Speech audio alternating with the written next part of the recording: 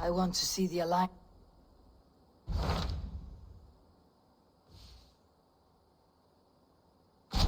Tell me more about Kent. Basim has written, claiming to have found the woman Fulke and asking for your aid. He has taken shelter at St. Hadrian's Priory. Any news of Sigurd? Nothing he mentioned. But if he has found the paladin Fulke, Sigurd cannot be far behind.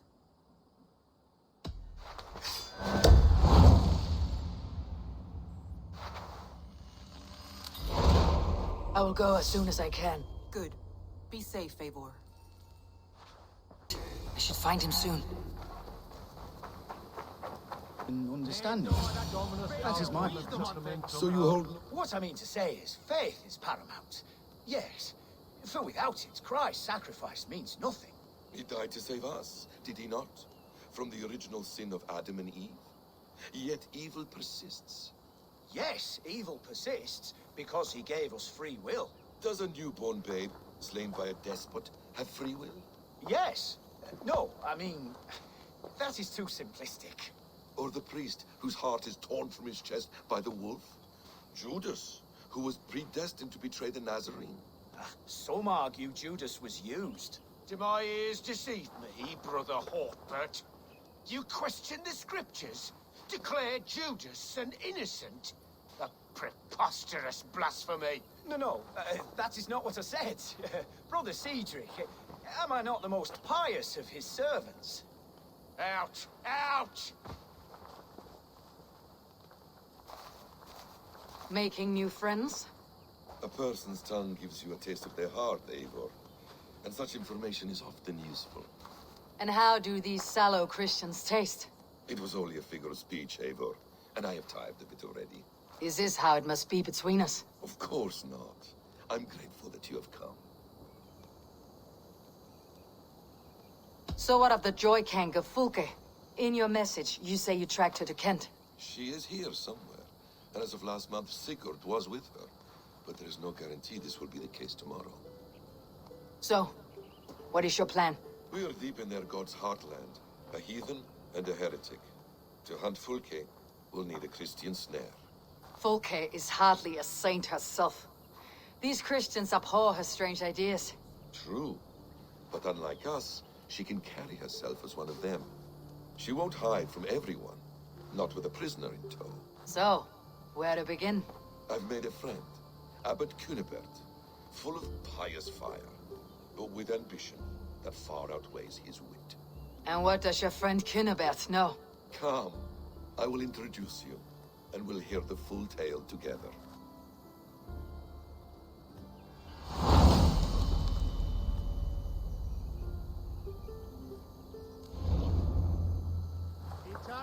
Have you found some peace in your time alone, Basim? I am always at peace, and never alone. I move among the people of the world with great joy. I watch them, study them, learn from them at all times. This is our duty, the Hidden One's calling. You know, for the first time since we met, you sound more like your apprentice than yourself. Surely Hytham sounds like me, if I have taught him well. Your creed and your tenets, you mean? That's right. And our sense of, how should I say, deep responsibility to the betterment of mankind. That's quite an ambition, but it doesn't explain what you see in Sigurd. My brother is not so generous. Ah, but your brother is someone special, important, and I want him to see that. I hope to show it to him.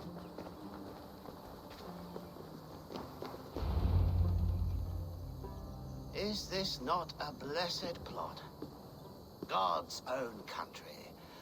And this Eden should be given to his servants to tend. Abbot Cunibert. This is the Norse I spoke of. Ah, yes. And quite a fearsome one at that. Basim says you know the paladin Fulke. Indeed. The Lady Fulke passed this way not more than a month ago. We talked, we drank. Very pleasant woman. And where is she? Eivor will be your axe, Abbot. Whether to fell a tree or hew the limbs from an enemy. What have you promised him? Oh, just a trifle, Eivor. A little problem I believe you can help me with. If you know where Fulke is, do not rattle my bucket. Tell me now and we'll talk terms later. The hot-tempered one stirs up strife, Basim. Will this rebellion-cake Dane do what I ask? Let's cut to the point. What favor would you ask in exchange for Fulke? Some weeks ago, our alderman in Kent was called to God. A terrible loss. King Alfred has chosen his replacement, but has not yet announced the name. I must know it. Now. All of Kent will see soon enough which Thane he has chosen. Why not wait? I want early access. To woo him before his exalted position is made public and every fool is at his door. Who else knows the chosen man? The king's emissary, sent with a letter of congratulations to the new alderman. Intercept him and bring me the news. When I know the Thane's name, we'll discuss how I might win his favor.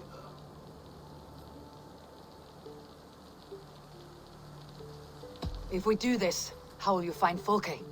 I want some kind of assurance. Do you have ears in every church, abbey, and cathedral in Kent? Because I do. And I will find her. And we will do the deeds too staining for a Christian soul. This emissary, how will I find him? Tunbridge Monastery sent word that the king's men always pass a few nights in their hospitality. Begin there. I'll get the Elderman's name. You find Fulke. All in good time. Now, if we're done, I have business up the south coast. Falkenston has the best fish in Wessex. Then I will find you there, when the Elderman's name is mine.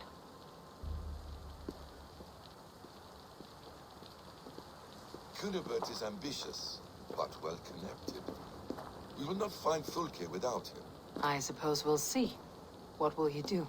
I'm not done playing with these Christians yet. I will see you at Falkenston.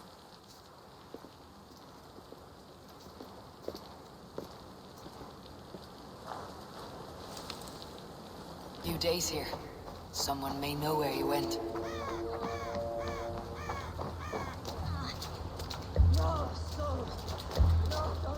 I'm in no mood for wind belching, so choose your words well. The king's emissary. I need to know where he went after he stayed here. And I need to know why I've started getting boils under my armpits. Time will tell, eh? Alfred's emissary. Where? Him and the bard ended up in a copse by the bridge doing Lord knows what. Sounded like they were murdering a cat. Singing? If you say so.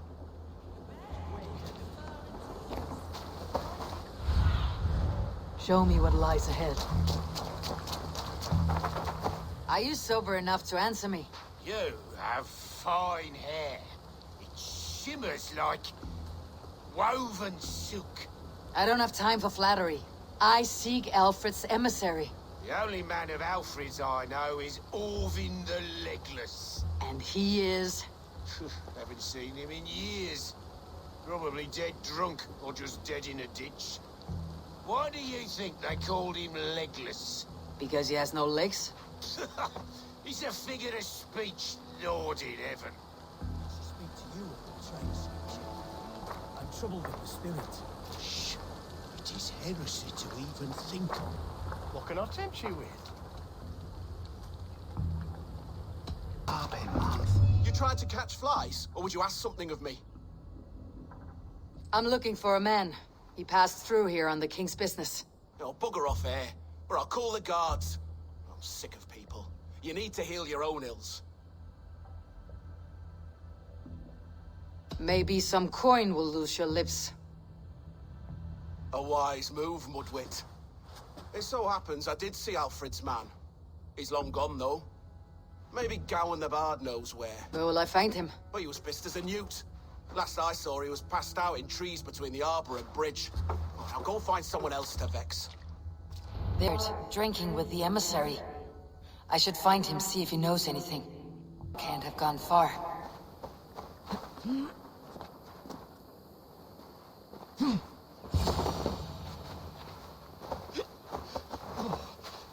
So cold. You there! You alive? Patience is a tired horse. Ploddity plod plod. Another tottering teat sucker who can't hold his drink. Let's clear your head.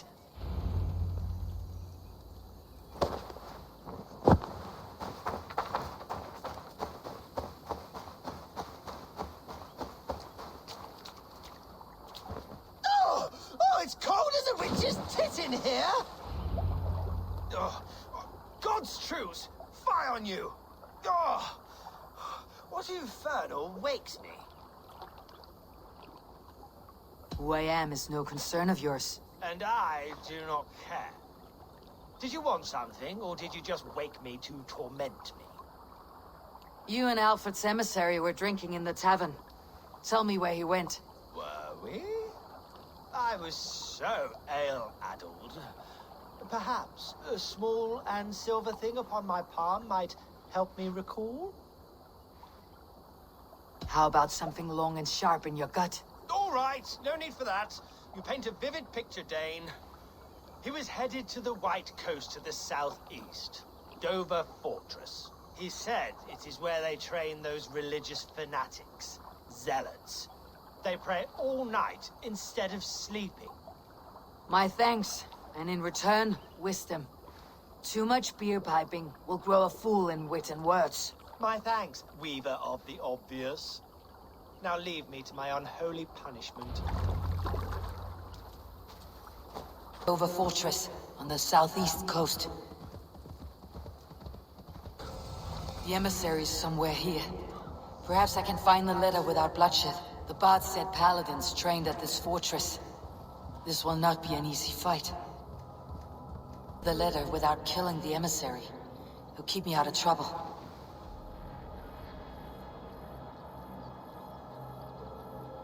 Elderman is a thing called Tetmund. The Abbot Kinnebert would want to know. I should meet Basim and the Abbot in Fulkenston. I hail something. You must. My abbey brews the best in Kent. It certainly sounds worth the risk of my immortal soul. Eivor, you have news? Kent's new Elderman will be Thane Tetmund. Tedmund? Oh, the Lord is testing me. He is made mouse by you Danes. Barely leaves his fortress at Brewsister. How might I gain his influence if he will not speak to me? Or to anyone? 'Tis a puzzle. To inspire loyalty, Tetmund must owe you something. Such as his life. Go on. A fortress stormed. A man kidnapped. If you beat back his enemy, saved him from sure death, his gratitude would be... Swell. It would know no bounds. But that fortress will be harder to pry open than a nun's knees. Perhaps. Perhaps not. Are you hiding something, Basim? There is a lumber mill nearby, correct? Beamersfield. Alfred invests much in fortifying Wessex, and uses our forests to do so. The mill provides his wood. Tetmund is there. Impossible! How do you know? I heard rumors that Tetmund had been lured out of self-exile to manage work on the fortifications of Canterbury. Taking him from a lumberyard is less dangerous than assaulting a fortress. But your rescue attempt will not have the same flair. Is it worth it? It may still work. Yes. Yes. Bring him to the megaliths. And Fulke? When I have Tedmund's fealty, you shall have Fulke. Now go. I will rustle up a small rescue party. I do a roaring trade at Reculver and Tunbridge. They pay well for my catch. We have this abbot, Basim. He is self-serving and evasive. Can he really deliver Fulke? The abbot is a friend of Fulke's. That is clear. So long as he doesn't suspect our motive, we may have a chance. Indeed. This brings to mind a story. Perhaps you've heard of it. The Scorpion and the Frog. A children's story. A cautionary tale. The Scorpion wants to cross the river, but he cannot swim. So he enlists the help of the Frog. The Frog agrees to carry him on his back, extracting a promise that the Scorpion will not sting. Let me guess. The Scorpion reneges, blaming his nature, and both drown. The Scorpion crosses the river and stings an innocent man, killing him. So what does this tale tell us?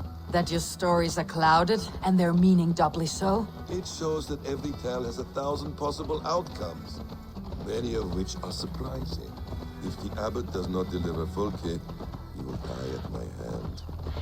And we will continue our search. A sobering approach. You prefer to work in the shadows. Beamisfield is just ahead. Lead. I will follow. Man came from. Does this venture not set your blood ablaze? You don't prefer working in the shadows? And so we have. To steal a man, take him with swiftness, and escape without anyone on our heels. We hide in plain sight. Such is our way. But only until the moment of success. The final strike. I prefer to act and speak plain. Kings and lords who do not are often misunderstood. Yet, as a leader yourself, you cannot deny that subtlety and intrigue are a cloak you must wear. How many of your clan know the true circumstances of Sigurd's absence? You see my point. A leader must know when to speak. Halt, Danes!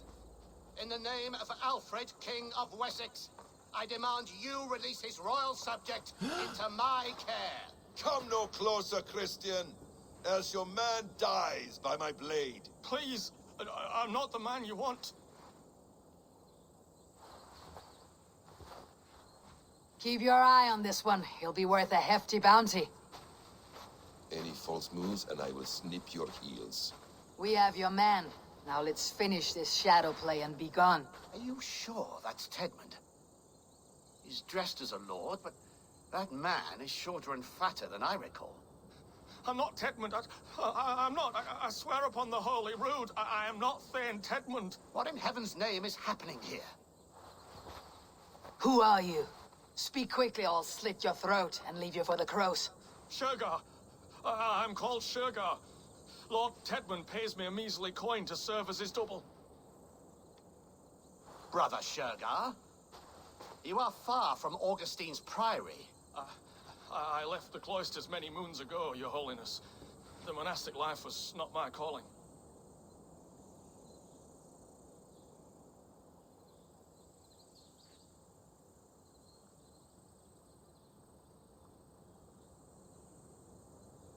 You're of no use to us then. Perhaps I should just kill you, here and now. No, wait. Let me think. Let me think. Oh, Danes. To storm the walls, you need Danes. There's a raiding camp west of here I was told to be wary of. Acting as Tedmund, I ordered a band of soldiers to capture them. If you hurry, you may be able to stop this. If another band of Danes wants to join our assault, we'll have the distraction we need to get inside Rochester. If the Saxons don't slaughter them first. I am still Tedmund to the men in the field. I could speak with their captain, send his men away. It's a fearless plan. The Nornia knit winding paths that cannot be unknotted. It seems Rochester was always in our path. Abbot, stay alert. We will send word when we're ready to capture Tedmund. And this fool? He knows much of our plan. Do what you want with him. I won't risk our plan on the shambling of this fool. Come, Brother Shergar. And perhaps today would be the time to consider a vow of silence? An army of Danes are all we need to take the fortress. Let us hope. It is best to snare a wasp with honey. Have you ever considered more subtlety? I leave manipulation to you, Basim. You appear to see it as an art. It is both art and science to bend a man to your will. And harder still, to convince them that they are firmly in control. Shergar was quick to betray his lord. Do you not think he would sell us out as swiftly? Perhaps. Perhaps not. I do not presume to know a man's heart in so brief a meeting. His prattle was sad and ugly, like a weeping babe. You have little patience for chittering squirrels. And yet I allow you to squeak in my ear, along all the roads and byways of Kent. Because you are wise, and you see the same qualities in me. That must be it. We're nearing the camp. Let us hope there are Danes enough to storm a fortress. Otherwise, this abbot's game is a long one. It must be played, if we are to reclaim Sigurd. There is great horror here. Those who remain must be saved, whatever the cost. They've got you. Tied up like animal. We owe you our lives, friend. These Saxon whoresons would have killed us all. Yes, they would have. And now's your chance to hit back. March with us on Rochester, and drain it of riches. I would gladly, friend. But we few will not break those iron-thick walls. And we have no allies in Wessex. None who could be called upon to attack their countrymen. Mercia will heed the call. Gidrich will provide our Vikingar Hort. We'll send a message to Oxenfordshire. The men of Mercia would gladly take a swipe at Wessex. What is your name, warrior? Runa Egilsdotter. We need ships, Runa. We have a small fleet moored upriver, but the naval chain blocks passage to Rochester's walls. I'll remove it, and your people will bring their ships. Now, gather these fallen weapons and armor. Gidrich and the men of Oxenfordshire will need them to hide their Mercian origins. My warriors were denied Valhalla today. I cannot bear the idea of gifting their weapons to more Saxons. Their sacrifice was great. Their gift will be all the greater. And they will know justice with our victory. It will calm their restless shades, I promise. Will your men bring the armor to the battle? And what is our plan? In the morning you will go to Buckingham. Remind Gidrich of his promise. When you have his bond, meet me on the shore near Rochester with the ships. But Cunibert must be warned in advance. He'll need time to muster his rescue party. Runa, that is your task. I'll tell you where to meet him before you leave. All seems in order. At first new light, I will leave. Good. That gives us time to drink.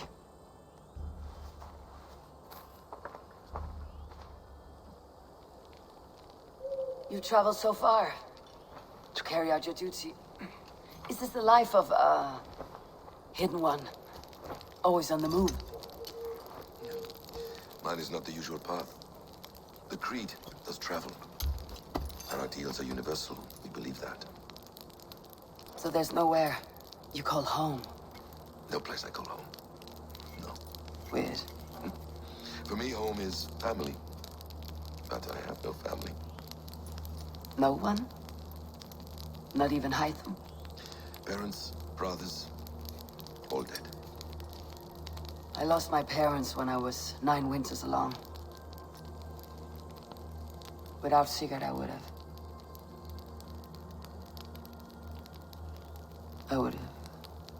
There is always one unbreakable bond. Yes.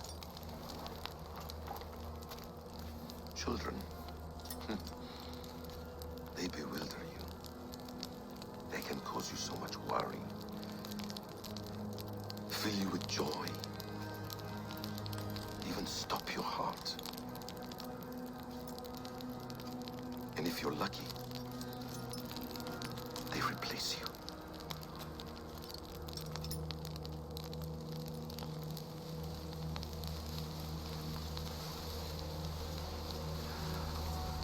I was not so lucky. I had a son. I miss him terribly. Even now. I am sorry, Bessa.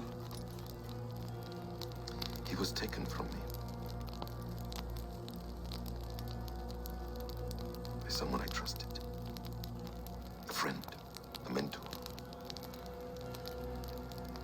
A man who I would trust with anything.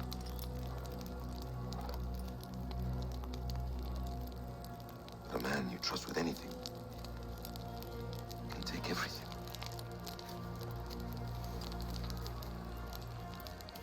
He took all I had.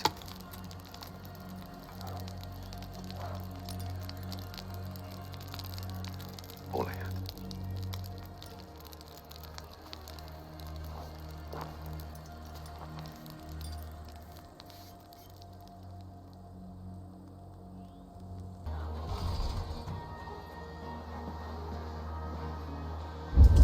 I need to clear this fort and break this chain to get our ships safely upriver. The mechanism should be inside.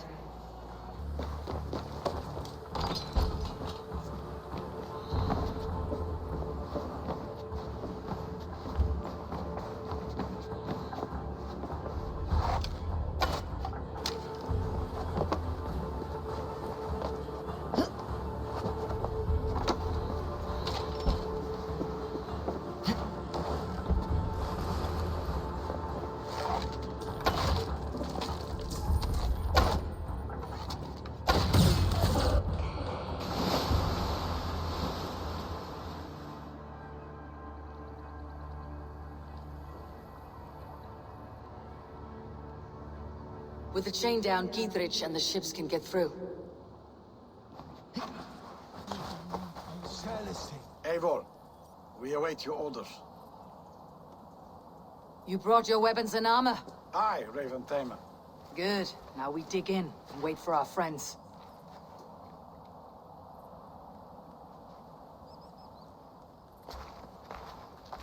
Well met, old friend. When the chance arrived to lodge an axe in the sod of Wessex, you thought of me. Such an honor. Is everything else in place, Eivor? Are we ready to take Rochester? Rally our army. We will drag this mouse from his hole.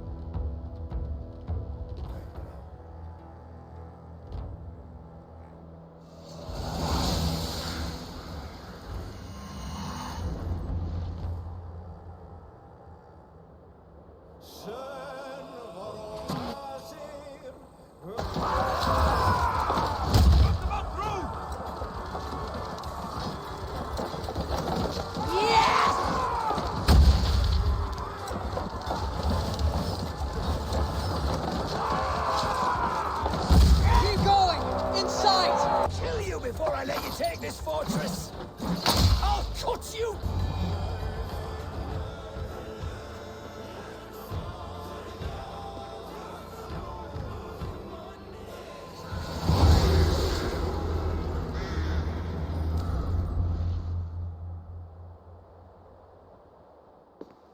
You dare to take this fortress, Dane?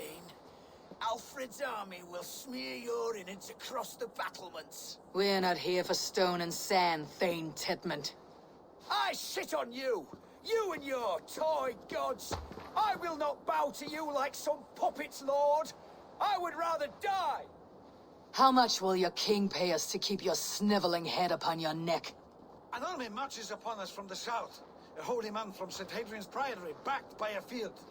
Ah, then, Abbot. Kinnebert, God be praised. If riches are all you care about, the church has it in abundance. If the terms are fair, you'll have your freedom. A chest or two of silver for a shit-stained sewer rat. Stay quiet, or I'll not be able to stop my friend from slitting your throat. Ah! Watch yourself, heathen. You handle me too roughly. There! For the indignities you've showered upon me, Dane! I mean no offense, Thane. You're only a hefty ransom to me, nothing more. This is why you batter down my gates, kill me men, for a purse of grubby coin? You have no honor! Enough, or I'll return you to the Saxons with 10 fewer... No! You there, heathens! Let this good man go, or suffer an iron sickness. And what you offer us in return? Your lives? We lost many good men storming this keep. It will not be in vain, Christ's slave. 20 chests of silver. Give them all they ask, Kinnebert. A hefty sum that will leave God's coffers hollow. I cannot give it up without some assurance. Tedmund! You extort me in return for my life? You were swiftly met, Abbot. Not long after these scallious worms took my fort. On the Lord's bidding, Tedmund. At prayer, a terrible vision befell me. A host of heathens, your life in danger. A coincidence I find rather... rather ominous, Abbot. Do you... God help you, man. Are you well? Air! I need air!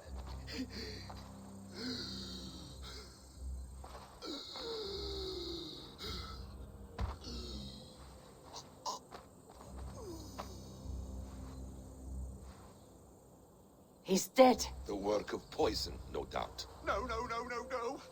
Rouse the man. He cannot be dead. He must not be dead. Poison? How does the man die of poison in our arms?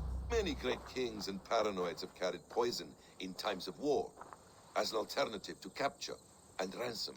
A catastrophe. Alfred will choose another and... By the saints! Alfred! How will I explain this to the king? We followed this road to its end, Cunibert. You may not like where it led, but you owe us our half of the bargain. You shall have your paladin. I need a day. Return to my abbey tomorrow, and you shall... Oh, dear, oh dear. These delays are grinding at my bones. We should abandon Cunibert, find Fulke ourselves. Peace, Eivor. Speak with Giedrich and relieve him of his oath. I'll meet you at Cunebert's Abbey.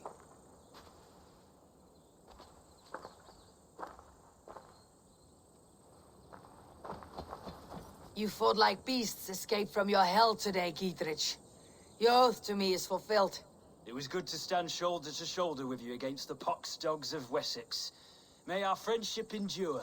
This tanglebriar of Christians and lords means nothing to me. I'm here for Sigurd. I understand. When you find him again, come see me. We'll feast and sing, with mead and friendship to warm us. Agreed. Must be careful now. Where are the brothers, or the abbot's men?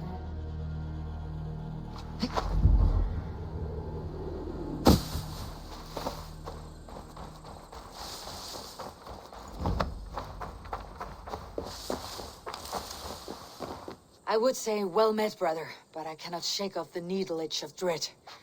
Is something wrong? I followed the abbot here, kept him in my sight. But the monks, his servants, I have seen nothing of them. Dead? I do not think so. But there is no good here in this grave hush. And where is the abbot now? In his quarters. Come, and be on your guard. Does this have the stench of betrayal to you, brother? Why would the godly shepherd ally with the heretic? Cunibert is a man who craves power and position. With Tedman dead, he must find it somewhere else. There is truth in that. Keep your eyes and blade sharp.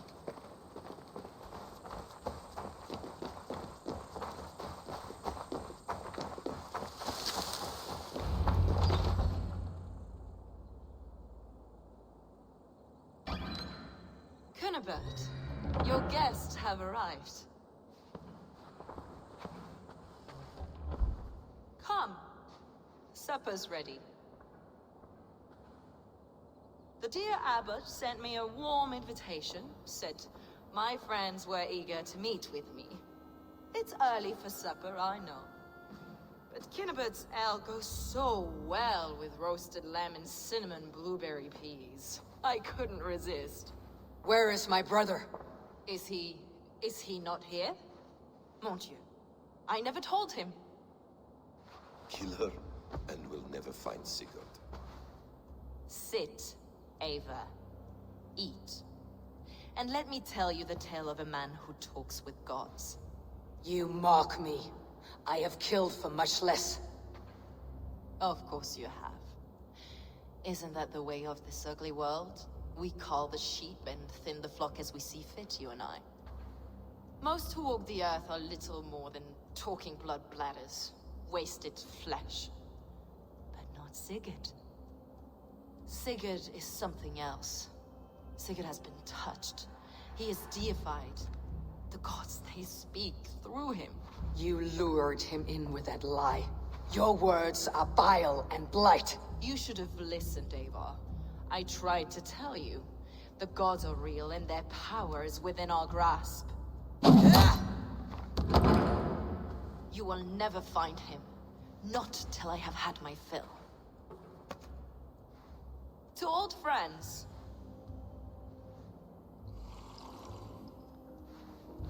This really is delicious, Cunibert. Is it cloves I taste? Well, that concludes supper. Kill them, and bring their bodies to my sanctum in Canterbury.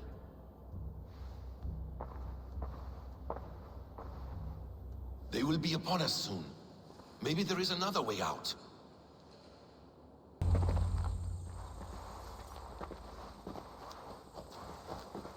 Fulke let slip that her sanctum is at Canterbury. She did. And with no cause. I'd approach the place with caution. It may be a lie. It may be, but it's the only lead we have. I hope all this innocent sacrifice is worth the trouble. It's Sigurd, my brother. Of course it is. Then come.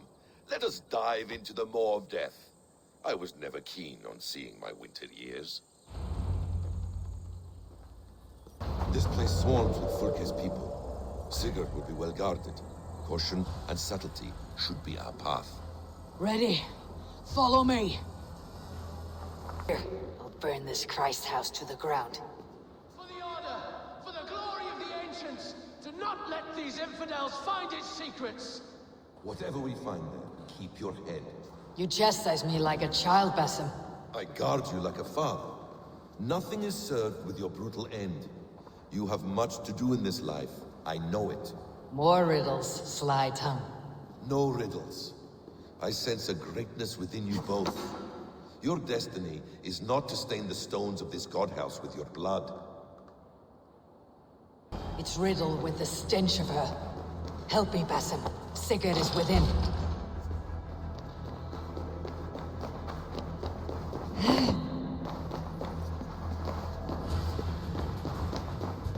By Odin, this is a sick tapestry she wove. For every drop of his blood she spilled, I will take a mead horn more.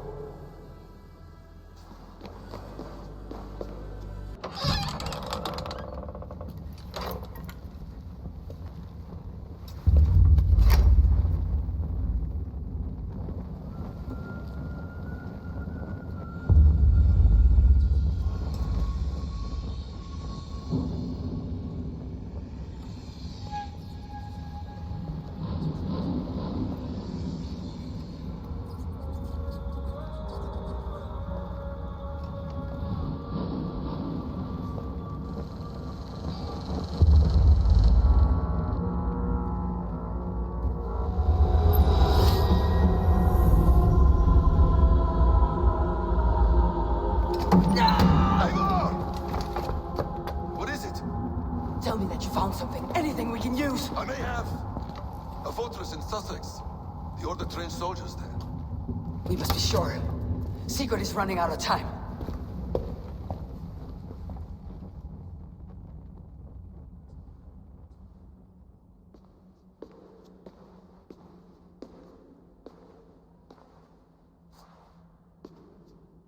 Anything else?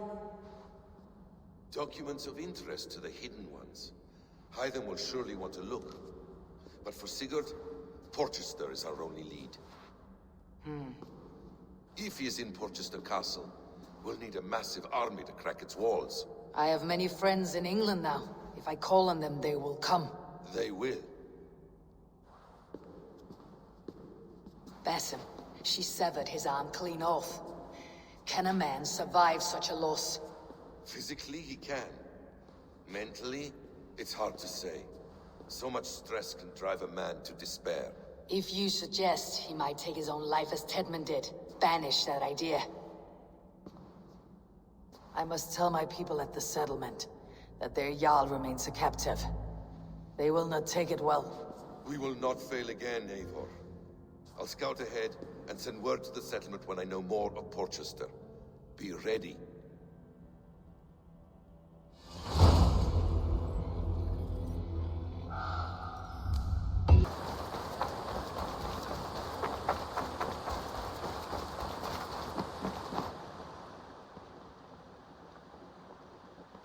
Where is he?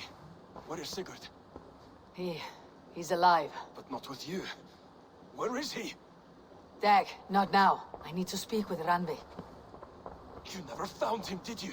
Tell us, Eivor. We deserve the truth. I need to speak with Randvi. Step aside, now. You never found him because you didn't look. I see you, Eivor. I know what you are.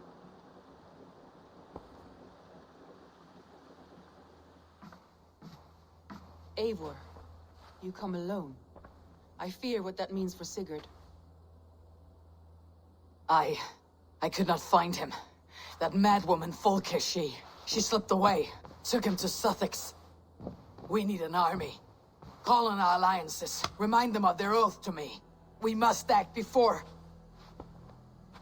Before what, Eivor? She tortured him, Randvi. Did unspeakable things. Severed his arm and left it as a gift. I fear she means to kill him. Slowly. Gods.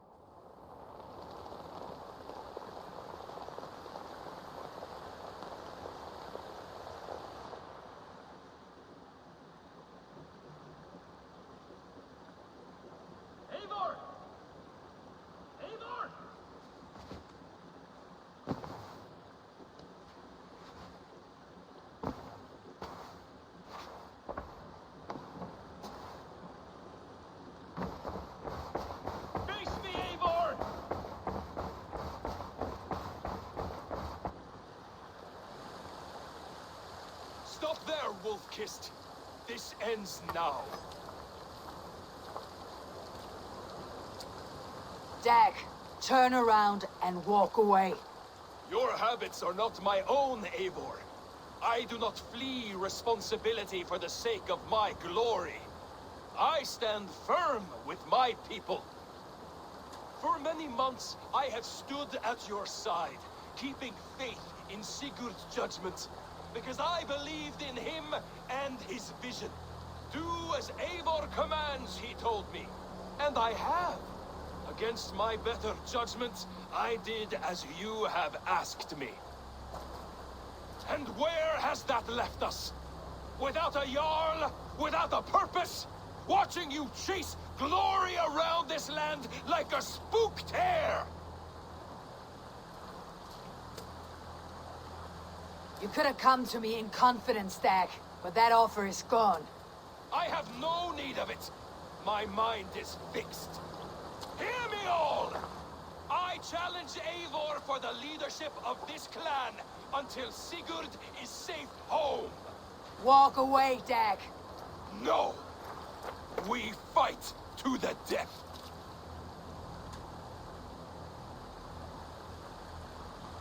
You spew nonsense, Dag. This is absurd.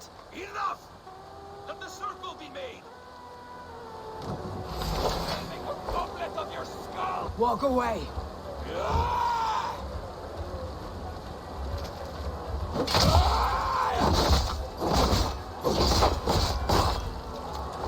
What's the matter, Eivor? Are you scared? Only what I must do. See what you do. There is no honor in this. What do you know of honor? You suckle at his teeth and then leave him to die. But go with your life. Spare me your pity and fight! So be it. You leave me no choice. Please! Please, both of you! You could have come with me. You're a fool, Dag. You see where it's gotten you. Silence!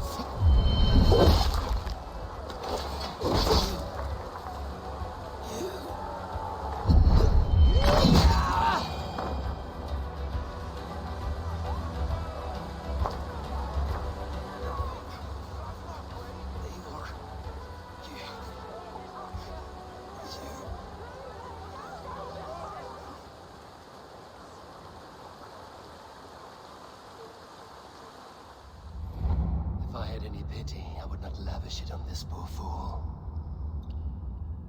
He forced my hand.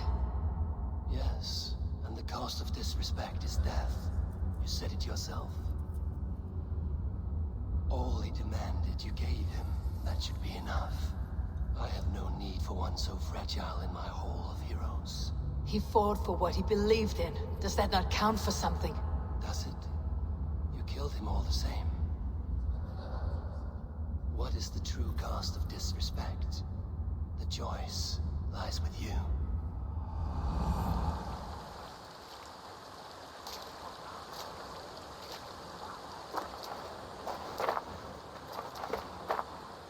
It should not have come to this, old friend.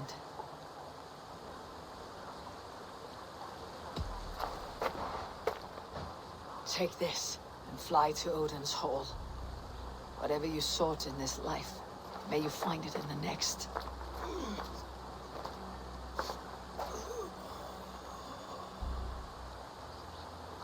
Go to your homes. I will lay him to rest.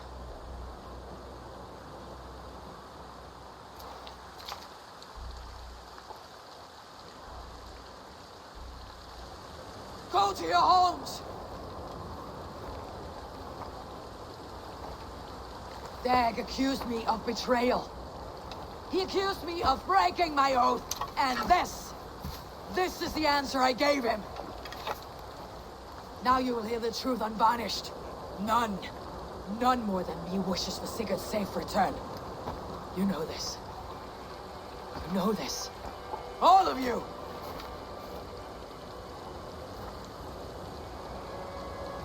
And I will burn the fields and dredge the rivers of Wessex to find him. That is my oath. That is my oath.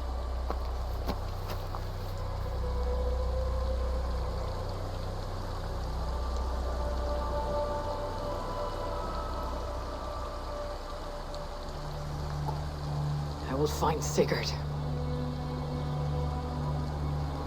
You will not be without your Jarl. This I promise.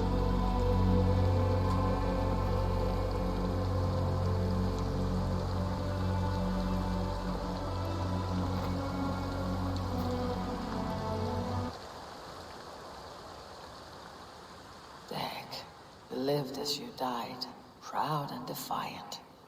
I cannot begrudge you for that. I miss hearing you tell your stories, old friend. But I remember them well.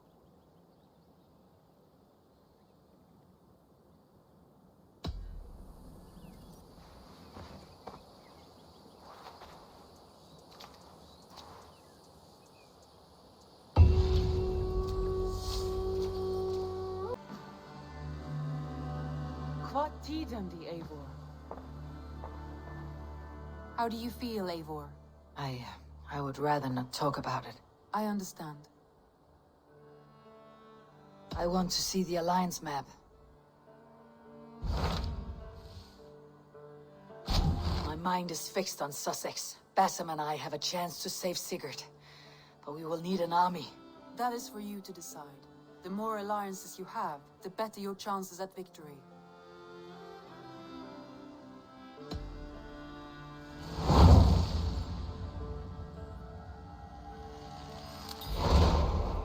I will go now, and I will bring Sigurd back with me. That is a promise.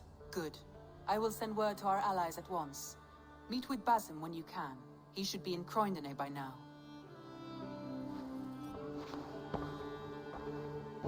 Wouldn't be the first man to fall asleep on watch, but you would be the loudest. I did not mean to fail you, Guthrum Jarl. It was only for a moment. I was so tired. As are we all, boy. We marched hard to get here. Still, let's not disappoint me again. You hear? My Jarl, I'm sorry.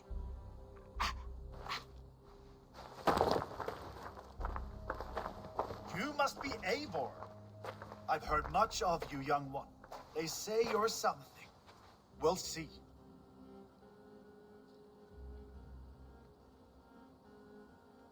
Stay around a while and judge for yourself.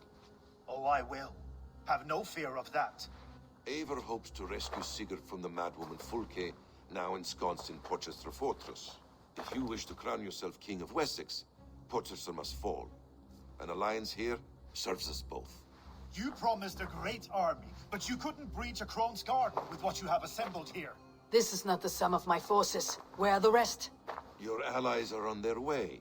We must be patient. We cannot wait for them. We march as soon as we are able. With these numbers, are you keen to see Valhalla today?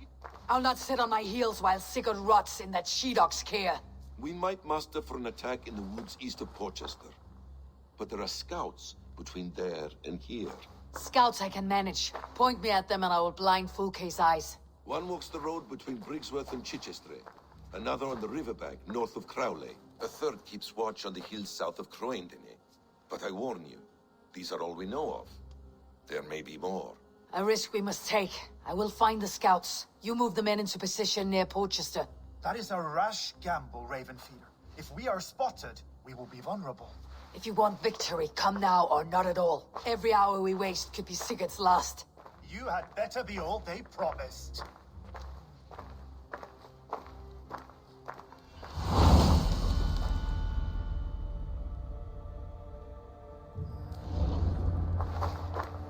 Down this hill.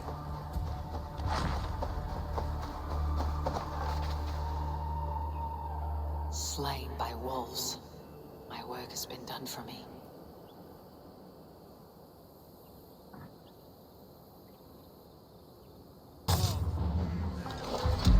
Orders from Fulke.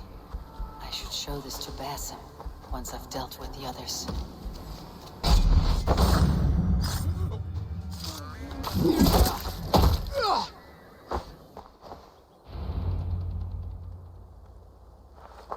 The scouts are dead, and you're safely encamped. I told you this would work. Time will tell.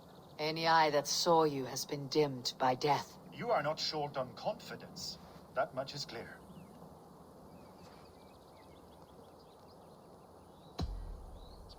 I found something of interest on one of the scouts. Fulke has news of Croendenen's fall. She's gathering men and supplies, perhaps to weather a siege. If she is allowed to dig in at Porchester, it might be months before we can get Sigurd out. Do you still say I am reckless in my haste, Guthrum? Saxons! Saxons from the west! I say your haste has put us squarely in the shit. Fulke was forewarned. There must have been more scouts than we knew of. What's done is done. Save your breath for the fight. Time to die! Keep Eivor! This chest is of your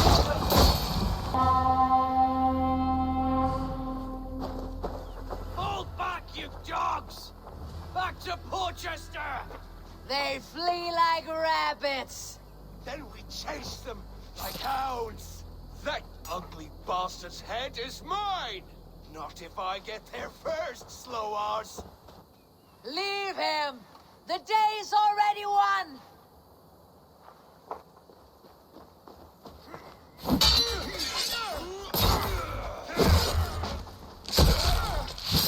No!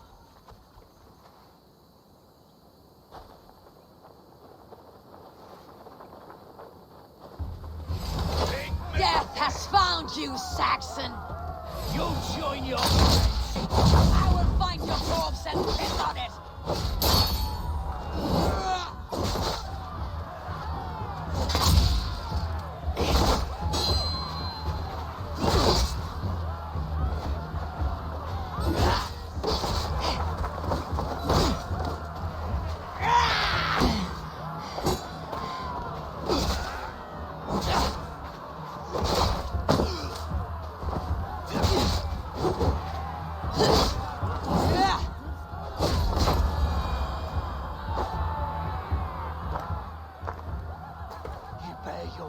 Deities like a plague to this land. But you know nothing of those who truly decide our fate.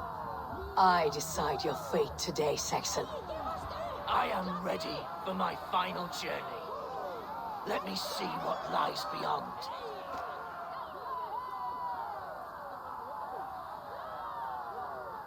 I will not. Go and tell Fulke what you saw today. Tell her Eivor is coming to tear her heart from her chest. I will tell Fulke her opponent is a weakling.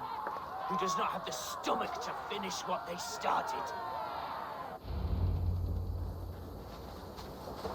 He is dead, You will Eivor. regret this mercy. No breath within him. Gods. You are wounded, brother. Let me bear your brother to the camp. Quicker than me.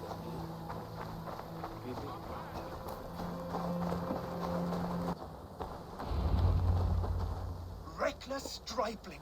I warned you the risk was too great. Peace, Guthrum. It is Fulke who merits your wrath, not Eivor.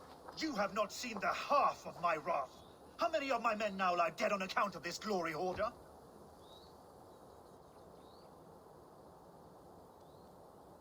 Many have died, my friend here among them. The fault is mine, knowing that is shame enough. Small comfort that is to the dead. What happened here? Uba, Soma, you come at a black hour. And too late to bloody our blades. More's the pity. I hope to take Porchester with this one, but folk is forewarned now. I have no more appetite for this. I will go west. Go then, but know you leave me in a time of need. What you need is to swallow your pride, raven feeder. Listen to wiser heads than yours. Eivor? I will hear you, Guthrum Saxonbane, if you wish to speak your piece. You want your Jarl back? You must be cold as frost. Bravery is your enemy as often as your friend. We do not dash ourselves against hopeless courses. We arrive unexpected, strike swift, gather your allies, pick your moment. Then, and only then, you crush them. You can triumph yet. Go with the wisdom of Odin, the power of Thor, the wit of Freya. Go and find your brother.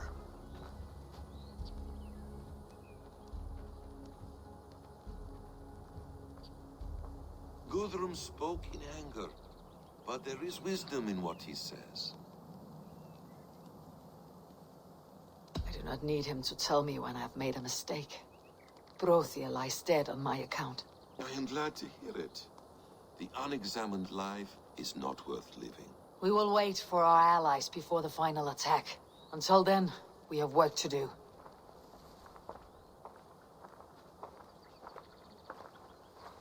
First, we need a new camp. The Saxons think we have retreated, but we will draw even closer. Here. Arrive unexpected. Erke, Stowe. Right there ahead of me. Together we'll bring them down. Brings me no pleasure to fight my own people. But a debt is a debt. We will leave immediately. Besides, they're men of Wessex, Alfred's folk. No brothers of yours. After that, we should strike at Fulke's supplies all across Sussex. Yes. If she is allowed to dig in at Porchester, we will lose our chance to rescue Sigurd. The letter I found on the scout mentioned Bridgeworth, Guildeford, and Crowley. They produce weapons in Crowley. Food in Guildeford. Bridgeworth is a stronghold.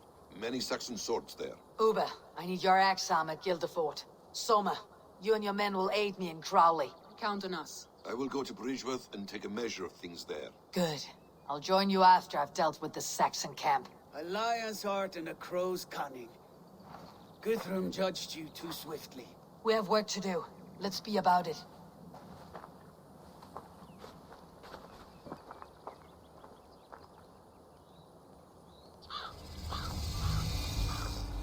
Soma and Uber, I apologize.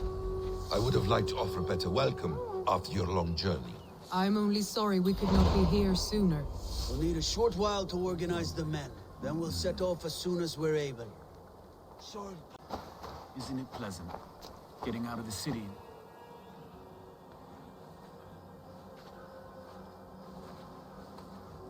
Erke, Stowe, ready to attack. I have reservations. Sparrowheart has reservations. Though Mercia wars often with Wessex, these people are Christians. Perhaps I can talk to them to avert more bloodshed.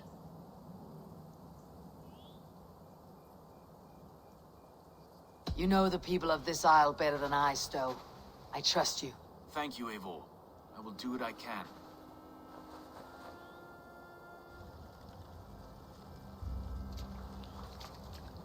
Brave soldiers, my name is Stowe, Reeve of London, and this Dane at my side is Reeve Erke. He is my partner in London.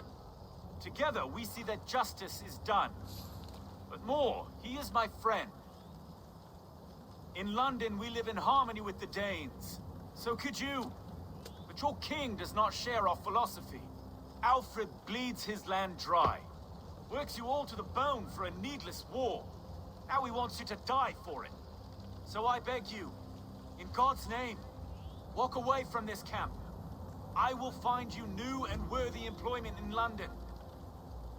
You are good men, and true.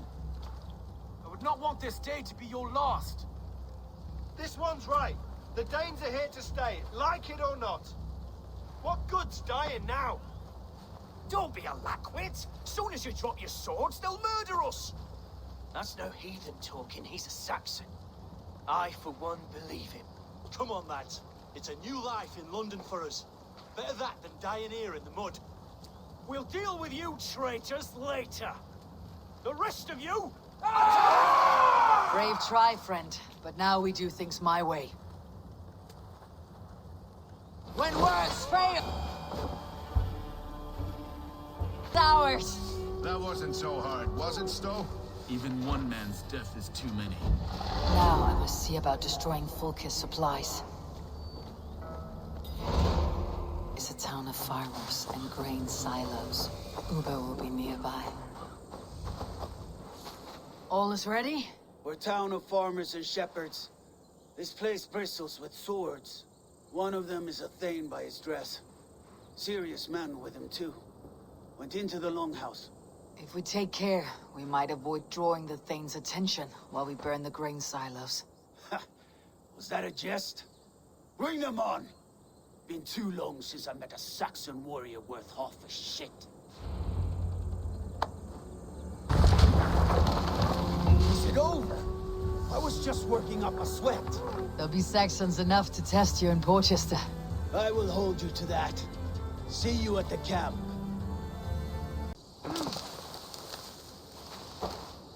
Soma, what is happening here?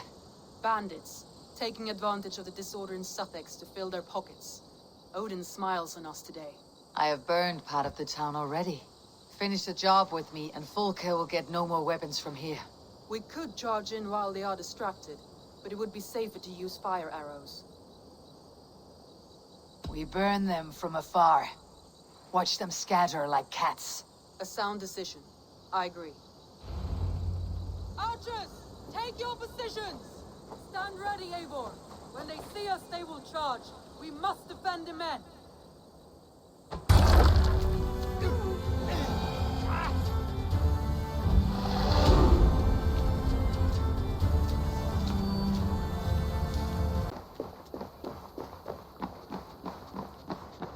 What have you discovered? Bridge were swarms with guards, reinforced from the river. Word is that two of Fulke's finest oversee such matters. We should kill these leaders and burn their ships. Crippled and put to panic, their men will be in no place to join Fulke at Porchester. Frightened men look to their own interests. A good plan.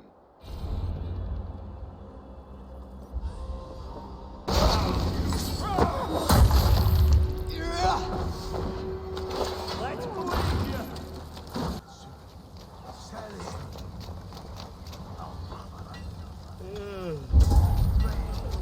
I appreciate your efforts to spare the innocent, Eivor. At least we saved some lives here. One day, Saxon and Dane, Norse and Briton, will live as brothers and sisters, as they do in London. I only wish the path to peace were not paved with so many skulls. We cannot choose the way the world is. Our only choice is how to face it. Eivor, forgive me. I have slain too many of my own people already.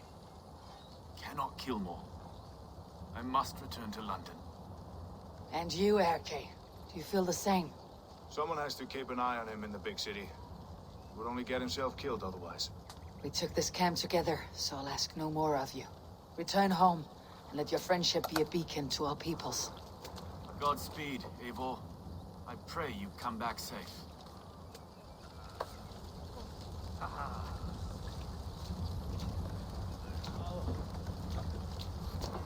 Soma Jarlskona. You seem grave. I'm thinking on the battle to come. Every conflict has a cost. I wonder who will pay this time. We are no strangers to loss, you and I. The ache of absent souls is a wound that never heals. But we may yet return your brother to your side. There is that. Fulke and her men will bear the cost today, not us. I wish I were as sure of it as you. You are quite the agent of chaos.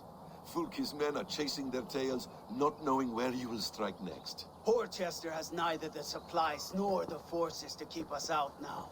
And you have bought time for your allies to arrive. Many have come, not least the bishop here. As I promised. As the keeper of God's word, it would be poor form if I did not keep my own. Now, if the talking is done, there's blood to be spilled. Eivor, dark news. We found a letter on one of the dead. Fulke has called for aid. Reinforcements.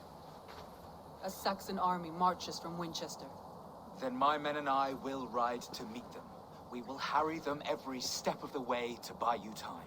We may begin the assault at once, or you might wish to speak with your allies, if you've not done so already. Warm words do thaw the chill of battle fear. We march.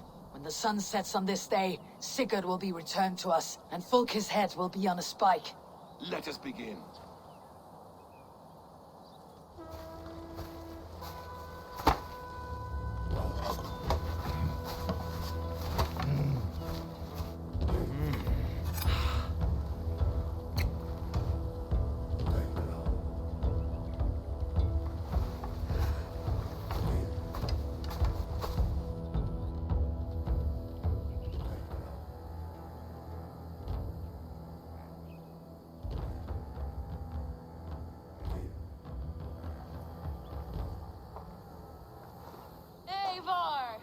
Did you enjoy the gift I left you in Canterbury? You will die today, Fulke! But your men may live if you come here to me and settle this alone! We have nothing to settle. Die on these walls if you will. It is your choice. No wall is high enough to keep me from you! Then come! Claim your brother if you can. I shall wait with him. If you would find us, you need only follow his screams. Fulke!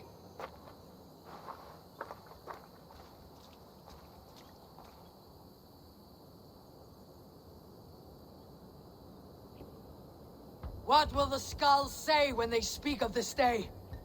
They will say we unleashed such rampant slaughter, that Odin himself stirred on his throne to watch. They will say that ravens blackened the sky to feast on Saxon dead.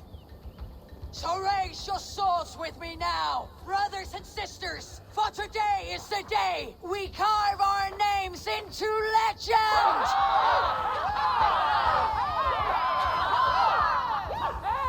I'm coming for you, brother.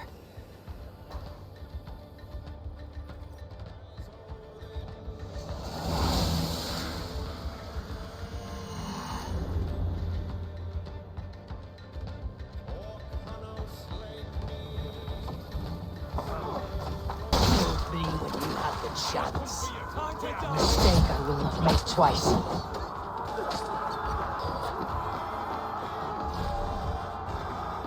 And slack bladders are no match for no steel. Sigurd must be close. Up these stairs.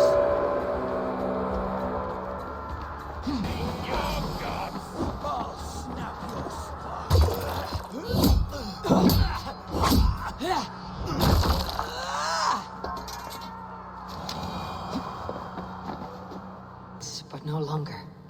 Where has Fulke taken him?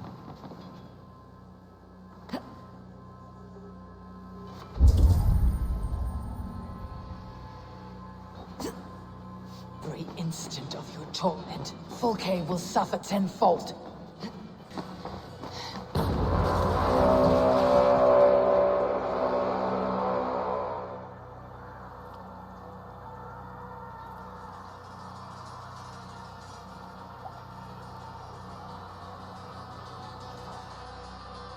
The church! Fulke must have taken him there. Come on, Basim. Face us, Fulke. Your cowardice betrays you.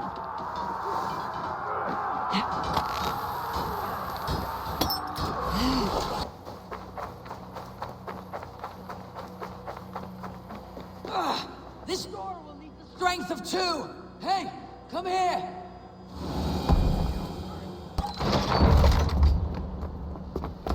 Fulke. I have done all I could to help him, Ava. The rest is up to you. No! No!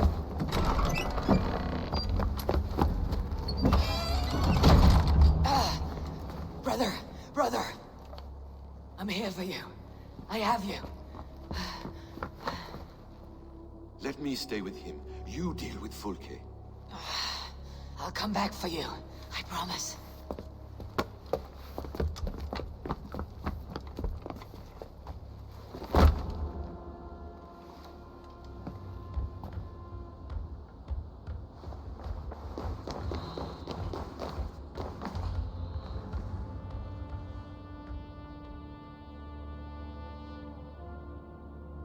You cower for me, Fulke, like a rat in the dark. We're all in the dark, Ava. It is the search for the light that brings us closer to the gods. Save your babble! Death is our language now. You fight beneath the banner of ignorance, Ava. I could pull back the curtain for you, give you a glimpse of what lies beyond. I need nothing from you.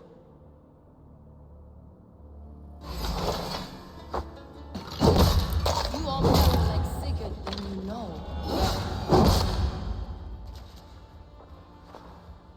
Do you not wonder, Eivor, at the things I have learned?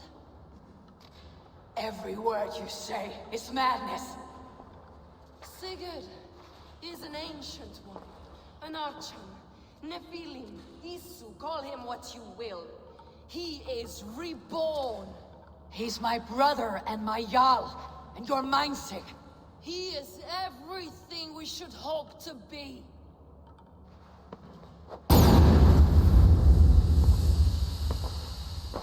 Fulke! Damn you to hell!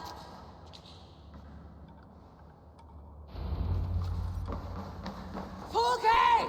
You can't run from me forever!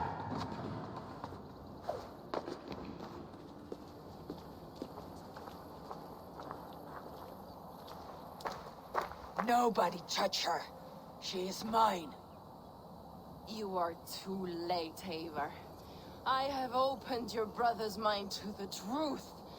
That is my victory. And you will go with me to the grave.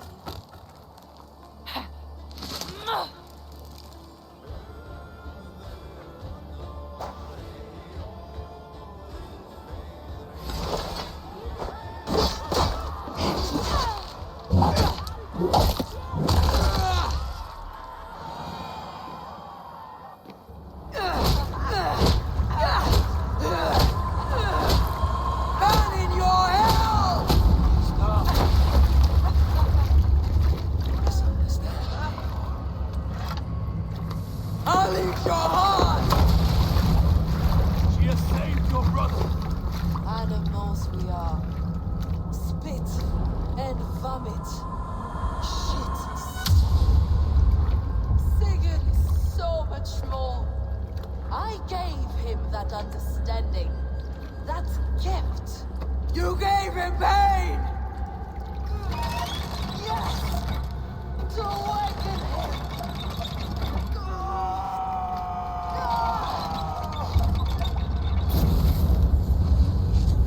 All that power, all that potential locked away!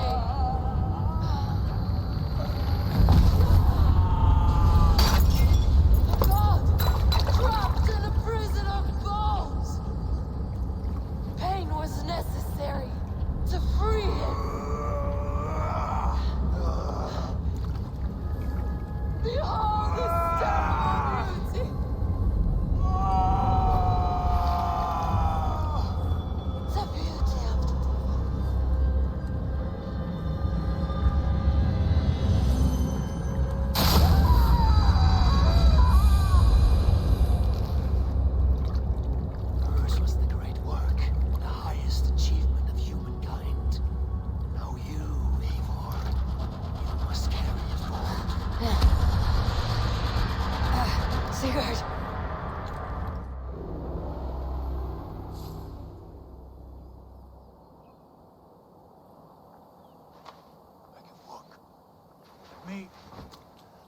me walk. Sigurd. Eivor. I will fight. As a thresher through a field of wheat, mad one. What has she done to you? Eivor! We delayed them as long as we could. Reinforcements from Winchester have come. Get Sigurd to a boat. I will hold them off till you're safely away. Fight well, Eivor. Find us at the settlement when you can. Archers! To the walls!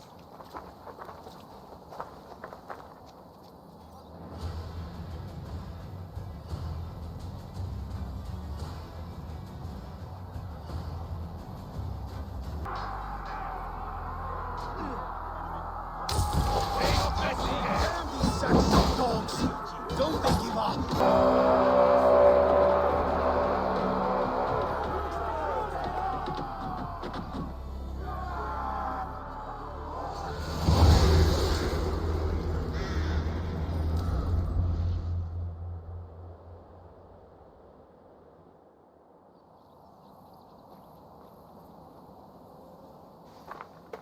Is that the last of them? We have beaten them back for now, but without Guthrum's army, we do not have the numbers to hold this fort. We found Sigurd. That is what matters.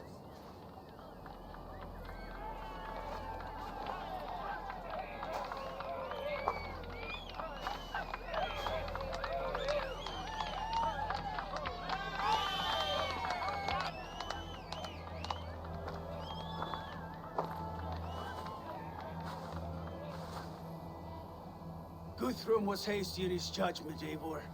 You are fit to stand with the best of us. Go to your brother. The words of one beloved will heal him faster than herbs. I will see to matters here. May the gods guide you, Uba, until we meet again.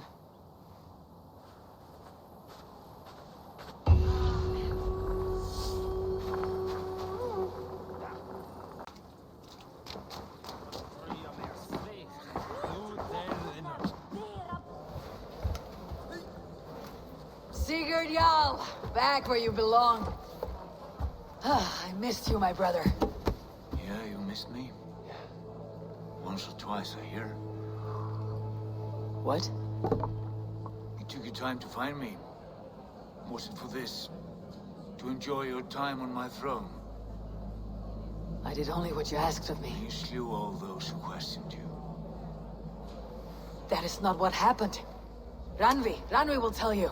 Oh yeah, we'll see. My dear wife, brought to me as a gift by her clan to pacify my ambition. Yes, I'm sure she will be the one to tell me the truth. What did that witch Folke do to you? You cannot even begin to imagine the things I've seen. What I've learned. Born of gods is who I am. A lord of war. A Roman Mars. I know who I am. I know my destiny. And you will not hinder me!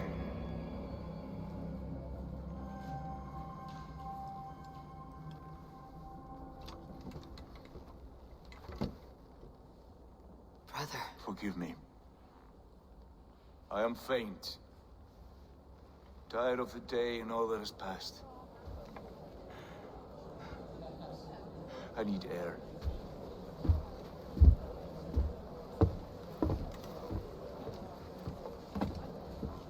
He's been this way since his return. Could you speak with him? Settle his mind? I can try.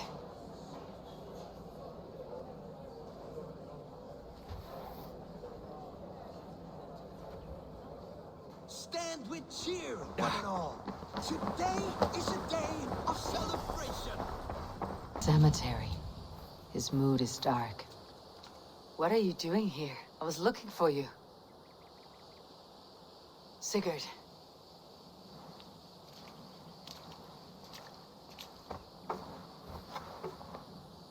Dag died defending my honor? So he claimed. But he was a fool. My honor needs no defense. It is stone solid, unblemished. I offered him a way out, but... Say nothing more of the past. It is gone. There is a rift as deep as death between then and now. I was tested, Eivor, in a crucible of blood and fire. And in my agony, I was reborn. You may think me less than I was, but this is not so. I am greater than before. My mind is a wellspring of prophecies, visions that tell me who I truly am. And for all that, I am grateful for my suffering. Sigurd, I want to understand, but all you say makes little sense. Basim saw these things in me. Fulke, too. Despite her cruelty, she spoke the truth. I am more than the man I was. More than this hobbling stick that stands before you. You must look harder, Eivor. Deeper. See for yourself what they found in me. Do you see it? My greater self. I don't know what that means. Look. This is the face of a god. I see only my brother and my truest friend. Return to where he is loved and cherished. Where he's meant to be. You are kind. But your eyes are clouded by the past. A place I can no longer see. I fear our paths diverged long ago. Go. I wish to be alone. Return to my feast and drink for me. Celebrate the days to come in my name.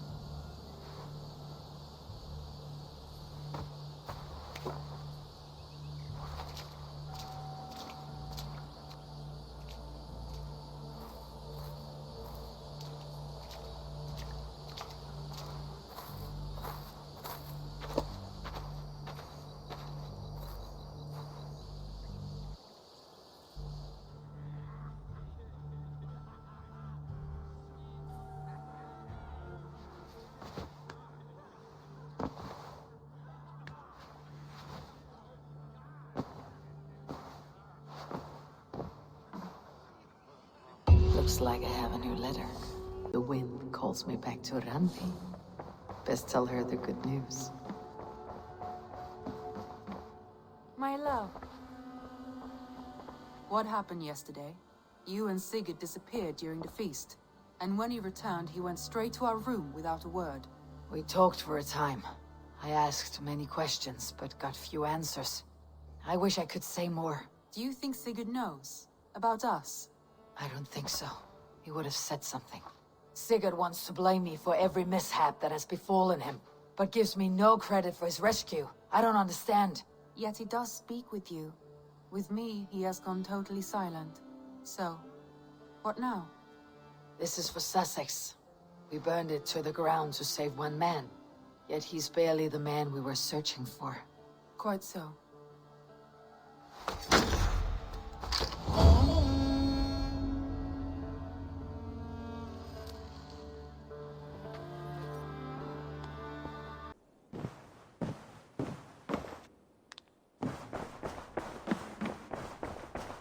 Basim, have you spoken with Sigurd lately? We talk from time to time. Why? Have you noticed any change in him? Any loss of happiness or feeling? He appears to me more thoughtful, introspective. Thoughtful? That seems an understatement. He speaks as if he hears the voices of the gods whispering in his ear. We live in a strange time, Eivor. Among stranger people. Sigurd may be among the blessed. But who can say for certain? Indeed. See Basim returned. There's so much more I wish to learn from him. Knut, what are you doing in here? Eivor, we need your help. Who's we? Sylvie and Ira are in trouble. We went into the woods and there's no time to explain. You need to come with me. Are they all right? No, they're hurt, and badly. Take me to them.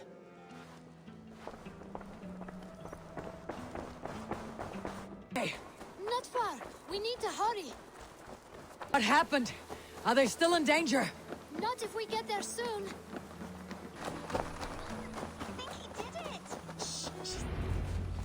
You did it! You brought Eivor! Good work, Knut! What is this about? Sorry, Eivor. We had to trick you. But it wasn't my idea. It was Iris. Lying is not a good way to get my attention, children. But we found a dog that needs your help. She's caught in a trap down there. We thought you wouldn't come if you knew it was just a dog. Oh, that is not the sound of a dog, Ira. That is a wolf. But a wolf is a kind of dog, yes? My mother told me that. Of course it's a kind of a dog. Listen to that sound. Ow! Pure dog. Eivor, if you won't help us free her, we must do it ourselves. There is no need. Let me see what I can do. We must help her. She could be starving. Poor her. Fellow. Or they might be singing a different song. It looks like something attacked you. An animal. No key here. I should look around. Wallace isn't here to butcher you, but I need to see if you're carrying a key.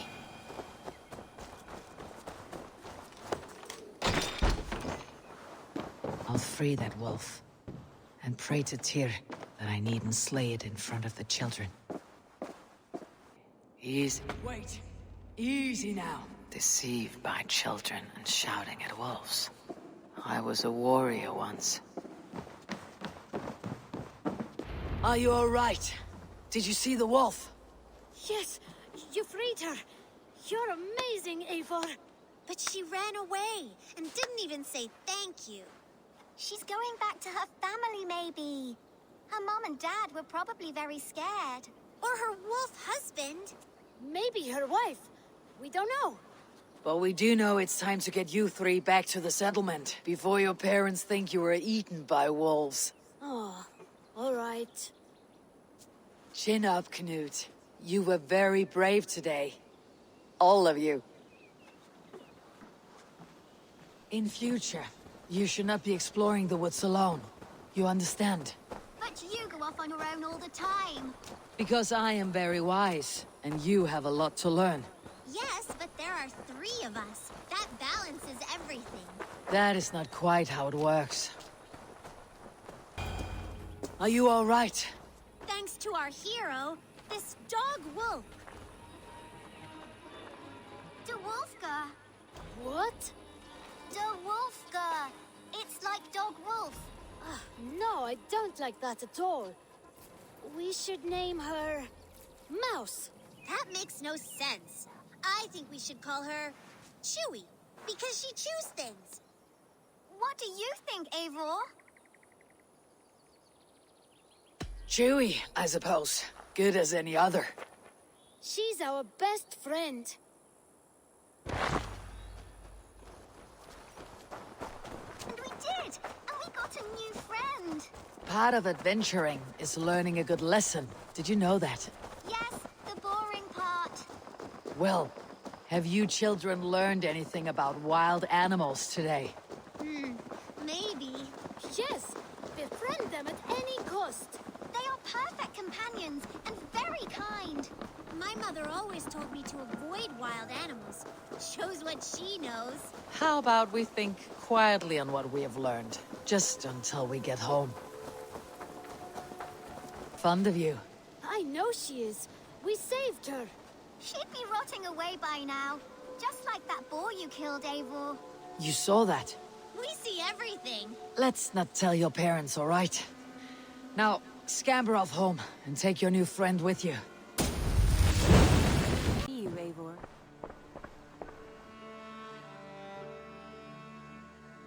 I want to see the Alliance map.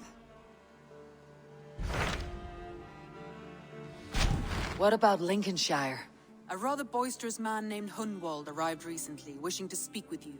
On a matter of great importance, he said. Where is he now? Down at the docks, carousing with my scouts and scaring the fish from the river. He waits for you with great eagerness.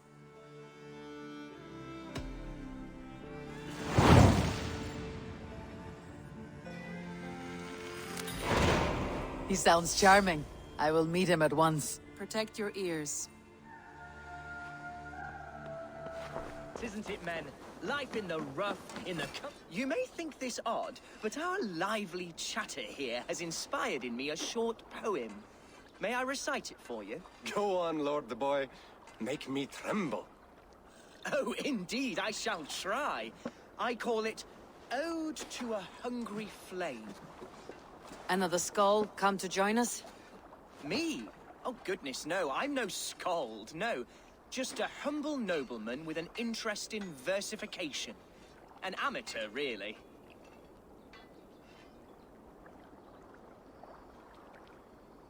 Shall I continue? I'm not here to judge your poems, Lord. Speak your purpose or down your meat. Yes. Sorry.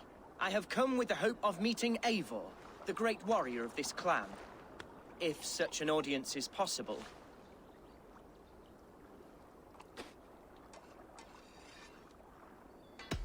You're talking with her now.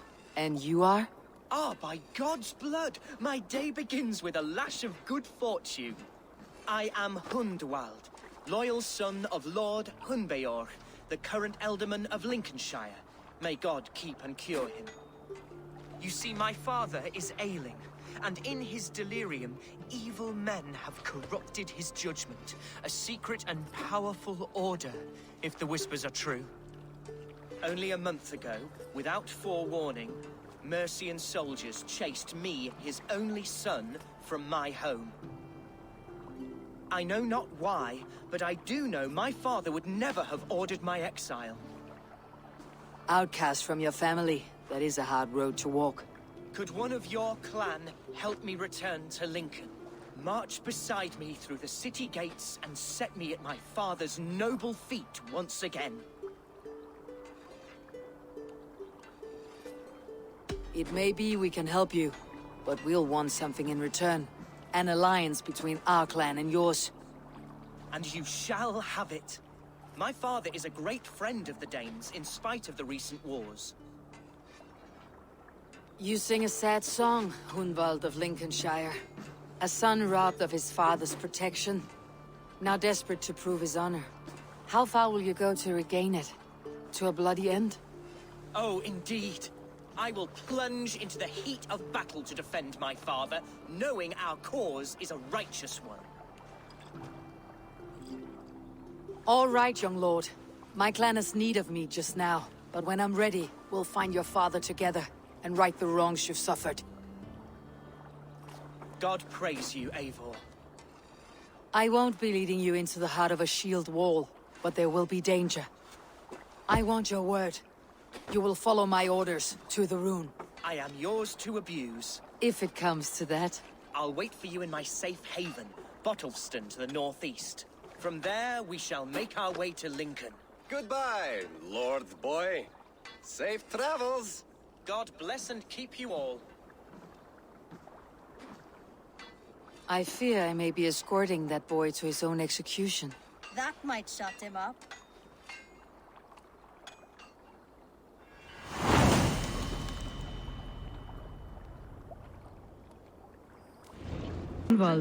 Safe haven. Though we be a Mercian Shire today, tomorrow the Kingdom of Lindsay will rise again, as free as the wind on the back of...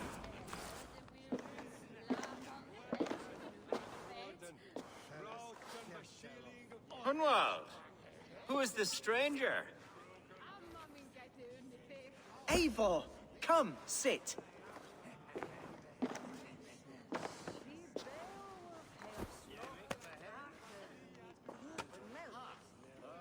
Bread and ale, please, alewife. I have been discussing my delicate situation with Alvgar here. Lord. He is a nobleman like me, one of Lincolnshire's sturdy thanes. Hunwald's idea of sturdy is a mug of ale that won't tip over. Alvgar has pledged his loyalty to my family, the House of the Ferocious Swan. With his influence and your might, we shall rid Lincolnshire of the ruffians who plague this land, once and for all. We're going to see your father, Hunwald. That's all. Indeed, Eivor. With speed and purpose.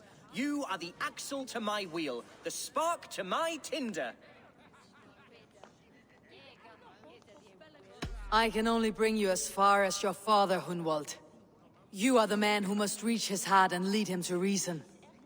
Are we talking about the same man? Your father is a spendthrift, Hunwald. He ran this shire into the muck. Oh, Alfgar, you jest. Listen, I've come to escort you to your father's side. We go now, or I walk. Ah, yes, to Lincoln! Away! But with care. The road between here and there is teeming with brigands who wish me dead. You daft lump of lard. A single Dane will not protect you against the whole of Mercia's army. I think you're wrong, Alfgar. And here she'll prove it. I'm hot for a fight, Snowdog. Give me half a chance, I'll stove your heathen face right in.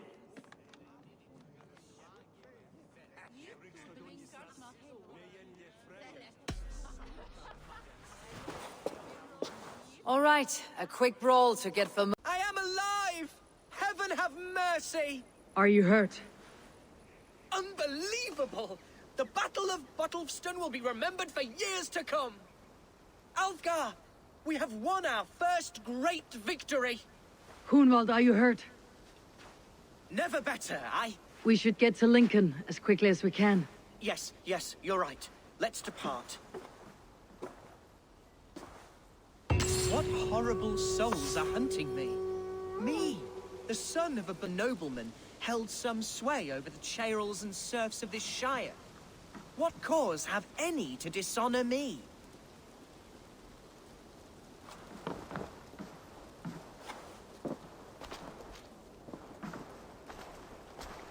Boats there! We could sail the waters to Lincoln, sink the ships of any enemies in our way. What were you told when the gods exiled you? Oh, scraps of nonsense. I woke to screaming. A man grabbed me, said I was an immediate danger to my father. Ha! Horse pucky. Mercian soldiers then shackled me, rode me blindfolded to the River Wash, and told me plainly, start anew elsewhere or face death in Lincolnshire. What did they mean? Oh, some nonsense about me praying for his death. Hungry for his inheritance. Speak plainly, Hunwald. I cannot help you if I don't know the full story. You hold no grudge against your father? No, never. No, I suspect the order for my exile came from on high. Perhaps one of Burgred's final orders before he was deposed. That would surprise me. Burgred was battling Danes until the end. He had bigger things to worry over. Perhaps you're right, he's too contained. It must have been King Alfred then. King Alfred of Wessex? That's another kingdom entirely. Yes, but Alfred has a fearful hatred of the Danes. He must have heard that I am courting one. A beauty who knows no equal. Your Dane, ladylove. Right. The city of my birth, the cauldron of my present sorrows.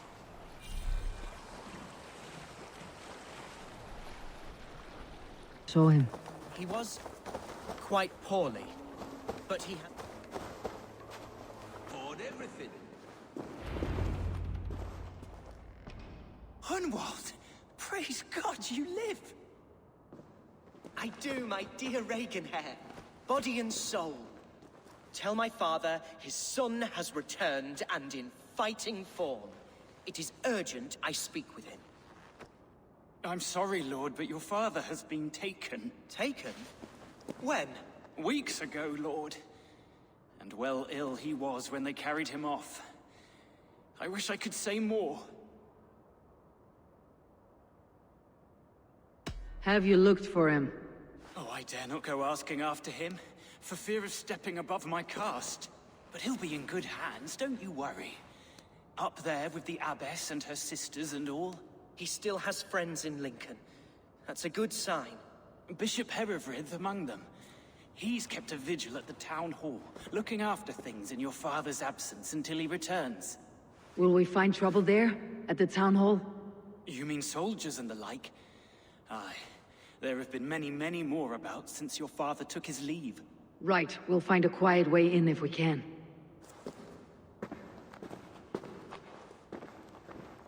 master of my family's household, loyal to the end. He helps run the place, and he's known me since I was but a little lordling. A simple fellow, but worth every pinch of his salt. No one has heard from the Elderman in weeks.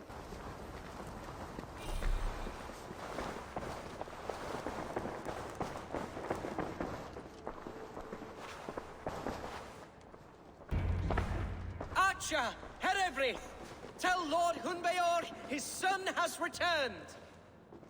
My lord, you're well.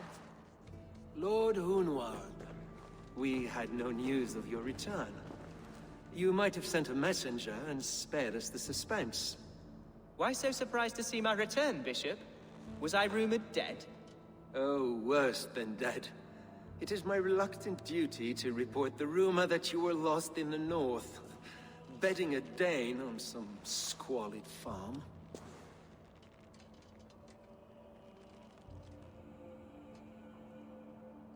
I'm not the Dane he's been plowing, and I don't own a farm. I know you mean well, Bishop, but there's no cause to insult Swanborough's honor. You leave my lady love out of this. Ah, your mystery Dane has a name. Sadly, the people of the Shire will hardly be comforted. Now that you have swelled your father's tolerance for pagans into a sin. I have no patience for insults and rumor. We've come to speak with Lord Hunbeor. That's all. Lord Hunbeor has gone, I'm afraid. He would not say where to, but I'm sure he will return shortly. Once the storm has passed. What on earth do you mean by that? What storm? Your father feared for his life, Hunwald. In his weakened state, he could not defend himself. Not against a Dane, certainly. How dare you? Eivor is above reproach. See this from my view, Hunwald. You arrive after a strange absence, with a hired Viking in tow, demanding to see your father. This does not, in my estimation, imply benign intentions.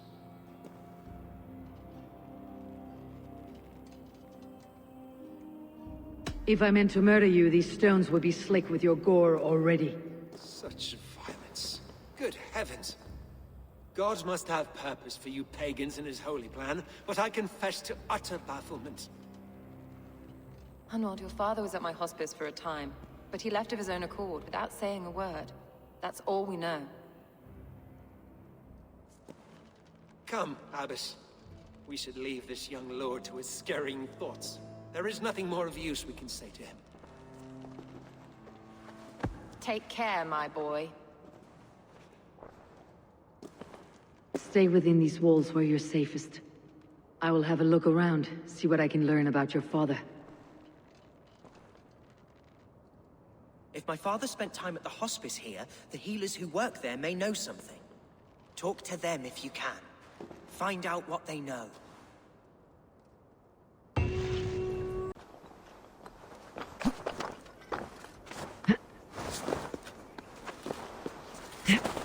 Where is the Elderman? Did you see where he went? I don't know. Elderman who? Sorry, I'm busy. Do you know where your Elderman is? I can tell you a few things, but not here in the open. Follow me.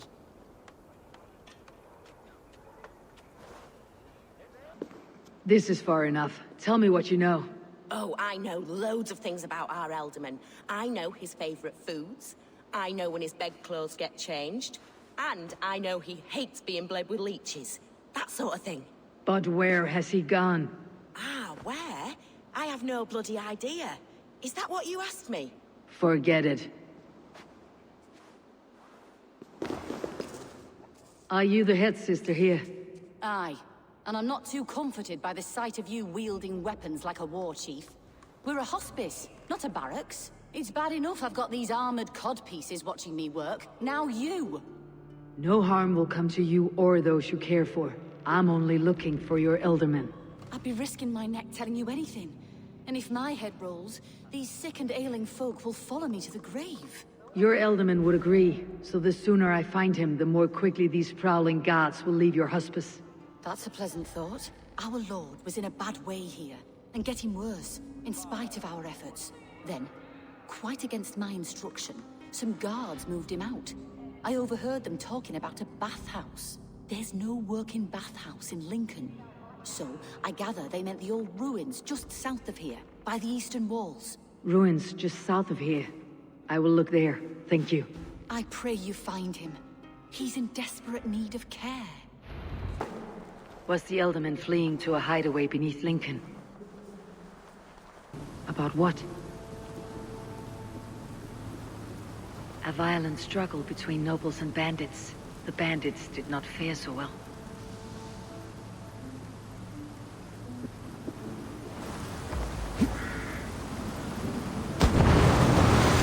I knew a lonely door that would love to meet this key.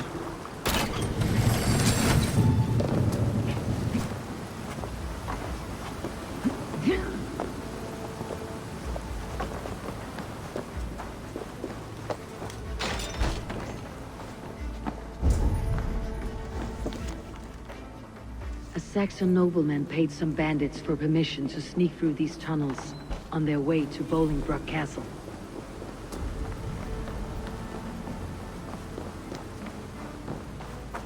A noble's cloak with the image of a swan. Looks like the Eldermen passed this way. Mercian nobles made a deal with some bandits. Paid them hush money to let them sneak through these caves. When the time came, the bandits ambushed the nobles. But it did not end well for the bandits. In the struggle, the Elderman's cloak was torn off. But he got away and headed east for Bolingbroke Castle. That's my best lead. God's name. Hunbeor is his own prisoner. He's an ill man, leave him be. Besides, we ain't got it too rough. We can hunt in the wolds of Lindsey and whore in Botolston. Too right, too right. I've gone done with idle time. Grab some ale and let's skin some animals later. May I wash you? Yes, good, good. Time for the washing.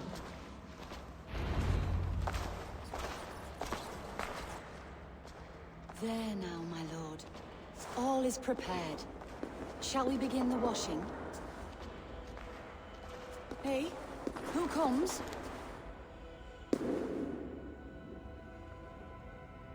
Welcome, stranger. Are you here to pay tribute to our Lord Ealdorman?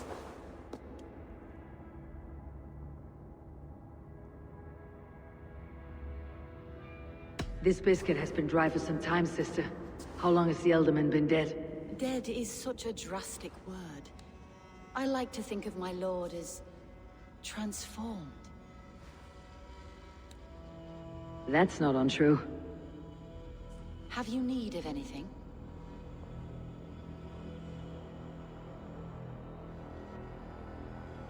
Why has your Ealdorman's death been obscured?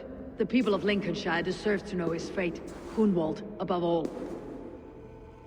When the guards put him in my care, I was told to keep all this a secret. Until the appointed time. When I asked who gave these orders, they struck me. I wish I could say more.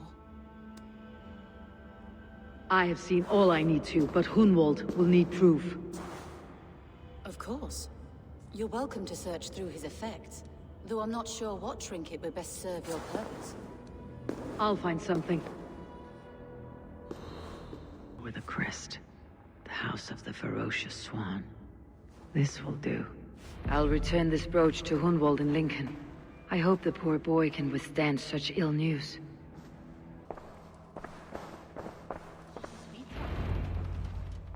Eivor! What news? Your father is dead. Wait, what? The sigil of Hunbeor's house. I found it near his body. No. No, this cannot be. He was strong, a pillar of Lincolnshire. He cannot be gone. He...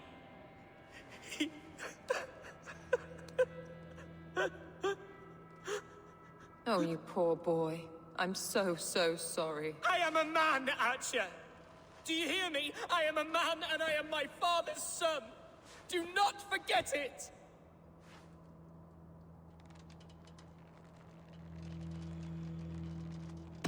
He has been dead for some time. That was obvious by the state of his corpse.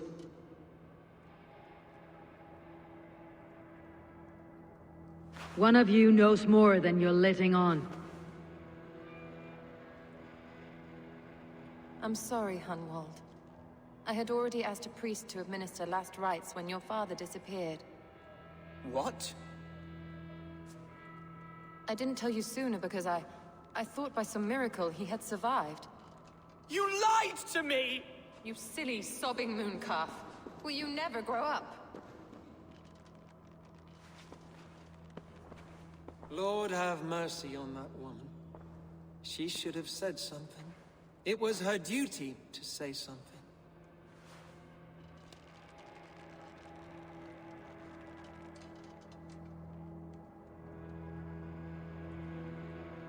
Hunwald was the son of an Elderman. Will he take his father's seat? The title's not hereditary, but he can plead his case before a Shire moot. King Ceolwulf must then ratify the decision. Explain how this works, your Shire moot. A moot is a meeting of lords. We convene from time to time to steer the course of our Shire.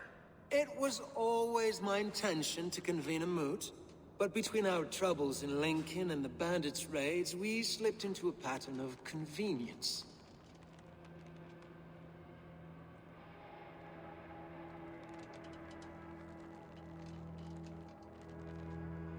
Hunwald is an obvious candidate, but I don't trust any of you beyond the tip of a spear.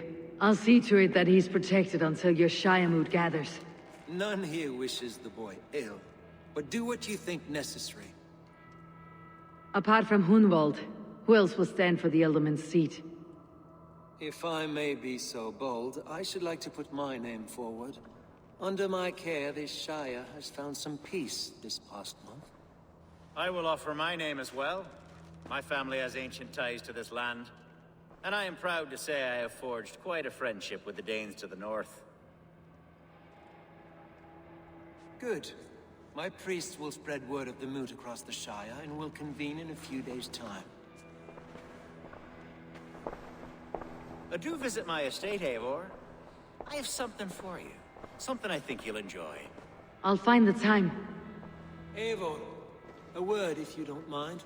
Is the word Christ or pagan? I deeply regret my churlish ways when we first met.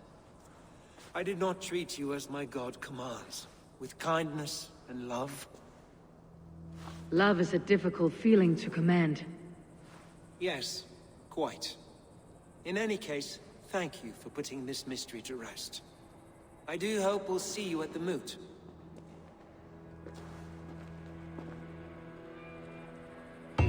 With Hunbeorth's death an open secret, Hunwald's enemies may strike again. I should find him before they do. Archer, where is Hunwald? I tried to console him, but he pushed me away. I love the boy, I do. But I fear what would happen if he took his father's title. He's fragile and scattered. I saw him ride north, following the paved Roman road. To the old tall tree where he often passed time with his father, I imagine.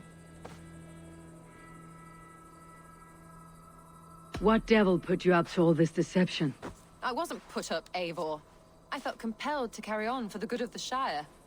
Until I knew the truth. A pretty answer for an ugly lie. Atcha mentioned, Hunwald may be nearby. These woods, Father. Oh, these woods. I remember the days we spent here together. Here,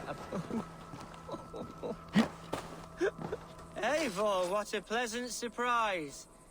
Would you drink with me? Hunwald? Come, sit. Stay with me a while and contemplate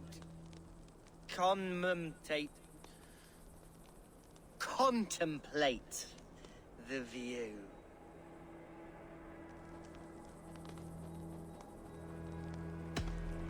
Be easy with your grief, Hunwald. If you're not careful, it's a poison you'll bear in your blood for the rest of your life. No need to worry. For I have found the antidote for it. Do not gorge on grief, nor give in to sadness. But let your aching love light the mead of your eyes, and lead you to triumph. That is quite lovely. My father would have liked you. He liked all those who could swing a sword and speak a verse with ease.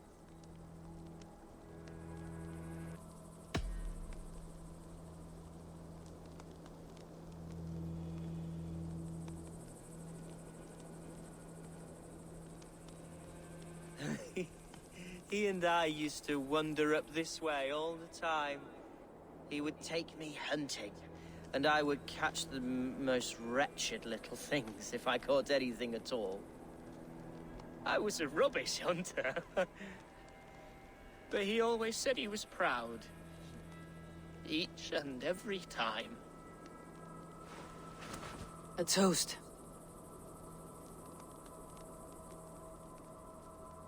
To your father, Lord Hunbeorth of Lincolnshire. He may have dwindled from this world in death, but in life he was as stalwart as this tree. A wise old oak. Yes. Skull! Skull. And then my father says, it's the right goat, but it's the wrong end.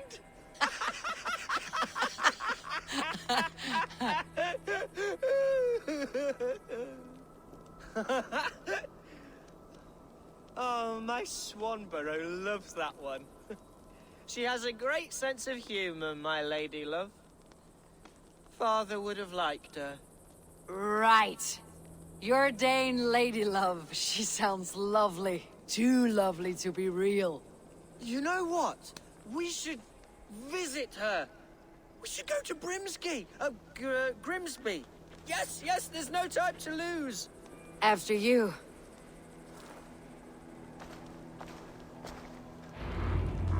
Nothing like drinking and riding to jostle your troubles away.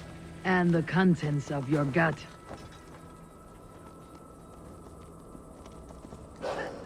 Come and enjoy the splendor of my shire. You Saxons and your tiny splendor. You have never seen mountains, have you? Or deep fjords like a giant's axe wound. Or towering falls that steam in the dead of winter. Snow sparkling like a blanket of jewels. That is splendor. Well, if your homeland is so splendorful, why come to England at all? You cannot grow crops on a blanket of jewels. Ha! Very true. I'll admit, your countryside does take the breath away. Quite so, quite so. I love this land. And should I follow my father's footsteps, I shall do my solemn duty to protect her. I know many think me foolish, inexperienced. But I would ask that they judge me by my future hopes, not my past reputation. If I am given sway over this land and show myself to be a poor leader, shame me, punish me, of course. But give me that chance. My God, I just want to have that chance.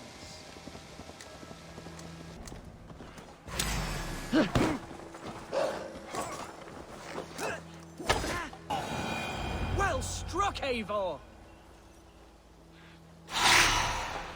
That's twice they tried to kill you, Hunwald. And twice failed. We had luck, but if you're not more careful, they will succeed. Someone in Mercia wants you dead, and they'll kill anyone in the way to see it done. Yes, including my dear Swanborough, my lady love. Come, let us hurry away. I am serious, Hunwald. Are you hearing me? Plain and clear. Follow me. Hunwald, are you sure this place is safe?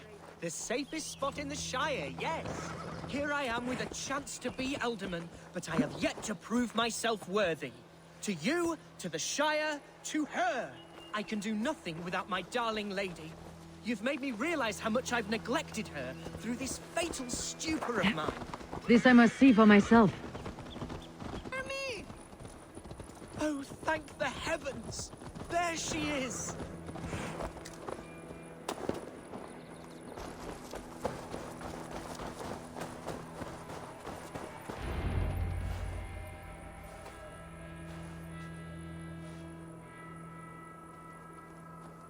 Gunvald, I thought for sure you'd be dead. Why didn't you send word? It has been far too long, my little jewel. I'm so very sorry for that. I'm fine, my love. I wilted without you, but still I grow. And who is this? Ah, yes. I am proud to present Eivor of the Raven clan. Hello, Eivor. A pleasure to meet you.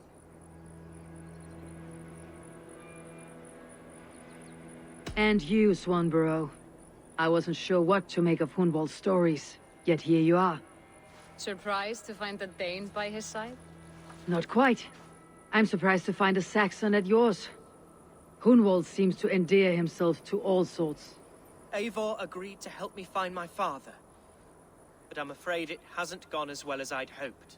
What's happened? My father is dead. Died of a cruel disease, apparently. Then shunted off to a cellar for burial. Oh, my love, I'm sorry. And someone in your shire wants to make sure Hunwald follows his father to the grave. Let them try. I'll cut their throats. A shire moot will soon be held. Hunwald should stay here out of sight until he can attend. What if I left it all behind, my love? Forget my father's seat. What if I stayed here with you? Just the two of us. Hunwald, no. This shire must be led with courage and heart. Follow in your father's footsteps and lead the shire as he did.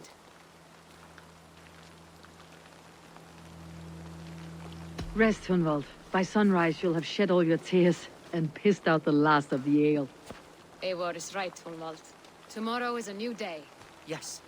Yes, resting next to my angel will heal all that is broken within me. Be well, Eivor, and thank you. Keep watch over that one. Men have come for him more than once. My blade will keep him safe. I do not doubt it.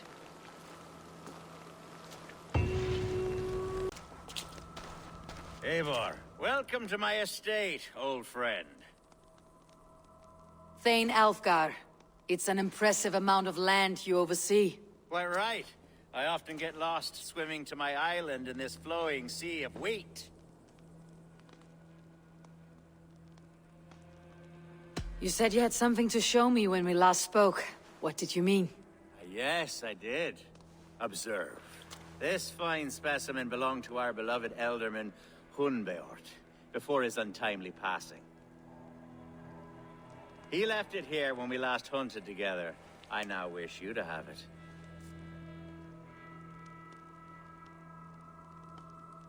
This has the feeling of a bribe, Alfgar. Are you trying to win my favor for some reason? Bribe you? Heavens no. This is a simple gift of thanks for solving the mystery of Hunbeort's disappearance. Now, take it and come hither. I have a rousing hunt planned for the two of us. Leave aside talk of politics and shire moots. Let us enjoy the fruits of my land together. We're hunting or fruit picking? Both, if you like. Whatever you fancy. I'm generous with the yields of my estate, as you will see. To be plain, Eivor, a great bear has been badgering my estate for weeks. I must do away with it, if only to prevent a future tragedy. You brought me here to hunt a bear. Yes, and I'm so pleased you agreed to come. I suspect you know better than most that I have what it takes to lead this shire. Though its line of kings is all but ended, the people of this land still teems with life, with promise. But today, the shire languishes. It needs the guidance of new blood. Like me. Sorry? I'm the definition of new blood. It may be I should put my name in for Elderman. There it is, that dark sense of humor. Blunt as a hammer, eh? Like the one carried by your thunder god. I don't recall the name. Go on. What I mean to say is, I enjoy the company of your people. Or people like you. What little I've seen of them.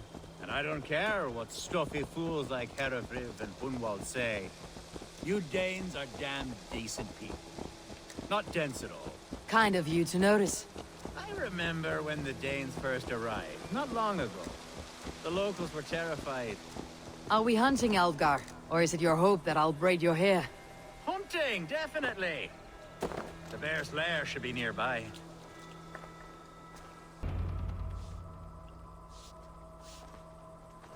Ah, my old friend Grim. How wonderful to see you here. What a pleasant surprise. What surprise? I came as you requested. Yes, and how is Grimsby? How are all the other Danes?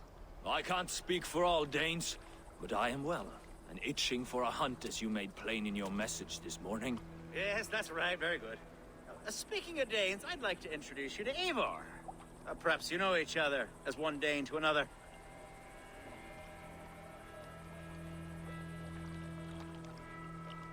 I am Norse, actually. Something you might learn by asking. Well met, Grim. Glad to have you along. Hey, Eivor. Did he lure you here as well with the promise of a hunt? Yes, hunting a bear. That's the point of all this. We're hunting, I promise. There's a cave just up the hill there. Seems a likely place for a lair. If the beast is as large as Alfgar claims, it'll take all three of us to bring it down. I'm game. Let's get a new fur cloak, shall we? There's all manner of beasts in this forest. If we don't find the bear, we'll find something worth our supper. I have a divine rule over the land on my estate. God shall provide. Have no worry. No doubting that. Eivor, there's something you'll want to see here. Is that smoke? My God! My estate is burning like a twig! Soon to be a sea of fire. Eivor!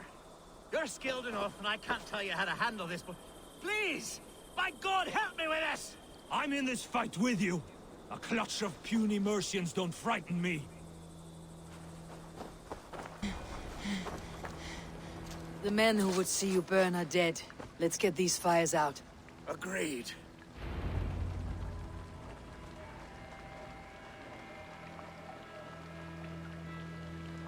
What a mess. A sea of ashes. I thank you, Eivor, for doing what you could. You're a man of many riches, Alfgar. You can rebuild. To be sure.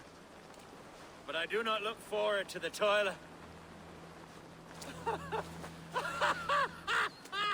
Sweet Lord in heaven! The bear is returned! The Shiremood will start soon.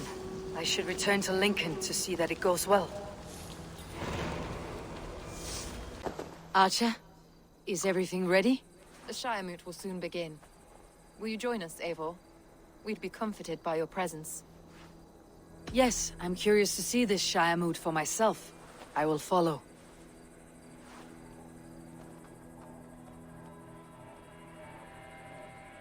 When will the vote begin, Abbess? 12 able lords of Lincolnshire have already cast their stones, but they have reached a tie. 4 votes for each man. It now falls to you to break this impasse. Me? By whose order? You have earned the trust of our 3 candidates, it seems. Even our bishop has found a certain fondness for your hardy spirit.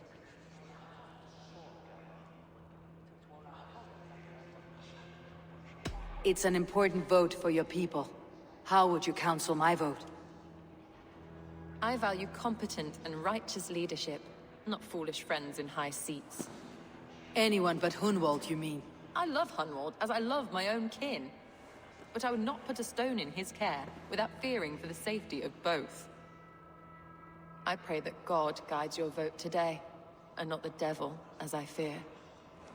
Once we see. Never found out who it was snuck into the nunnery. How are you, Lord? Have I heard aright? That you have come to break us from our deadlock? I have, Lord. Have you any advice before I vote? Lord Hundbeor was a bold and honest man, if somewhat reckless. I see the same qualities in his son. Therefore, Hunwald is my man. King Ceolwulf's attendant, aren't you? Aye. The king sends his love and support. Whatever happens here today shall have his full blessing. He's learning fast. Good man.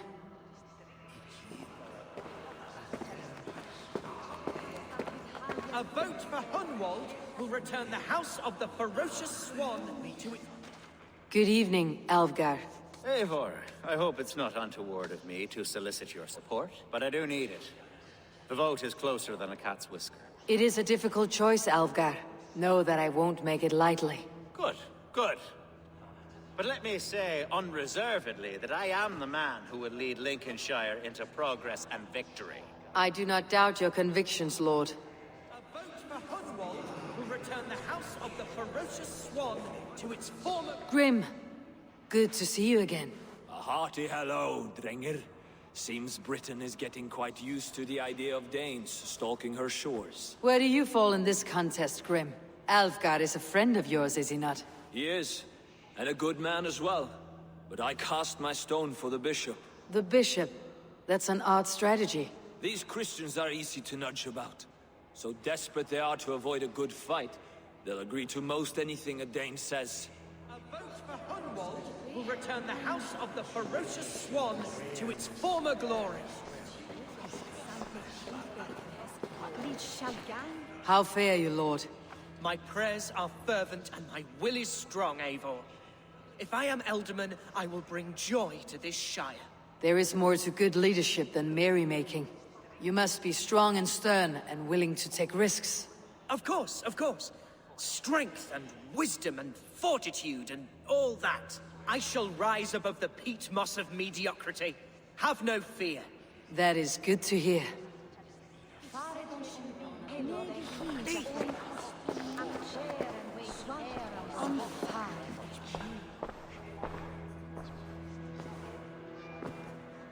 Free men, free possible futures.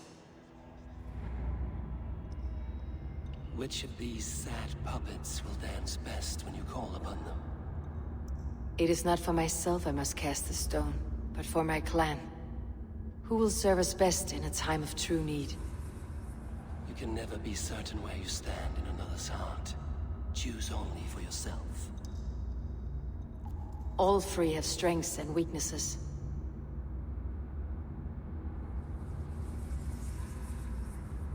Hunwald is not the most cunning or clever, but he has heart and spirit.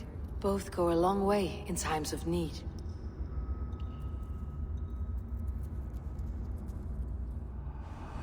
Lead your Shire with pride, ferocious swan.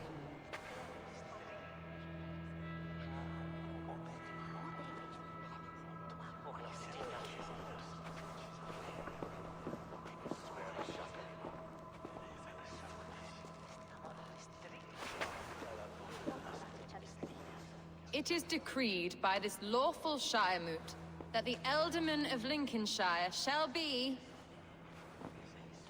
son of our dear and departed Lord Hundbjorn, Lord Hunwald of Lincolnshire.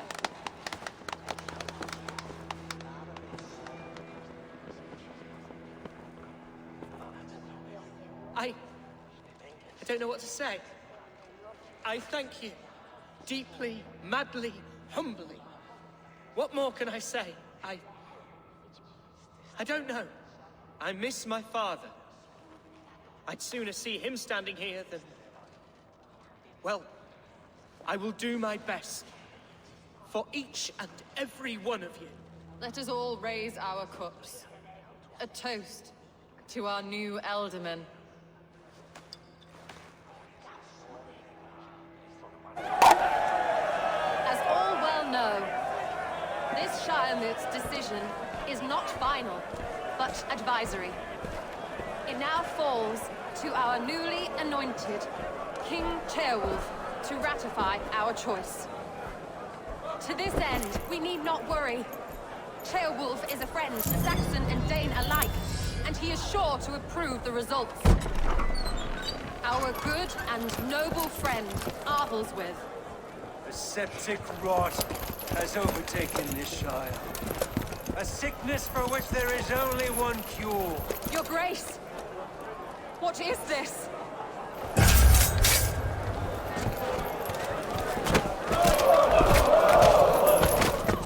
Nobles of Lincolnshire, stand fast! For the glory of the ancients, leave none alive! To Bishop. What's his end game?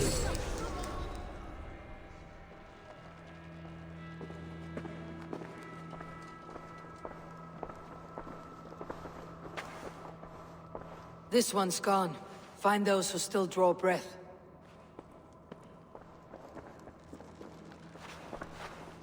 Polish your ass, Hunwald. The Elderman's seat is yours. As your war council, I suggest you waste no time in catching this grief tosser. He won't be far. We should first bury our dead, no? That choice is yours to make, Elderman. Yes. Yes, of course. We'll bury our dead, then raise a feared.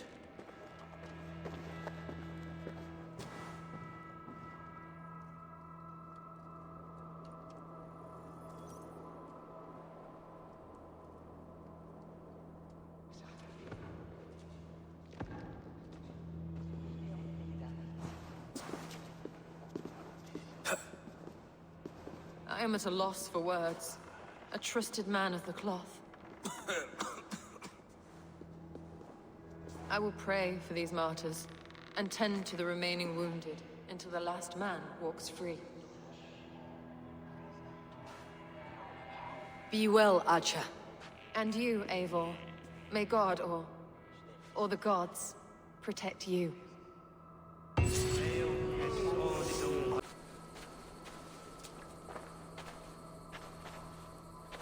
What news, Hunwald? We've learned that Herewrith rode for the fort at Annikastre following the massacre. I have assembled a feared there. Quite a large one, in fact. They eagerly await your orders, Eivor. You mean your orders, Elderman? Ah, yes, that's right. My orders. Which are what, exactly? Who can say? Ride with me to your camp and we'll find out together. Name of an ancient order before his men attacked. I know exactly what possessed him. Do you? It's not a story for now. This will send waves of disgust through all the parishes of Mercia. Herewrith is a new and ugly stain on the bishopric. Your Christ was an interesting man, if a little soft. But stranger still, I've met so few Christians like him. Today has been a boon, Eivor. In spite of everything, I now know my father's spirit still burns within me. It's thanks to you I know this. When songs are sung of the day Lincolnshire was saved, your name will ripple through every stanza. Don't be hasty, Hunwald. One verse of our song remains unsung. The din of battle beckons. You pagans and your appetite for battle. I certainly don't share it. I worry what diabolical feast the bishop has in store. Don't let that poxy bishop worry you. With Eivor beside us, he'll be victuals before long. How has Atcha taken all this? She and Herewrith were so close. She must feel as though the devil himself attacked her monastery. The poor lady. We spoke briefly. Her spirits were low, but her work carried on. I think she'll be fine. Manipulated by a man who should be God's gladdener. We are the men of Lincolnshire! Remember it! My ancestors fought with the old kings of Lindsey. It's for their memory we... Our warsmith has arrived. The Feards are ready to fight. Chieftain Eivor, can we win this fight with the men you see assembled here? If they fight with the bravery of double their number, we may. And is there room in your Valhalla for a ferocious swan? Of course. Let fly your glorious banner. Are we ready then? We attack now. Ready to fight. Our first task will be to breach the outer wall. Then we deal with the troops inside. Give them meat.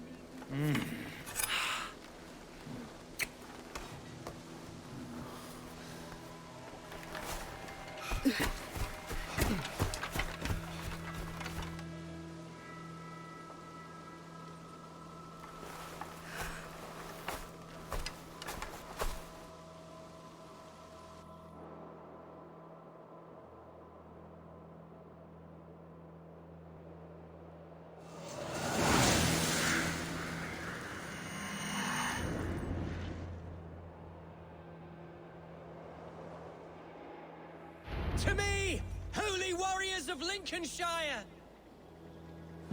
You, point me to the bishop. No one else need die today. He's in the chapel there, hiding away. Scabrous coward. Let no one leave that church without facing judgment.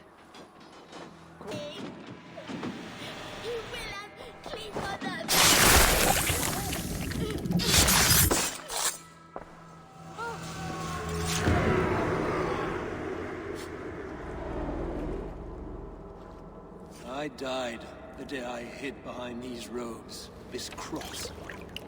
To bring the light of my order to a wider view, I debased myself. Clawed my way to the top of this common religion, full of common men. I should have lived as the ancient dead. That's the folly of mankind, Herefrith. We wallow in our failures, like happy pigs in a sty of shit. You should have learned to enjoy it.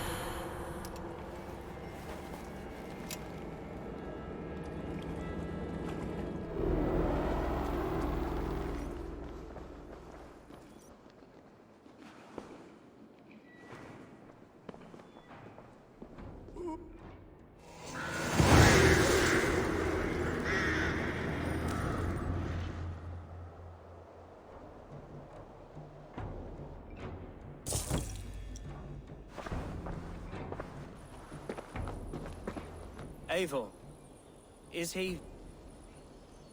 the bishop dead? He bled too little and talked too much. Now he's gone. I won't miss him. But Atcha will need some time to grieve.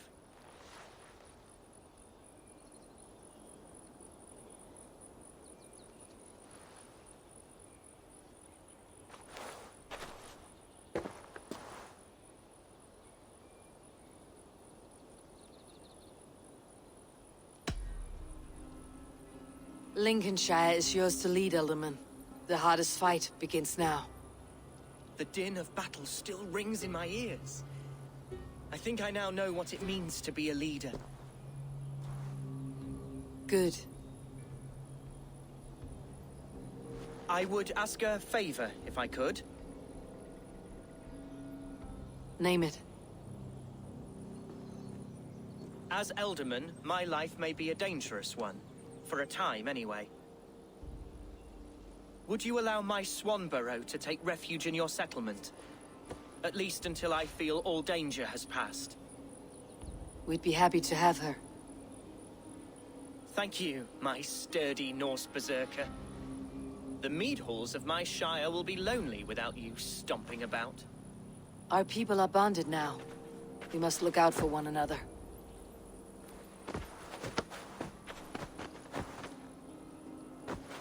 Blast it. I am a horror with goodbyes. It'll do for now. Seems the wind calls me back to Randvi. Best tell her the good news. I intended to use it. Please, calm down. Randvi, what is this? Another dispute, I'm afraid, with Holger stirring the pot once again. Will you set in judgment? Judgments are the burden of a Jarl. This is Sigurd's duty now. He refuses to leave his quarters. Right now, you are the only noble fit for this. I don't know. It is not my place. Please. Only until Sigurd recovers his strength. All right. Once more. Gudrun, Holger, come forward. You'll state your cases and I'll hear you out and be as swift in my judgment as I am able. Gudrun, you may speak. I have been robbed, Eivor. My property defaced. 3 days ago, I discovered some of my sailcloth missing. I scoured the settlement in search of it. Passing Holger's home, there I see it. Boldly displayed and worse, defaced, with scrolls and silly stories upon it. Lies and slander! Holger, quiet. You're well acquainted with the rules of this trial. Now, Gudrun, what did you do upon discovering your sailcloth? I confronted him, demanding silver. For sil with Holger's inky scratching cannot be sold or bartered, can it? I ask only that I be paid for the property that was taken from me, yet he refuses. So Holger took something that belonged to you and defaced it. Now you wish to be paid for the item. Do I understand? That is right. Holger, what say you in your defense? Short days ago, I found a pile of mildew-stained detritus beneath the docks, and salvaged what I could. I wish to use it as a canvas, you see? As a conveyance for my latest works. The sailcloth was in such a state, and so obscured from view, I assumed it was refuse, abandoned goods. I see. My motives were honest, Eivor. Would a thief be so brazen as to display the fruits of his crime? Hardly. Yet here she claims I have robbed and defaced her property, when all I took was rubbish left by to rot. Nonsense.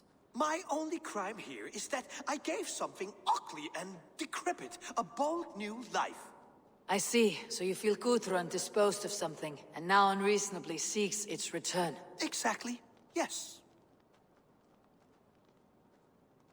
All right. I have heard enough. I might have profited from that cloth. Holger has all but robbed me of a future boon. It was garbage. Yet now it's a part of something greater. If anything, I have increased its value. You ought to thank me. Oh, I will thank you with the back of my... Quiet. Let me speak.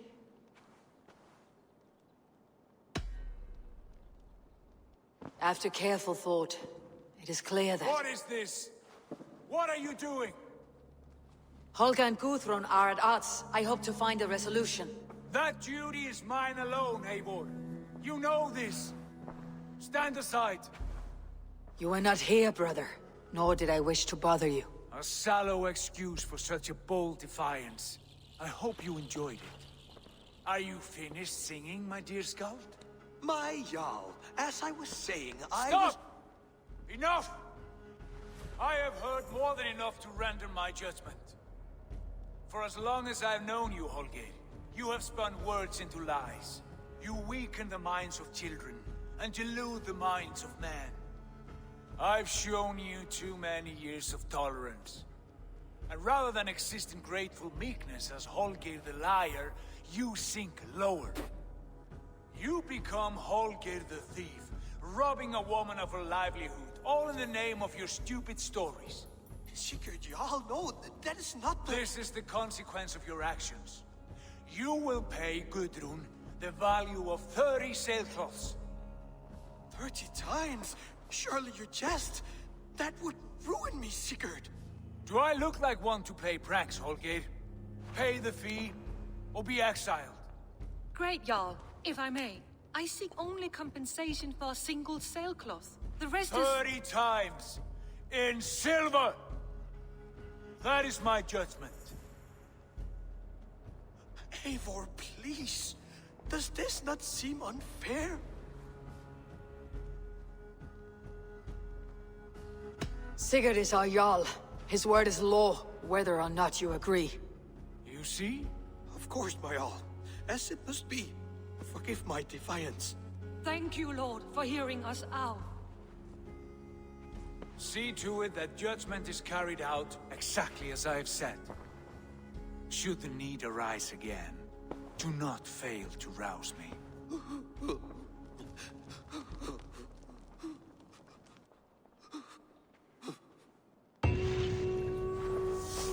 I want to thank you for your judgment, Eivor.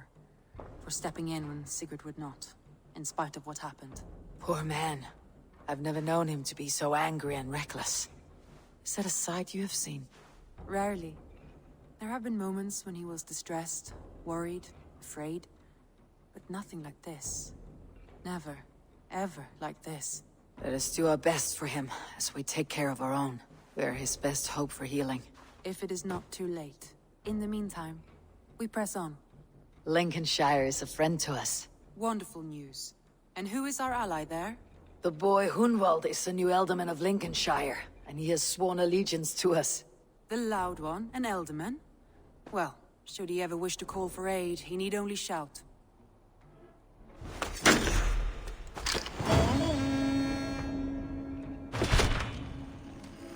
See you, darling. I want to see the Alliance map.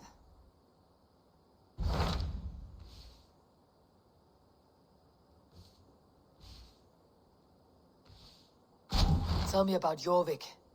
Hytham says there are 3 more targets there. If that is true, you are in luck. Our old friends Jor and Ljuvina have made their homes in Jorvik. Both had status and influence in Norway, so they may have valuable insights into the city's politics. That will make my work easier. What say you then?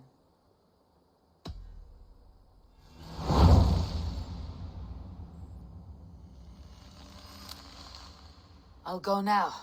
Do you know where I might find Jor and Ljuvina? When entering a new city, it is best to ask around the ports. The people there know more than the average peasant.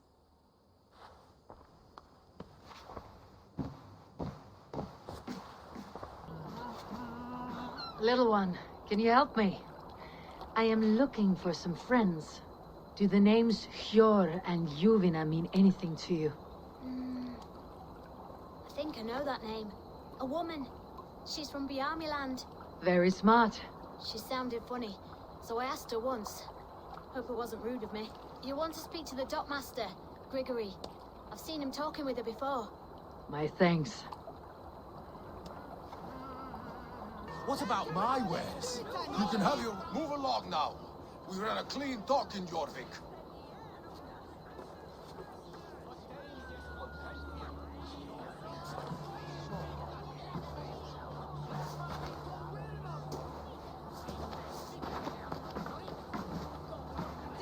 You must be the dockmaster.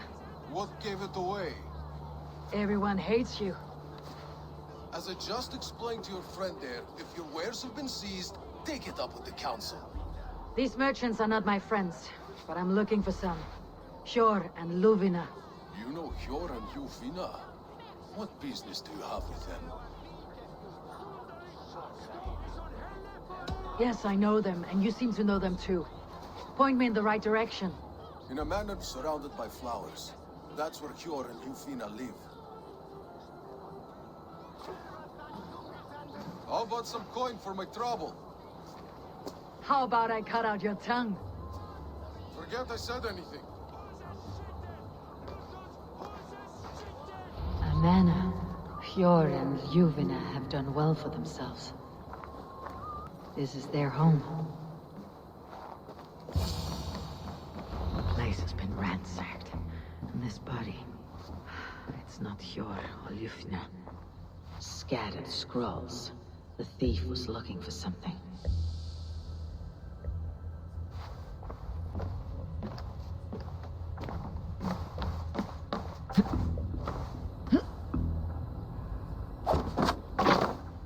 There was a struggle here. Looks like it continued outside.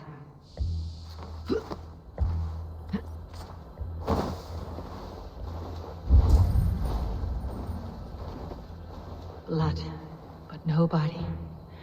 Which way did they go?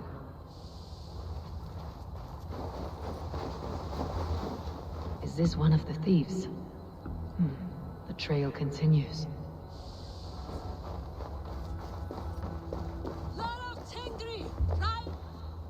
Who is that?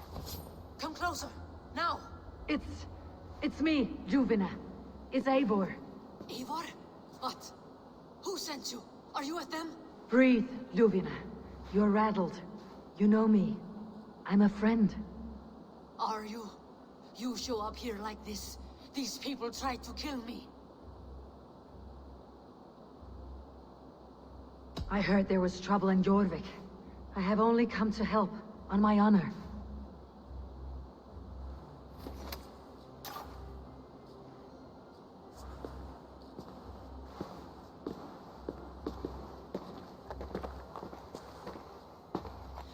I am sorry, Eivor. I did not mean to doubt you. It has been a tense few weeks. Who were they? Why were they after you? They were after this. I do not know what it is, but these men were ready to kill me for it. A poor fellow soldier of Christ. You know him? I've seen a letter like this before, in London. This city is in great danger. Where is Hjor? At the Royal Hall. I will take you there. Pull up your hood. We may not be safe just yet. This way. Still looking for me. Hide low. We can slip past them. I've gotten far. Look around. Come on.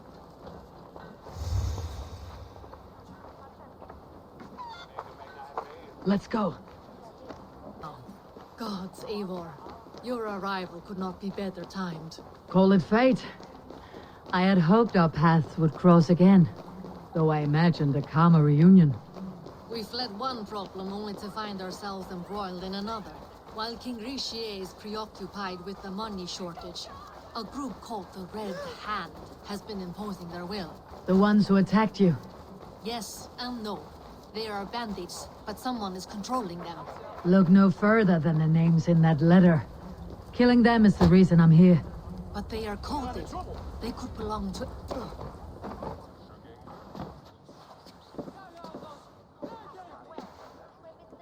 It pleases me to see you, old friend. All are welcome here in Jorvik. It is good to find you well, Yor. Both of you. What are you doing here? You have not come all this way for the Yuletide.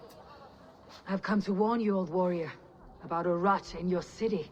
Free figures, corrupt and dangerous. We should work together to bring them into the light and kill them before they come to power. However I may help, I am ready. Slow yourselves. Eivor, we cannot just go running around the city, poking and prodding and killing at will. They nearly did me, Yor.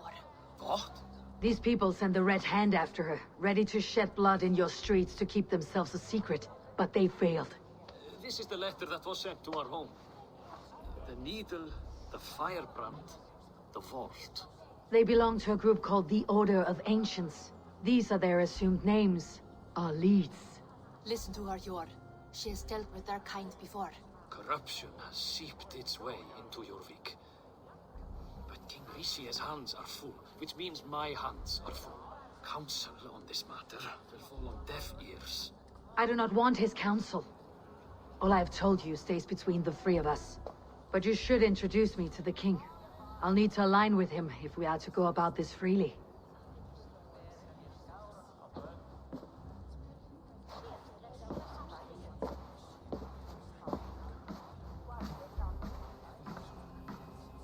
The Picts are winning this war.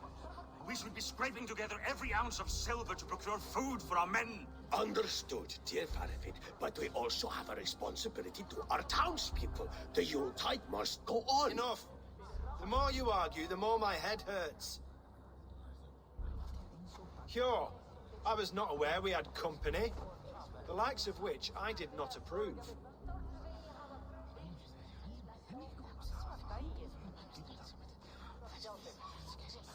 You have a problem in Jorvik. Yes, I'm looking at it. A problem that nearly got my friend killed. Juvina was attacked by the Red Hand. They raided her home, destroyed her property, and chased her through the streets. Those bloody scoundrels again. She survived, but the Red Hand has been a growing problem here of late. And what is your stake in this? You some sort of wandering mercenary? No. This is Sigurd Jarl's Drenger. Took our old camp by the river Nene, as I hear it. I am Faravid, war chief to Halfdan Ragnarsson, and this well-fed wastrel is Audun, High Reef of Jorvik. I've seen rebel groups like this before. They sit and wait, and the moment you lower your guard, they spring up like weeds. If left alone, they will take Jorvik out from under you. Not what you want, not what Halfdan wants. Oh dear. What do you want? Tell me what you know about the Red Hand, and I'll rid your city of them. You can go about your affairs. They've been sticking their hands in coffers around the city, targeting nobles, merchants, and anyone else they can throttle. And they are growing, as you said. I would rather not be worrying about them come Yuletide. This is not something we can afford to ignore. If we do not have the means to deal with the Red Hand, we should let Eivor. Do what you can, but do it quietly. I do not want the public alarmed. Cure. Send funds to procure food and ale for Faravid's men. And make sure there's enough left over for the feast. But it's as I said. We don't have... Find it. I have spoken.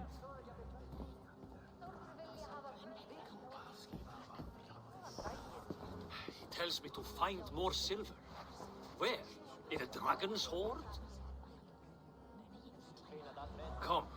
I will take you back to Ljufina. She will know where to begin. I cannot tell if that went the way you had hoped. It went well enough. Richier will stay out of my way. No one can argue the Red Hand must be dealt with. Speak a word of this to no one. A circle of trust must stay between the three of us.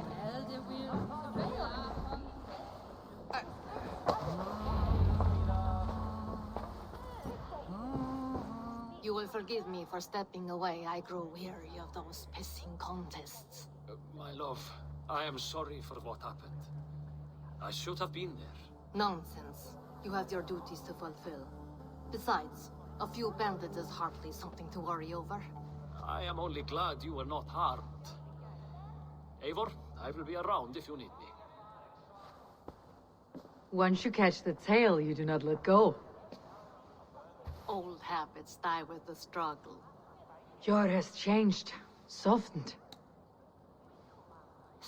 Politics. It takes the Norse out of a Norse. I'm happy for him. You've made something of yourselves here. Perhaps. What do you have there? Christian texts, the Gospels, Ecclesiastes, the Revelation of John. The Red Hand steals all they can find. We may run the city now, but the Christians must still be allowed to worship as they see fit. Seems the Red Hand disagrees.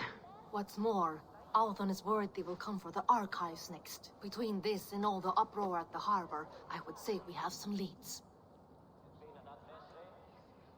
What does the Red Hand want with Christian texts? That is the question. Whatever it is, there is no length they will not go to retrieve them. They have even burned people alive who refuse to hand over what they demand. Where is the largest collection of texts in the city? The archives. But they haven't been so bold as to attack it yet. Althon keeps a close eye on the place. I'll try my luck there. I went by the harbor when I first arrived. The Dogmaster looked wary when I asked about you. That does not surprise me. He's been using Jorvik's money shortage to increase taxes. As if he's been ordered to by the council. Jor would never wrong the people like that, even if Richier demanded it. The Dogmaster is a thief and a liar. A man in need of a throttling. I'll have another look around the harbor. Try the trade depot. It's where he's holding the merchants' wares. I'll get started at once. No, I need you here. Listen to the voices in this hall. Look for any signs, changes in behavior, anything. I would swallow a horse heart to join you, Eivor. I know, old friend. Your loyalty is why I need you here. I'll return when I find something.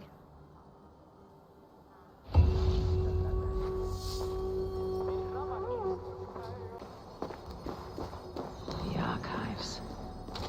This must be where Althon shuffles the council papers. He's not here. I should look around. A lot of wine. Must be for the Yuletide feast.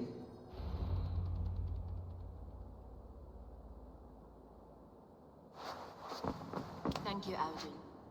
I will leave with these at once. Of course. A4, isn't it? What brings you to our archives? I've come to ask about these Christian texts. Luvina tells me the Red Hand is stealing them. And destroying them. I fear they will attack these archives next. The Abbess here has offered to bring the texts somewhere safe. She's been working diligently on this matter. You flatter me, Lord. I only wish to help. Abbess Ingeborg, this is Eivor, our honored guest from the south. Eivor has offered to help rid Jorvik of the Red Hand. How can I help?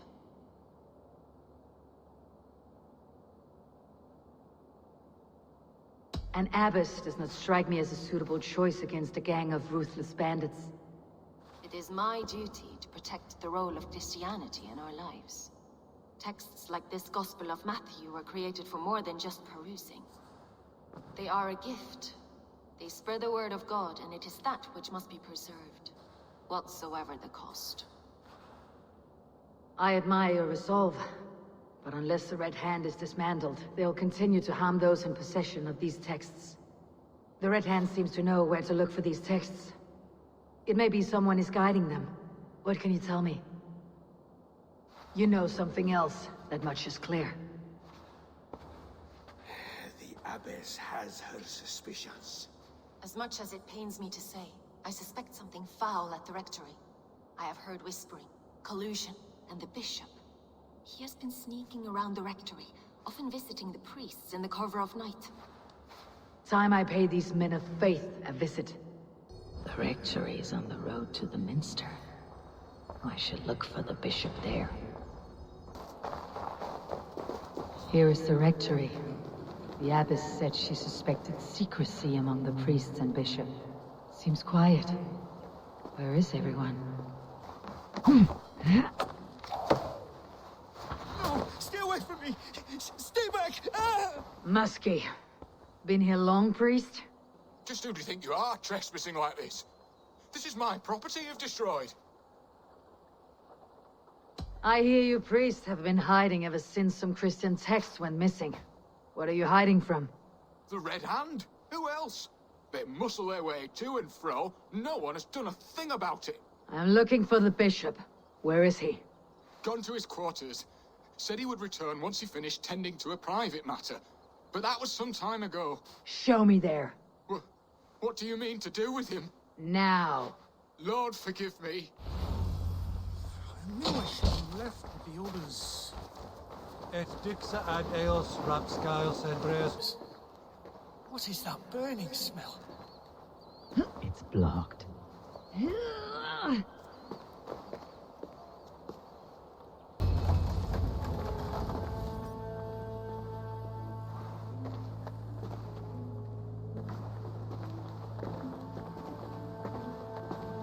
Several Christian texts. The abbess was right to cast suspicion the bishop's way. Blood. There was a struggle here. Lord above! The bishop! No, I can't look! Oh, dear Lord! Ugh, the stench. He looks like suture shit.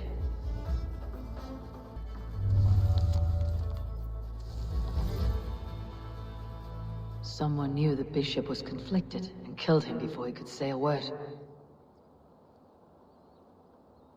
It's a confession. The bishop played a part in destroying these texts against his own will.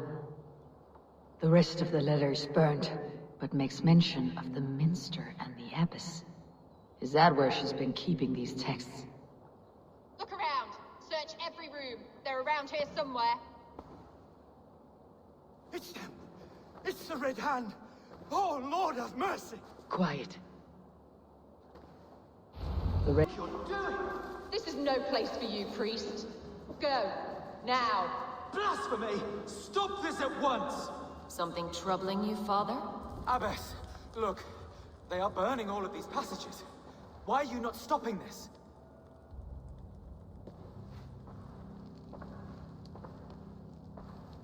Because I ordered them to. What? The vellum that burn before you are covered in lies. So long as they exist, you cannot hope to see the world the way it truly is. Lies? Abbess, what has happened to you? We are God's children all. Do not renounce him like this. Please, I beg of you. You can still repent. God will forgive you. You know he will. Your mind has been poisoned, but worry not. We have the antidote. We will set a new example to which all may aspire. You're mad. You won't get away with this. I won't let you. No one to tell. No one who will hear your cries. If you cannot bear to watch them burn, then you should burn with them.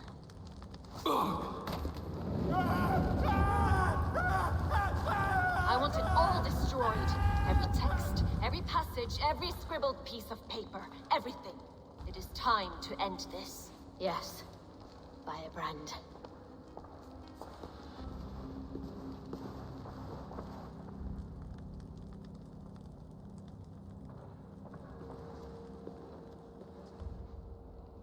The abbess is the firebrand.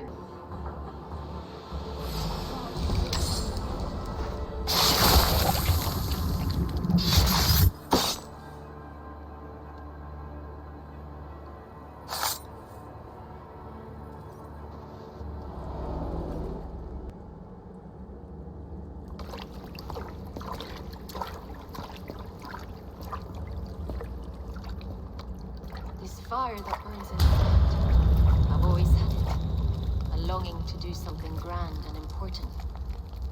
But that door was always shut to me. My methods deemed too severe. I was cast out, shunned, scorned. But the Order, they took notice of me. Saw that it was courage that drove me. Courage to change the world for the better. They reopened that door. And you used your chance to destroy a way of life you did not support. We have seen time and time again what happens when people are left to interpret for themselves. Knowledge must be controlled.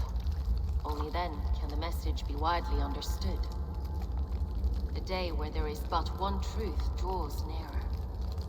One truth, that is what the Order offers.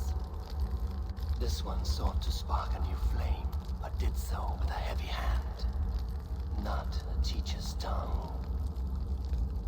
This cleansing of yours ends here. My work is incomplete, but not inconsequential.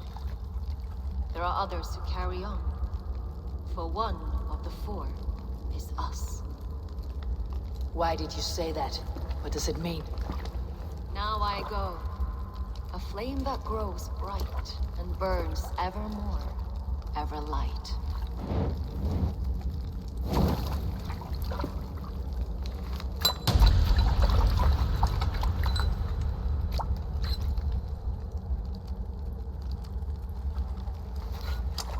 To Helheim, where colder and crueler fires await.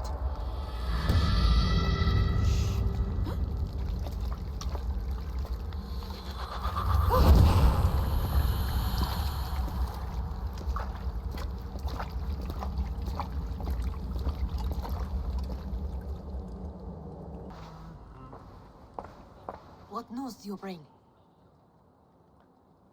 The firebrand's flame burns no longer. It was Jorvik's abbess, Ingeborg. Gods, I would never have suspected. Does the Order's reach know no bounds? None, and it is often those we least expect who carry out their ambitions. The abbess sought to destroy all Christian texts in the city, rid Jorvik of their ideals. She did utter a phrase that perked my ears. One of the four is ours. 4. But there are only 3 targets in Jorvik. Could there be something we're missing? Damn Picts! Not only do they hold the north, but those lawless sects have free roam in our lands as well. Yours said our spies are on the ground. Under the ground. Only one of them has returned, bone-beaten and bloodied. The Howling Mother take them. Lovina, a moment of your time, and Hjor if he's about. I will be with you shortly. 2 more left to hunt.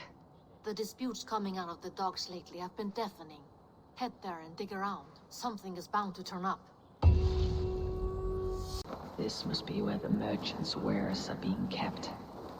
Cautious around here. You're finished!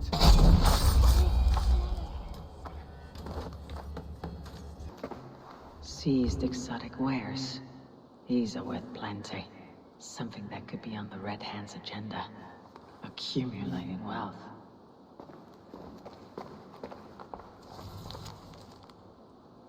The sting of a needle.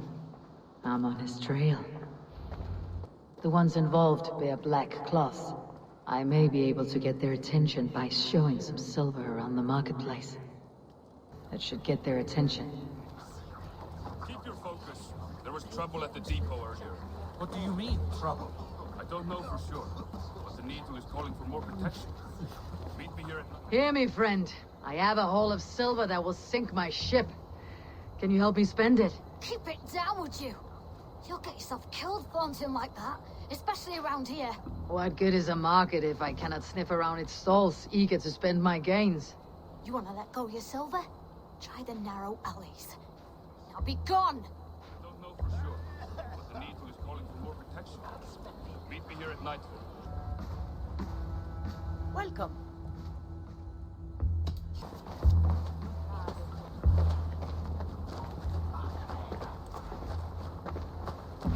I hear this marketplace sees its fair share of silver pass through. I have something that may interest you. You will want to speak to Grigori. The Dog Master. Sorry, who are you?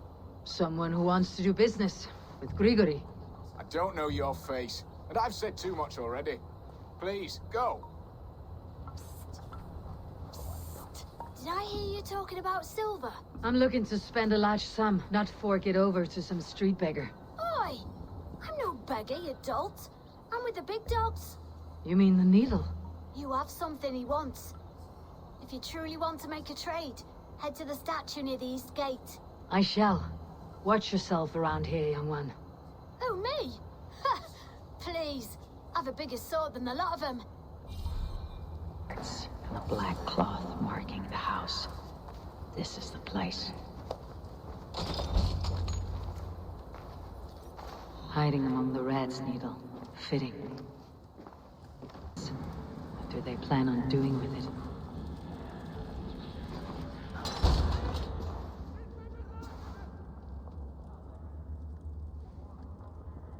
I'm not surprised to find you creeping down here. You don't belong down here.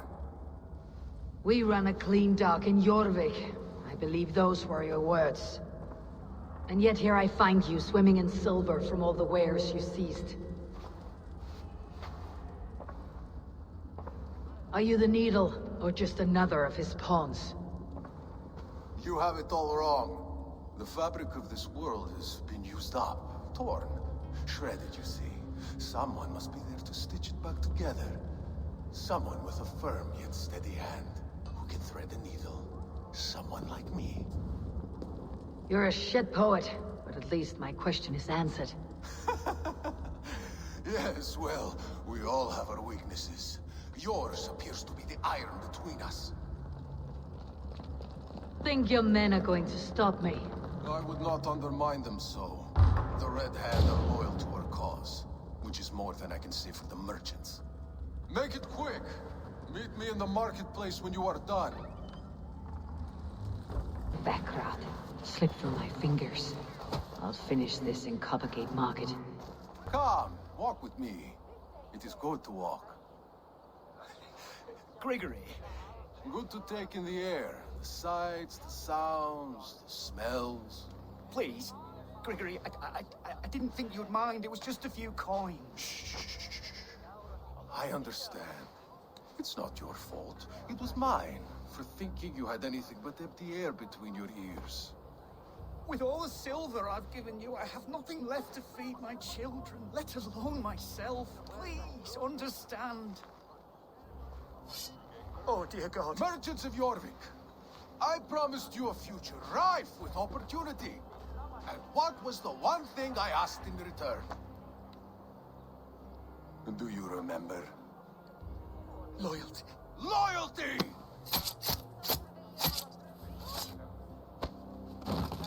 Let this serve as a lesson, should any of you think it a good idea to threaten my operation. This place is heavily guarded.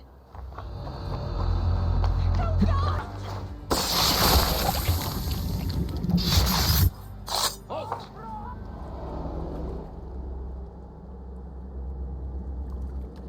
It's funny. As a child, I thought of snow as the tears of God, frozen by our sins. Weak with hunger, I stared into the sky, hoping it was me he wept for. Me he sought to save. But God did not save me. The vault did. He took me to a fine house, gave me hearty meals, a warm bed. For the first time, someone extended a hand, showed me kindness, compassion. And it was then that I made a vow. I vowed to never turn my back on he who was there for me when God was not. So you served the Vault, knowing full well what he was a part of. The Order made our paths intersect. I owed them a debt, and I repaid it by saving this city from its own destruction. A life debt is a strong motivator. It took hold of this one's Hugad, drove it, and never let go. Yet not with the same compassion you were shown. Too many have suffered by your hand in pursuit of this cause. You're right. Perhaps I deserve this death. But I am but one cog in a large wheel. One that still turns unhindered.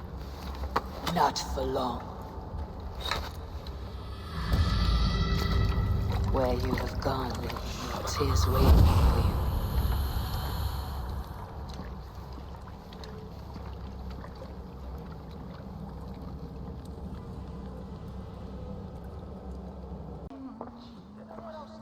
What news do you bring? The needle will never sting again. Well done, Eivor. Who was hiding behind the name? My love, there has been an attack at the markets. The dockmaster, Grigory, is dead. The needle sold off the wares he seized to collect silver for the vault. He had no such authority. Why would anyone believe him? The council seal. That rat. This is getting out of hand. How he was able to obtain this is concerning. I must return and prepare for the Yuletide feast, but I will do so with a bent ear and a keen eye. Be safe.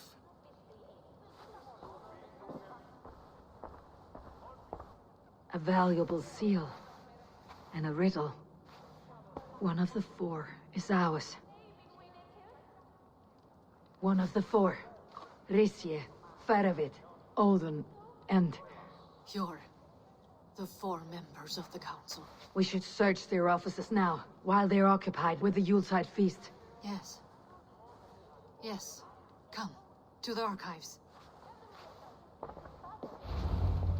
Could I have missed something? We will find out soon enough.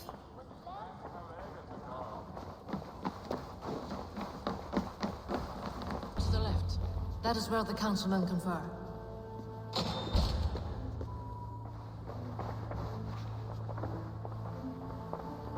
A wax seal, similar to the one I found in the sewers. The seal you took from the needle's hand. You don't think someone could have stolen it? Let's keep searching. This desk, it looks as though it's been... Scratch marks on the floor. Yours desk used to be against the other wall. So why the change?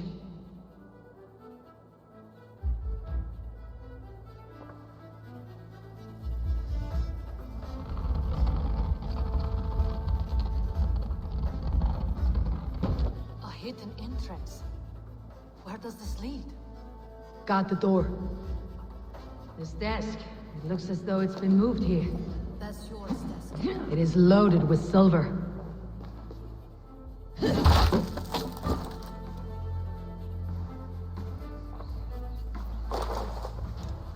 Was wine here? Whoever moved it did so in a hurry. A load of wine was removed from here, and the room smells of almonds. It may be the wine was poisoned. It is likely the wine for the Yuletide feast. Do you think one of the council means to kill someone? Looks that way. It is not him, not Major. He would never do this. Keep your focus. Once we have all the facts, then we can worry about Hjor. Right now we need to get to the Yuletide feast. The people are in danger. You're right. The Roman amphitheater. Let us go.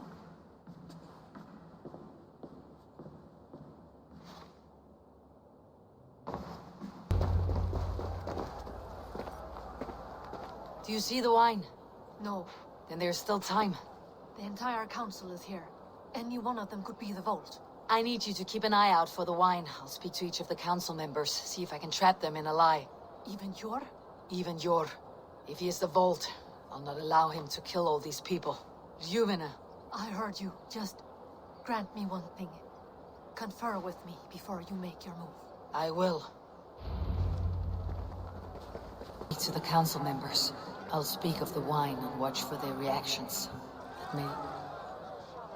Faravit! A word, if I may. Ah, Drengr. If it's to join arms with me, the answer is yes.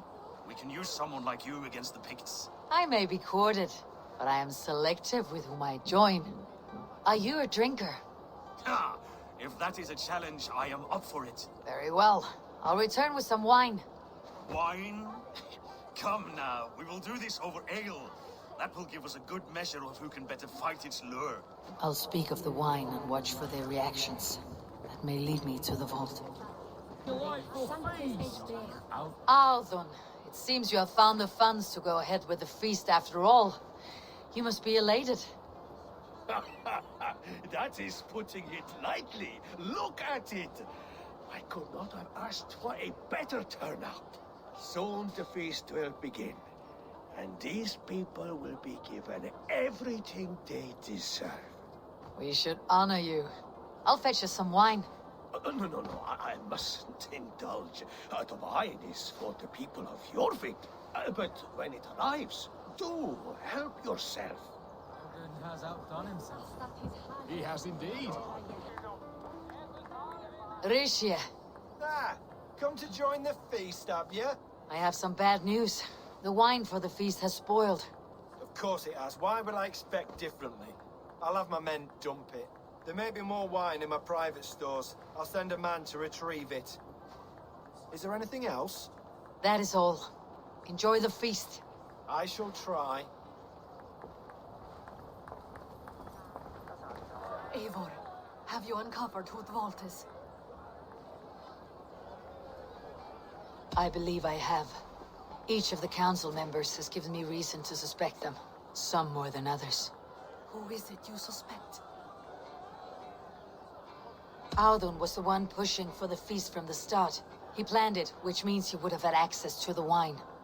And he was helping Abbess Inkiborg collect Christian texts. She turned out to be the firebrand. Yes.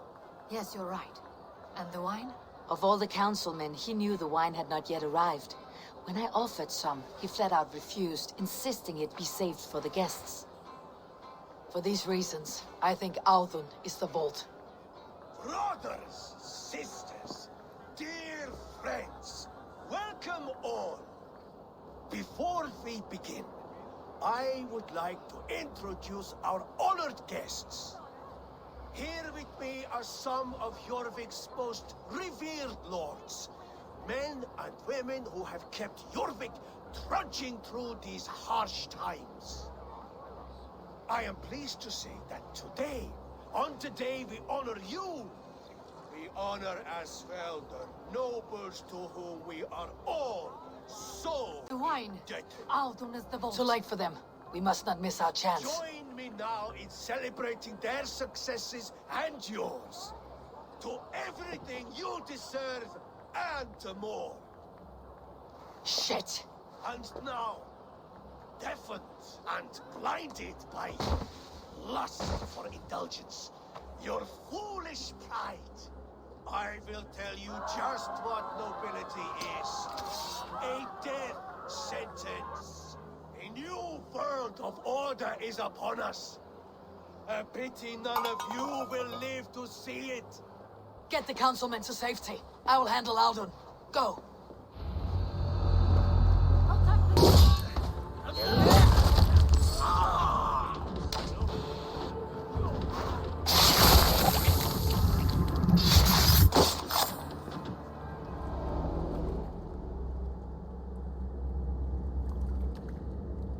What did you hope to gain with all this?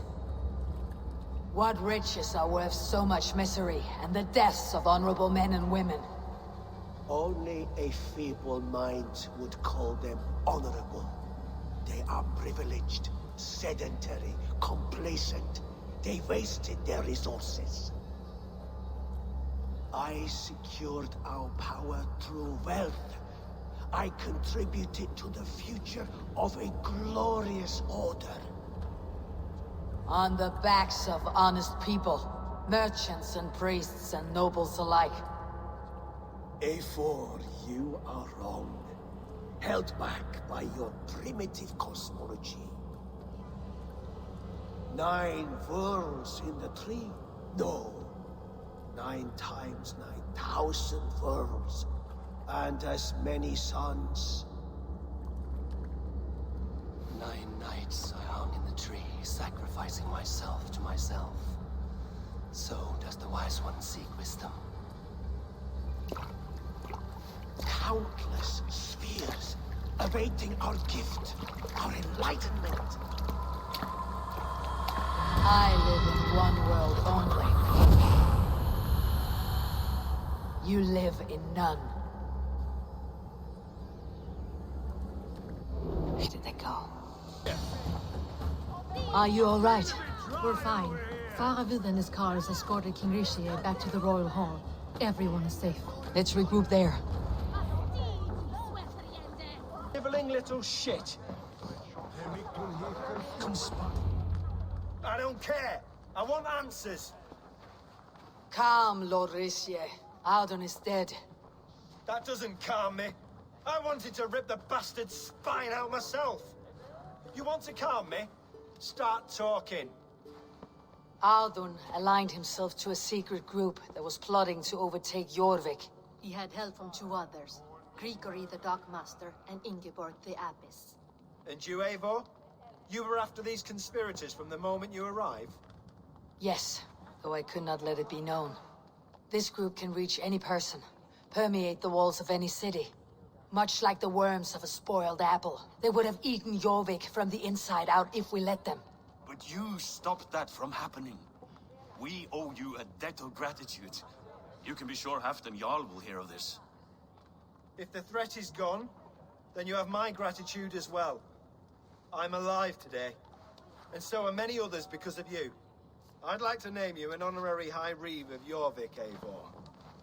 Would you accept? It has a nice sound to it. You honor me, Lord. You have earned it. Then if I may, a hoard of silver is left unaccounted for in the grottos beneath these streets. That's right. Silver the Dockmaster was collecting. What do you propose we do with it? Hard-working merchants were robbed of their wares. Honor Yuletide by giving the silver back to the honest citizens of Jorvik. A wise suggestion. I agree. Fine. I will see to it that Hjord distributes the silver evenly. Come, Faravid. Help me secure this hoard. I could use a bloody walk.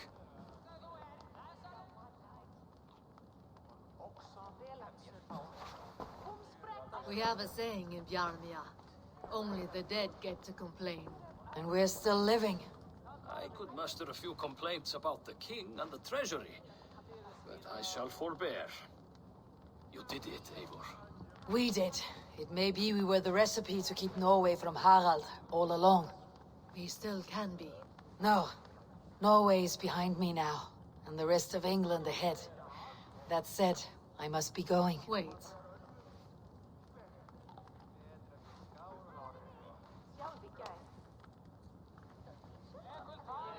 Should you ever need us, we will come. One last thing. The silver on your desk, Hjord. It planted a seed of doubt in my mind, so I must know. What is it for? I suppose I can forego the element of surprise. I hired a silversmith to craft a love token for Lufina. A Yuletide gift. You sneak. I'll take my leave before you shame the throne. Until our paths cross again, old friend. In this world, or the next. You drop by.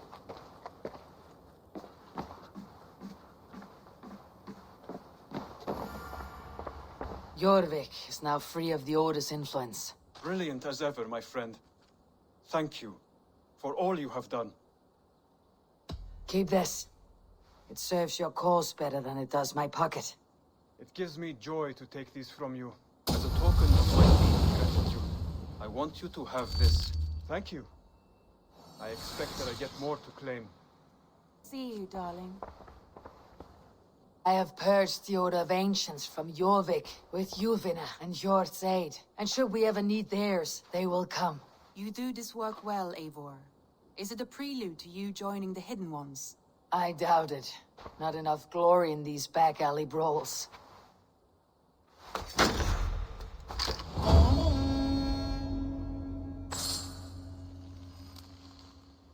Claims to have some business with you.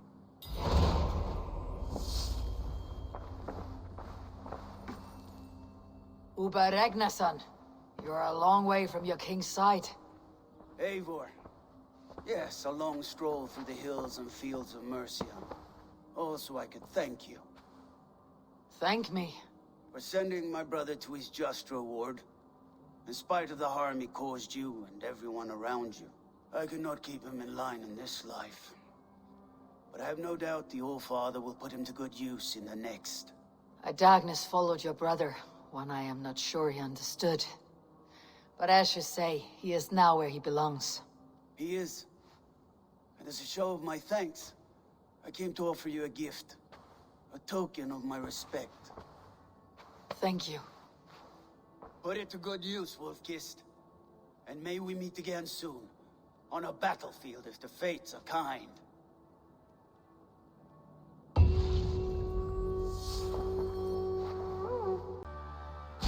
What of Essex? We received a summons from the Alderman and his Lady of Colchester, requesting you specifically for a matter of great secrecy. Foreboding. And who is this Alderman? One of King Alfred's lackeys. According to my scouts, he is a man who cares more for his own indulgences than the safety of his people. Approach with care.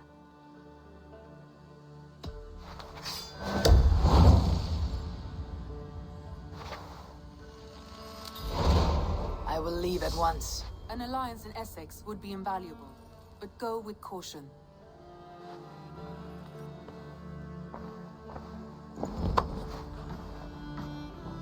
Now, gentlemen, everyone is fractious with this waiting. Let us be civil at least. Lord. Ah, a heroic-looking Dane in our midst. I am looking for Beerstan, the Alderman of this shire. Our lord is not at home, but his wife is receiving visitors upstairs, in her usual fashion. If you speak with her, pass on that we've run out of ale. Now, Sour ale.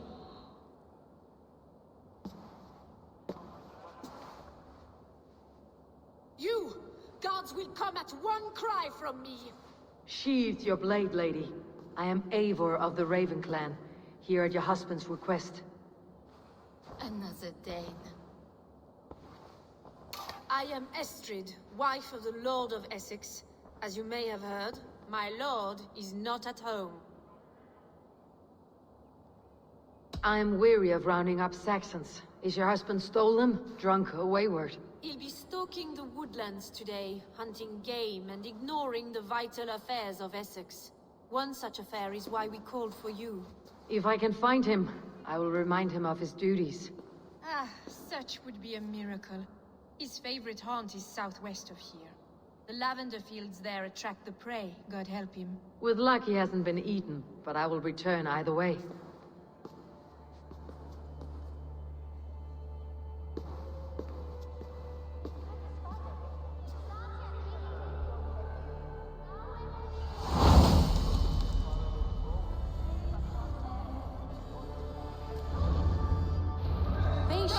Fine sport, but I hope the Alderman has not become the prey.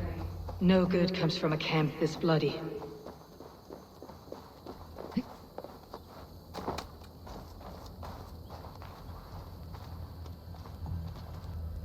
They were caught off guard as they supped.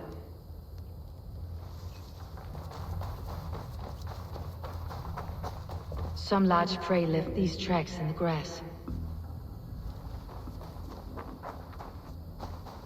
The remains of the hunting party. This one was savaged by a large animal. The hunters were prey to a large beast or two. I can only hope that Beerstan still lives.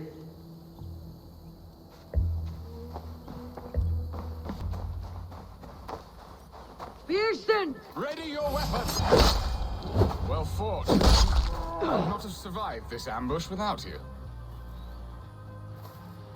You have my gratitude. To stumble upon me in my moment of greatest peril. Perhaps you were God-sent. I am Estrid sent. Your wife and the Thanes of Essex both want your balls on a blacksmith's anvil. When do they not? You could return and report that the savage claw took me. Poor Beerstan, his exit pursued by a bear. And make the beast Lord of Essex in your stead. No doubt my Estrid would prefer his velvet paws to my calloused hands. So, who are you? A sellsword? You speak ill of your wife. Has your love faded, or were you ill-matched? As family, we are as close as Cain and Abel. She is a willful woman, and I am a bad husband. You know me, it seems. Only by reputation. A deliciously teasing sentiment. I am Eivor of the Raven Clan. You hinted at an alliance for the loan of my unique talents. Blood, yes. Let us return to Colchester at once, and we'll speak more of the delicate matter on my mind. I'm glad you answered my summons. I did not expect such a skilled fighter. It's good I came when I did. You lost many men on this hunt. Good men, all. They will have the proper rights, and their families will be cared for. Your people sacrificed much for your sport. They did. There is no balm for my tortured heart. Why did you ask me here? Do you believe in true love, Eivor? I have loved. But have you truly? Has a longing burned in your breast, a sweet, lingering pain, paralyzing you with its sting? There is pain enough in battle. I do not seek it out in love. I long for it. The thrill of a fight softly won. My wife Estrid lacks fire. She is a fish out of water, cold and dead. She showed great passion when I met her, keeping your things in check. Oh, they love her, it is true. Some with too much devotion. And I have not been a good and attentive husband. I have always been a plucked goose in matters of love. And a piss-poor ruler to boot. Strong must be the hand that steers the ship, Beeston. My hand would rather tug the catgut of a well-crafted bow. My eyes narrowing at the sight of prey. Aye, a crown sits heavy on the head. Then let us run wild and free in the woods as the wolves do. Live on our wits, prowl and stalk and feast. You have a romantic way about you, Beeston. Do not fret. My guards will not worry you when we are together. You must mark me if you think I'm capable of worry. Have you built your city in the ruins of another? No, these builders are lost to the annals of time. Far advanced of the Saxon hovels of Wattle and Daub. I have ambition to build a great palace myself, with mosaics and balmy courtyards. What stops you? That which stops all but the most creative minds. Coin, imagination, talent. And your people? Is Essex happy? That is a question I never really ponder. I suppose they are. I hope they are. Alfred believes I rule like a chickless hen, flapping and squawking over nothing but the farmer's dinner. He interferes. No, he disapproves. Is that not infinitely worse? But look, we are nearing my hall. I must face the wolves at my door before we discuss your favor to Essex, Abel. It may be I can speed your business along.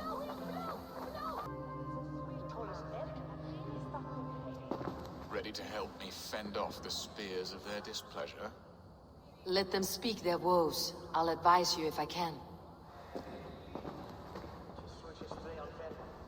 Who is this owl, Beeston, that twitters in your ear?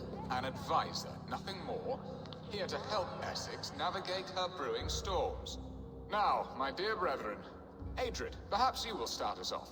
What troubles you? You're a disgrace, Beerstan. Couldn't get a sow pissed in an alehouse. Alfred's men are crawling all over Essex. King Alfred, yes. Though it is within his right, the constant presence of his men is certainly an issue.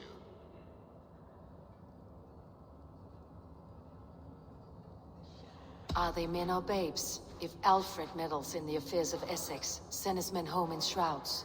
Ah, we should challenge his right to rule. Was not Essex once a thriving kingdom of its own? We should fight, yes, fight! And you, Wyatt, what do you say? Your preparations for the Lammas Festival. How can you think of spending so much coin when your people are starving?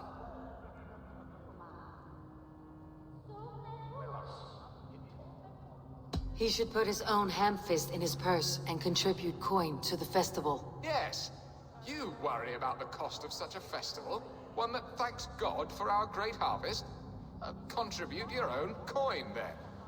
And Aldrich, do you yap like a she-hound as Adrid does? You know my thoughts, Beerston. The feared. How can we give men to Alfred for his wars when our harvest suffers day by day?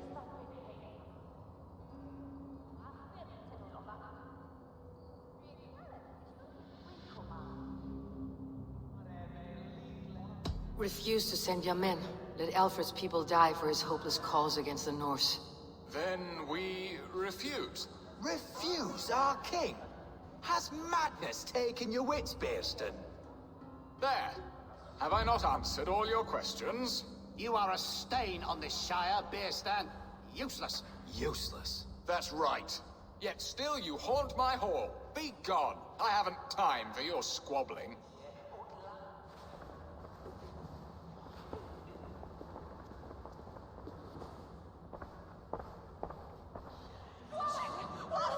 That ceased their prattling. A fine outcome, Eivor. The very soul of balance. A firm hand is all you need, Björsten. Whether on your hunting bow or on your helm. All this talk of hunting makes me long for the woods. Your wife awaits, Björsten. Are you not worried some other man will drench your sheets with his sweat? Ha! She does as she must. As do I. You have done the impossible, Dane. Returned my errant gander to his coop. My pettish love. Such a stormy countenance clouds the sun of my return. Your thanes drank the ale the abbot gifted us. All of it.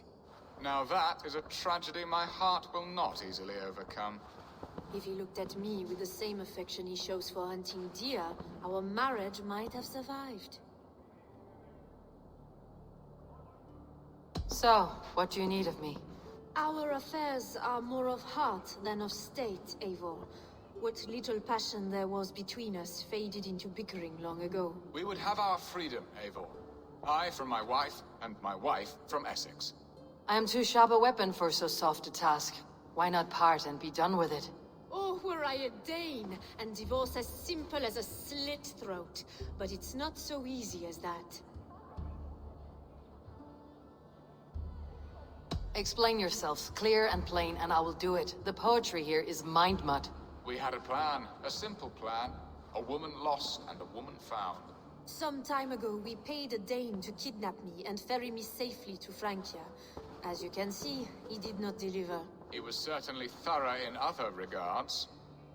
Some Norse can be quick to take coin and slow to earn it. If I give my word, it is not broken. Could we try the kidnap again? Much of the planning is done. It would only take a more trustworthy overseer. It should be a bold venture if we do. Loud and brash and seen by all. During our Llamas festival, merry peasants and guards with wandering eyes. Your return to Francia would need a swift ship with a captain ready to leave England. We could ask him. I would have thought his steed and seamen spent. Come find me in the market, Eivor. Our unwelcome guests require food and ale to soften their anger. My wife is a gracious and attentive host, Eivor. The only thing that keeps my braying thanes at bay. And the woman found? A darling Maybud, Ulvida, my childhood sweetheart. I left her 20 years ago in Malden to marry my prickled pear. 20 years? Can an ember so cold be reignited? We can hope. You must fan the flame. Find her, bring her to my lakeside cottage, and light a bonfire there. I will know to come. I believe she lived in the last house in Malden. A small, sweet place where fond memories were made. I will do as you both ask, and ask Freya for success in this love game. Good luck in your endeavors, Eivor. I pray you find my Alvida with a fair face and a yearning heart. Now, should I... Someone was interrupted preparing their supper. Taken or fled. A second bed. Ulvida doesn't live alone.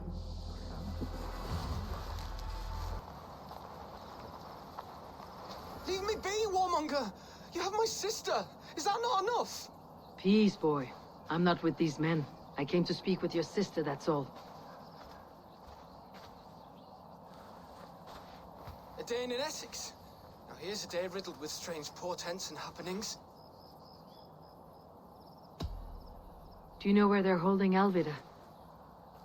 Yet another stay at the King's pleasure. The prison camp at Brentwood, far to the west. I'll bring her to the lake house north of there. Meet us there if you wish. If you promise you will find her, I will.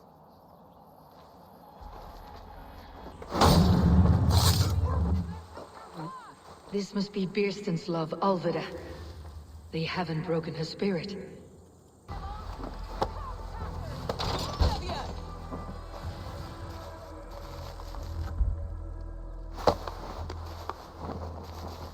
What? What is this? You're not one of them? Stay quiet. I'm here to free you. I cannot walk. My ankle. They were not gentle with me. Then I will carry you. Who are you? Who risked so much to save me? A friend. Of Elrich's? Is he all right? The poor boy? Not your brother. Someone else who wishes to rekindle a friendship.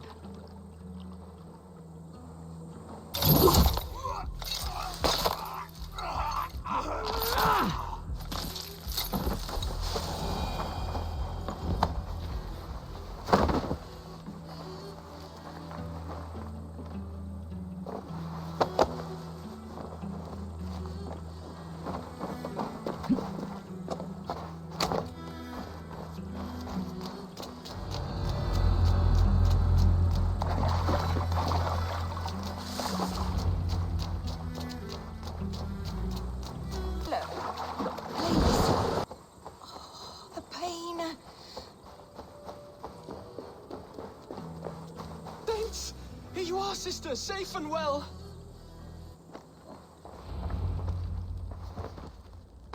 Rest now. Soon you'll be up and about again.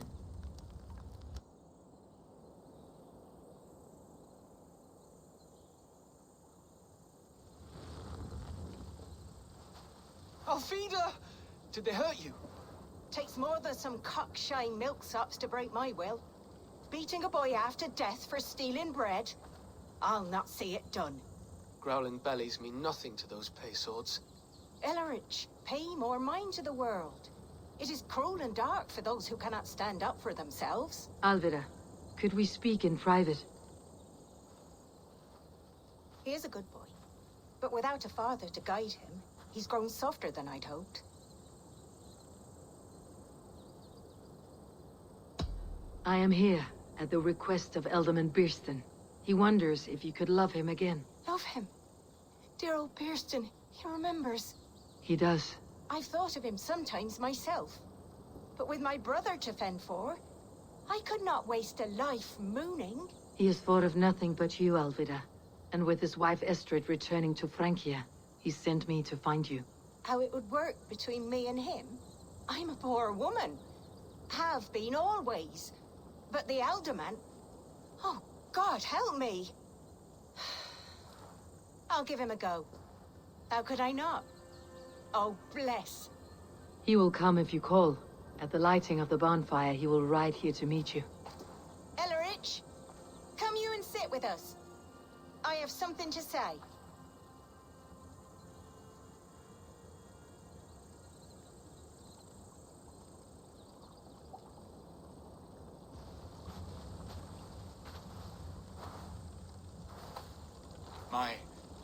My apple blossom girl.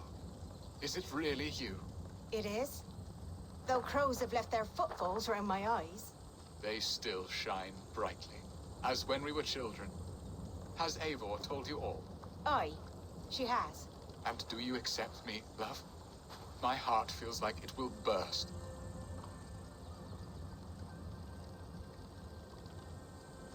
Now that you're reunited, what will you do? Are we reunited? I must hear it from your lips, Alvida. It has been many summers, and I have aged ungracefully. I will hear your wound, Birsten. God help me, I've nothing to keep me in Malden. And this young lad is Elrich, Alvida's brother.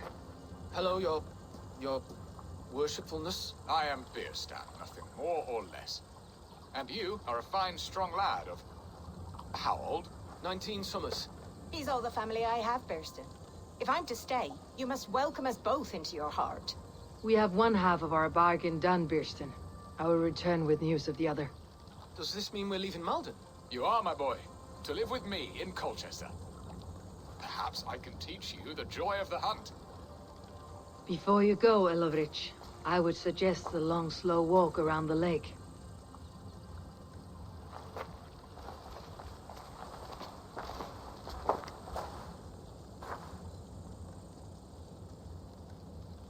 Now to plan the kidnap. Estrid waits for me. Dear Bearston, I cannot believe you would come for me after all these years.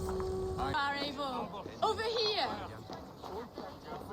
They are, though time will tell if the fire is rekindled. And now my marriage awaits your executioner's sword. Will it not be strange to leave this place? You have lived here half your life. Yes, but what is to keep me here? A loveless union and the dirt mounds of two babes who never took a breath. You speak with some sadness. Has your time here always been tragic? There have been tears, but also great passions. Love, foolishness, regret. Yet, is that not all lives? The best lived of them? And what of our plan, the Great Lammas kidnap? Is this a Christian feast? Yes, it's a wonderful evening. A blessing of the harvest. Full of fruits and fires, drinking and dancing. Revelers with muddy minds and glazed eyes. That's good for us. And what of the ship that will sail you home? I know just the one, and her captain is full of fire. Come, I will take you to him. I was there. I saw him. This captain, who is he? Not much more than a boy in his 17th year. Full of youthful bravado. A Saxon.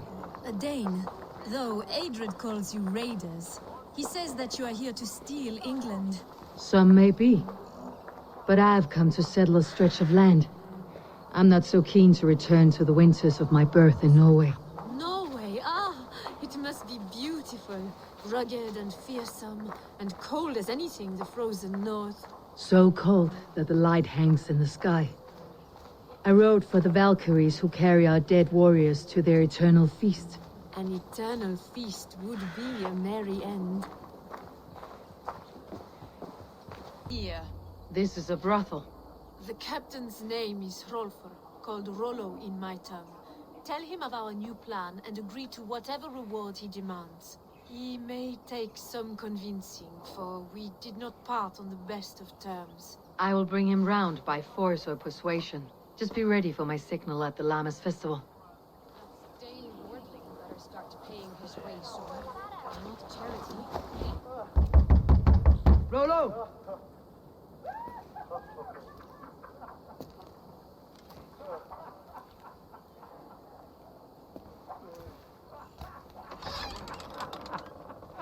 Please, I'm just a poor Christian brother with nothing left to give. Oh! Someone's at the door, Rollo. Oh, is it that hun I asked for?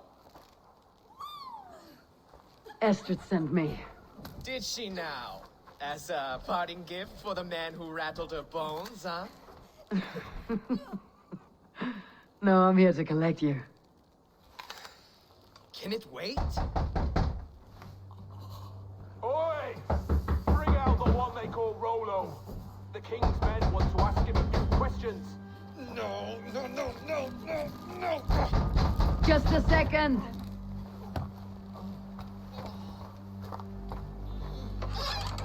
Good day, sir. Come in. Move! Some help here? Bloody fucking Danes! Open this door! Out! Now!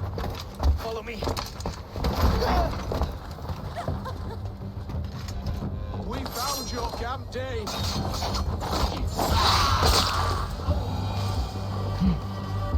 Estrid did not lie. You have fire. And who are you to Estrid? Only a friend. I am Eivor of the Raven clan. Norse by the music of your speech. Then you must forgive me. Those Saxons knew about my camp. I was mind-drugged to leave my warriors behind.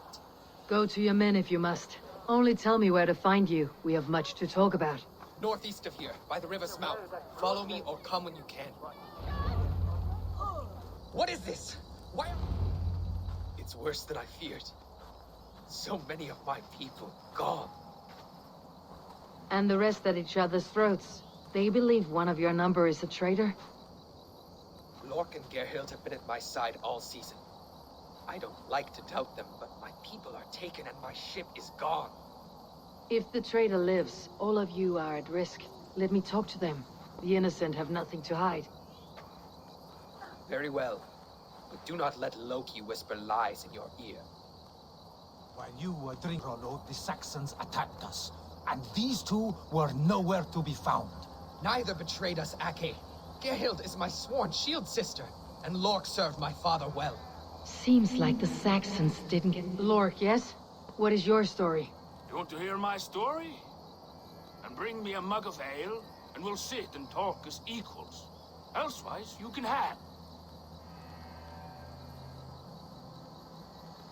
Where were you when the Saxons came? Hunting rabbits, wasn't I? Sick to death of carrots and turnips. Then I heard Gerhild shouting, and all hell broke loose. Did you see anything at all? Gerhild talking with a Saxon. Couldn't hear them, but wasn't nothing good. Sure of that much. Why should I believe you? You could be lying to save your own skin. Ask her. Says she's loyal to Rollo, but I've known her since she was a babe. Full of spite and ambition, always was. How long has your sword served Rollo? I owe his father a blood oath. If that means wiping Rollo's arse until I die, so be it. And if Rollo was dead, that oath would be fulfilled. You must tire of battle. I'll feast in Odin's hall one day, but not with the stain of dishonor on my hands. I have what I need for now. Seems like the Sax Gerhild, is it? Aye. Rollo's sworn sword sister. I've served him proud and true. You cannot think I betrayed him? You were not here when the Saxons attacked. I was hunting. There's fine game in the trees outside the camp, and our people need meat. What was your prey? Rabbits for stew. Rollo's favorite. Lork accused you of treachery. He saw you with the Saxon. Lork? You believe that old crow? His bones crumble and his mind wanders with age. Or he wallows in jealousy. Take your pick. That is all, for now. Seems like the Saxons didn't get all of Rollo's clan. I might find some evidence to test their stories.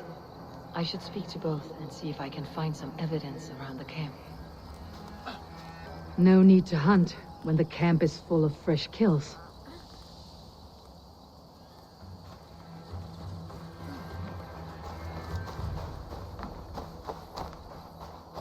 This looks like a good spot to hide.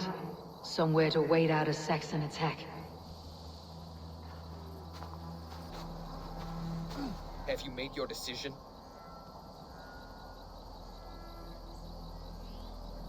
Gerhild claimed to be hunting, as Lork did. Rabbit. She rarely hunts. She's been a terrible shot since we were children. Lork saw her with a Saxon. She claimed he was her lover. Yet she has berated me many times for taking Estrid to my bed. I did not think her a hypocrite. Have you come to a firm conclusion? I have. Let me hear it. Both choices will pain me, but let it be the truth. Gerhild betrayed you. No! That's not true! Rollo, I beg you!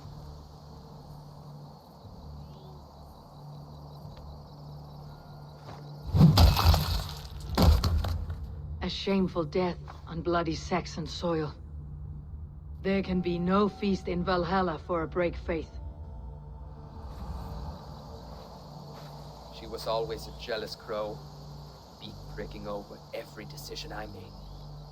Nothing more can be done here, but your warriors might still be alive. And I will need your help after they are free.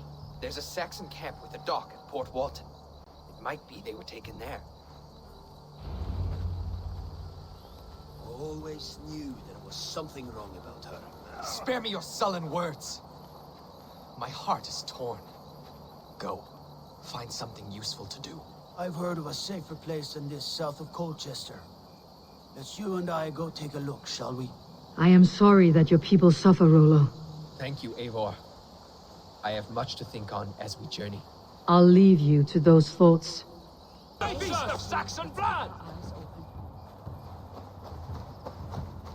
free.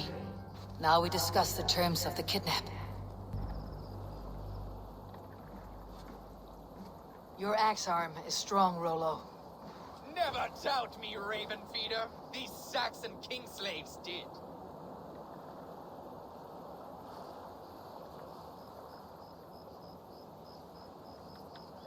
I need someone with a swift wave steed in good repair to bring the Lady Estrid across the sea to Francia. Another kidnap scheme. Estrid is unshakable. All right then. Let we two triumph where one failed.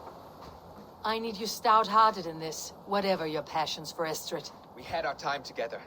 Now that's done. I will not fail you here, nor her.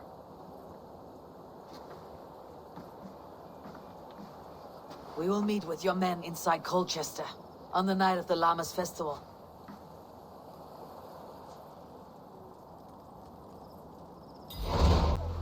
How are your people, Rollo? Recovered and ready for what tonight holds? Gerhild's treachery was a blow. Few were surprised it came to that, only that her dark ways took such a brutal turn. Put that aside. We're ready now. What would you have of us? Wait for my signal. When I approach Estrid, that is your time. I am your axe, Eivor. Night will fall soon. Then is our moment to strike.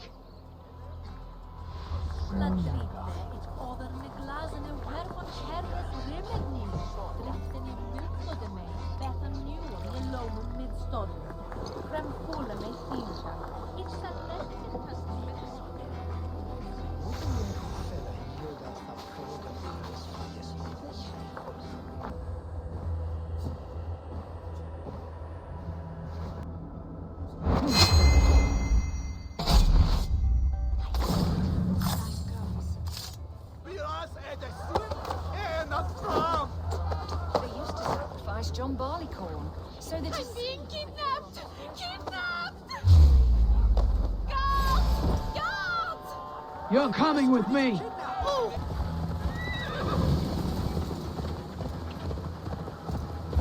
Have to walk, I think. Aren't we? Oh, what a thrill!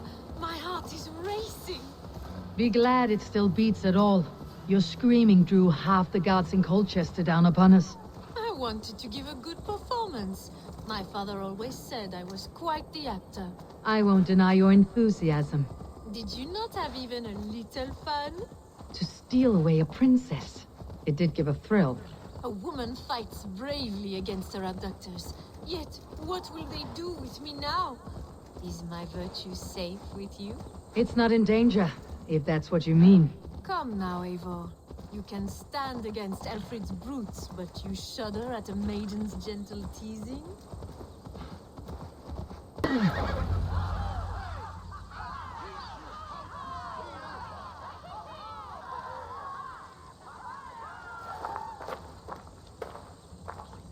It is done, and all that stands between me and my home now is a foaming ribbon of surf and silt.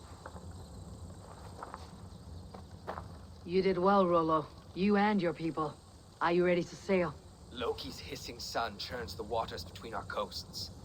We'll need time to rest as we wait for fairer weather. Have a care then. Alfred's soldiers will be looking for Estrid, even if beer stands will not.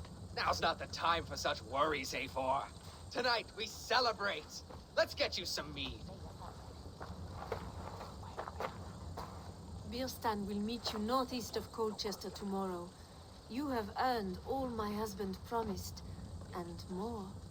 Come find me, if you like, away from these reveling Danes.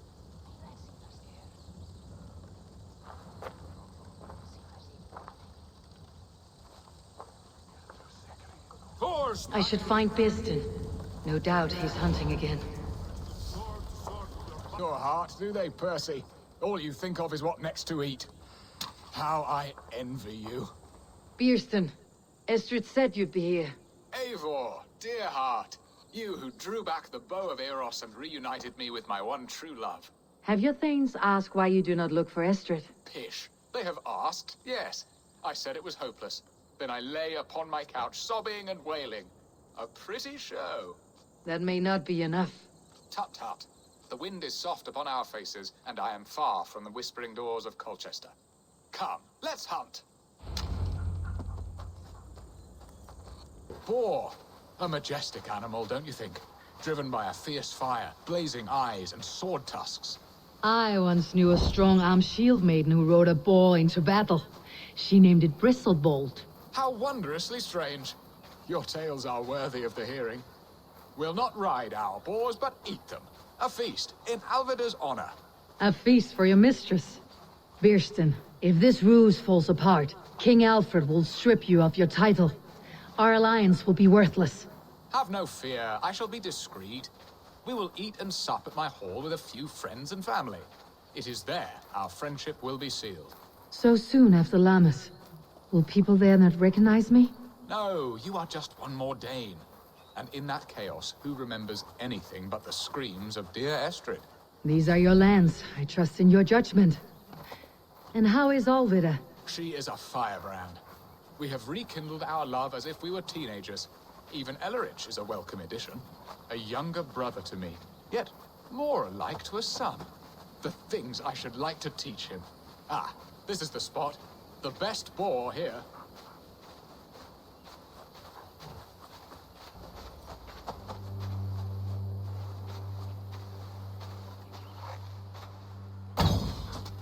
They are fearsome beasts, but tasty.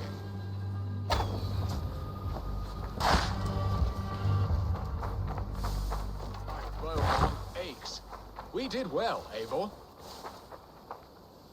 A good hunt, Birston. And enough for one day, I think. Even my thanes will not go hungry with this catch, and they are as voracious as wolves snatching at my carcass. They may give you grief, but I have been nothing but amused. They're a welcome change to warring jarls and piss-sudden politics. You have brought us all true happiness, Eivor. I thank you from the bottom of a heart full up with joy. Birstan. The Heart Hound who sought his true love by searching the sad haven of his memory and finding her there. Beautifully said, my friend. Beautifully said. Come, Percy, you hapless hound. Barely a boar worried. I do not know why I keep you in my employ.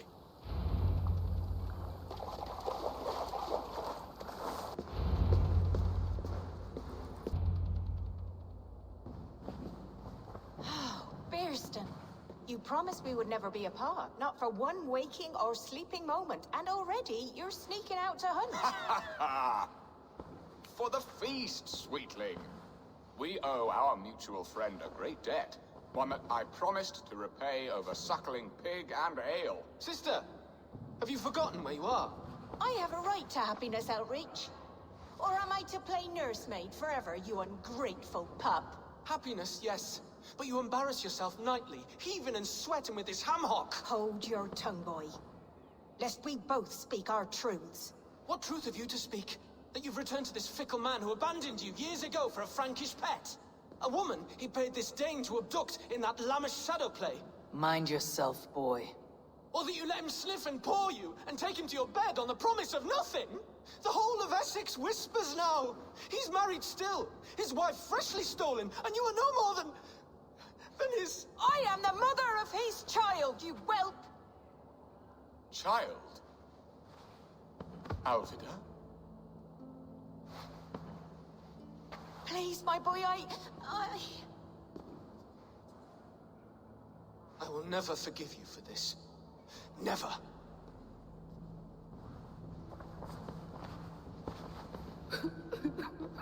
My lord, joyous news. God smiles upon us this very day. Estrid has been found by Alfred's men. They ride to her rescue as we speak.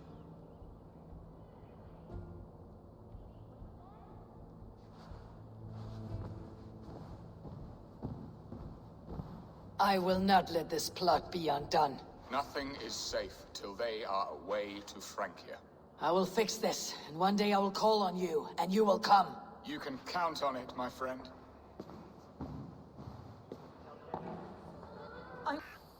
Rollo! Alfred's men have found you! What? How can this be? Lork, stand by Estrid. Guard her with your life. If she's taken, all is lost for us and Birston. Come, lady. It would not do for them to take you back. Watch out! Fuck! Odin, no!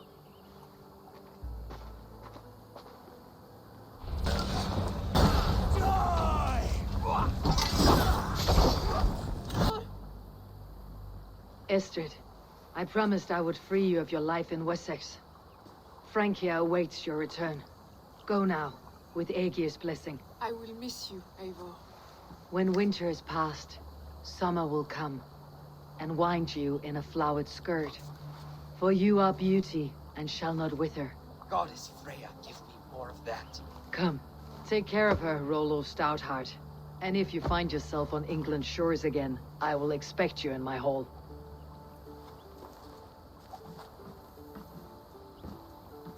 Good.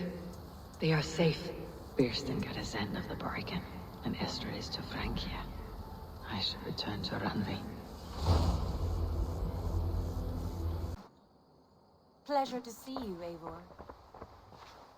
In Essex, I played a matchmaker and a heartbreaker. An easy way to forge an alliance. But let us stick to war and diplomacy. Understood. Thank you, Eivor.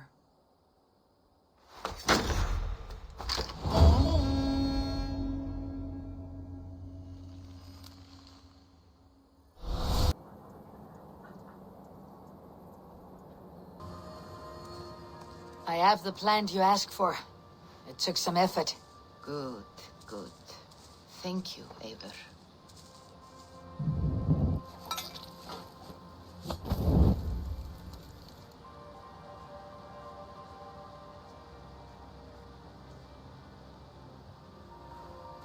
Here you are. And be careful. This brew will feel as cold as ice on your lips, yet will burn like a fire in your belly.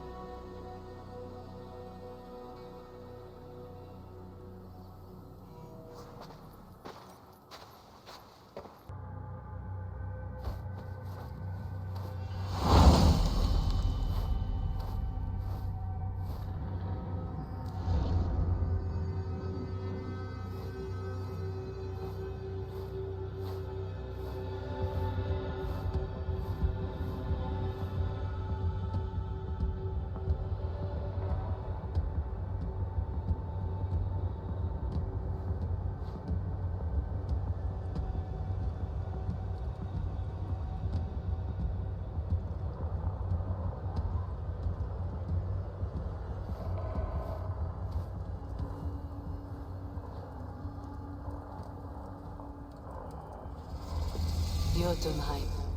I have not set foot in this realm in some time. I must find the witch Angerboda. She knows all that happens here. I was right here when last I visited. It may still be illusions, but any obstacle can be overcome if looked at the right way. The witch's house. There you are. Midgard is no crucible for your experiment. No, indeed. It is as a great barn, swollen with vermin, bulging at the gate. Please, enter. Do not trouble to knock or announce yourself. Angerboda, I have traveled far to find you. And you are brave to darken my door alone. Where is my lover, the dark fox that slinks between my sheets?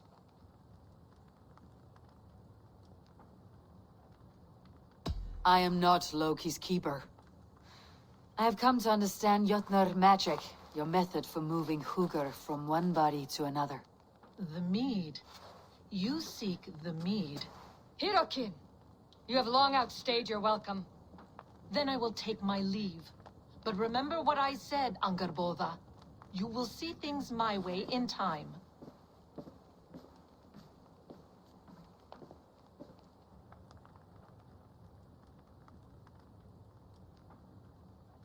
The mead she spoke of. Where can I find it? A slip of the tongue. Forget what you heard. Do not play games with me, witch. You would sell any truth for the right price. If one had the means to pay it. There is a root called Hag's Claw. It grows at the bottom of a waterfall to the south, at the forest's edge. Bring me 3 roots from the place where the red moss thrives. Then we will speak of the mead. I will hold you to it.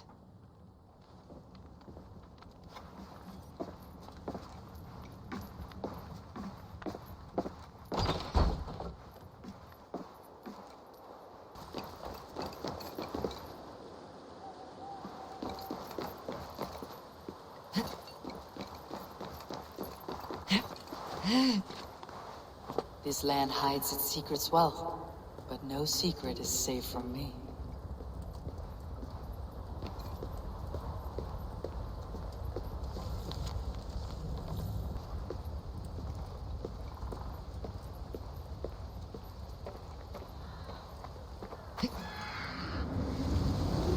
Angarbodha said to look where the red moss grows. A cavern beneath the lake. This land is savage, but full of marvels. Weird. Look at this place. Yggdrasil's great tendrils reach everywhere in this realm.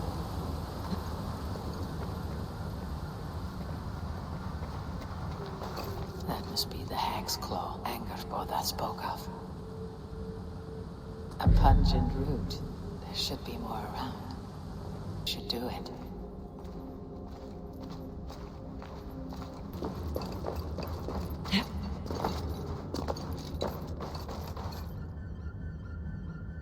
That will be enough for Angarbodha. I should find my way out.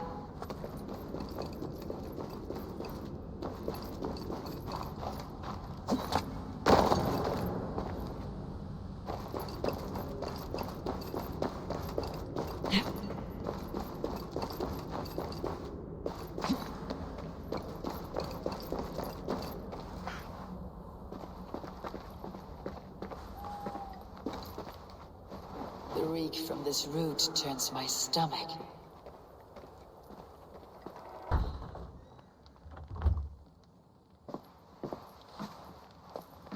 I have done as you asked.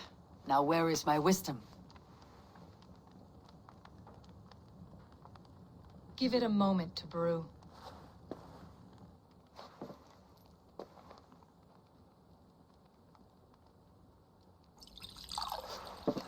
There.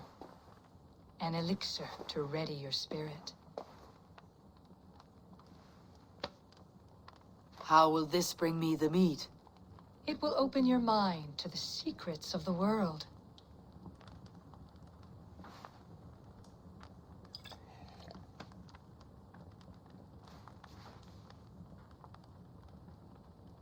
While we wait, let us speak of Asgard. How fared your defenses after the last attack?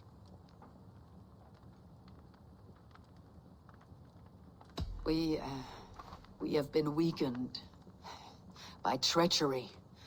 Without time to rebuild, we may not withstand another attack. Wait. I did not mean to say that. I feel strange. Hag's Claw has a way of untying the tongue. Now, you have said you want the mead, but how badly? How much would you sacrifice to be freed of fate's shackles?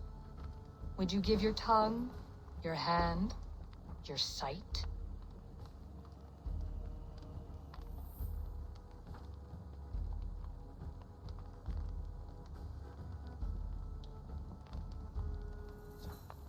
I would.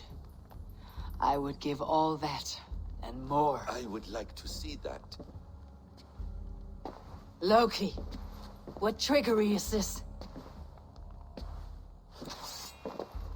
I have sapped your strength, Javi. And I will take your life if your answers displease me. Did you think I would not come for you?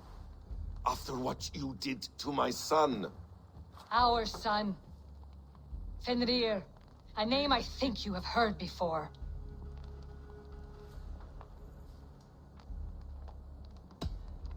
Yes. In the final reckoning, the wolf Fenrir will be my doom. Now you know. Now you can no longer deceive. Tell me, what will you do with him?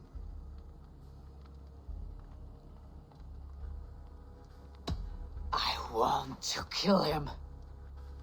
But I cannot. I swore an oath to you, Loki, and I will not break it. I will not take his life. Fenrir will be imprisoned until the day of prophecy, when we will meet upon the field of battle, as we are fated to. Then we will bind you until that day, as you mean to bind our son.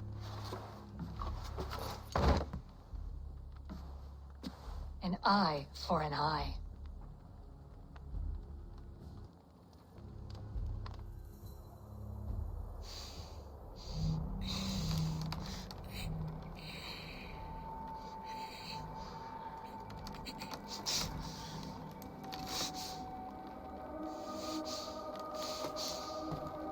I see she let you live. You must have done something right. Let me help you down from there. No, no! Wait! Wait! Wait! No! Ah!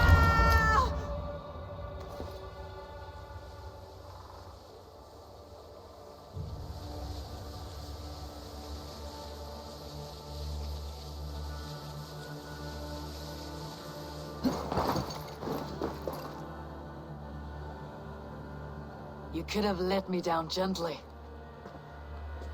That would presume I cared for your comfort. Then why release me at all? For the same reason you are in Jotunheim. You seek the mead, and I can help you get it. I assume there is a price. I want a small sample for myself. The rest is yours. Fair? Do I have a choice? Of course you do not. The mead is kept by Suttungr and his daughter Gunnlóðr in the vault at their home in Utgardr. The vault is opened only on occasion of a great feast, when Suttungr shares the bounty of his cellar. And it would be a poor host who did not throw a feast for a distinguished visitor, say the High One of Asgard. You are not as ox-witted as I feared. Why do you want the mead?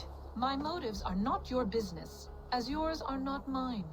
All you need to do is get it. I must bring a mighty gift to Suttungr, if I am to earn my welcome. That idiot drunkard Agir recently lost his cauldron to Suttungr in a wager, but it disappeared on the way to Utgardr. Suttungr would be grateful indeed if I returned that cauldron to him. Seek the tree that wears the scars of the world's serpent scales. The cauldron would have passed by there. You might also bring a gift for Gunnlóðr. There are treasures that would flatter her in Thrimmer's house by the lake near Utgardr. I will bear that in mind. When you have the mead, join me at the Well of Mimir. There I will show you how to escape your doom at Ragnarok. Should I search for the cauldron here, before ruin came upon it?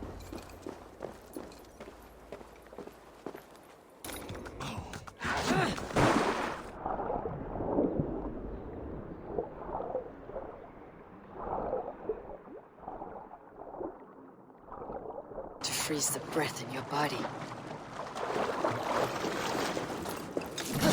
Loki often tells the tale of how Thrym stole Thor's hammer. It seems his account of Thor's rage was no exaggeration. Bridal circlet. This would be a gift worthy of Gunnlóðr's attention. But Jötnar leave no corpses.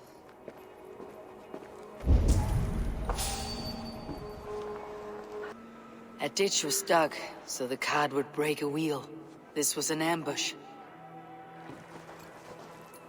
This cart bears the sign of Aegir. Something huge was dragged this way. If it was Aegir's cauldron they dragged through here, it must be large indeed. Construction leads towards that giant root.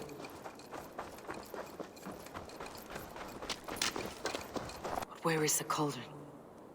Of the great Jotun, Skrimir dropped here long ago. Maybe the thieves took their burden inside.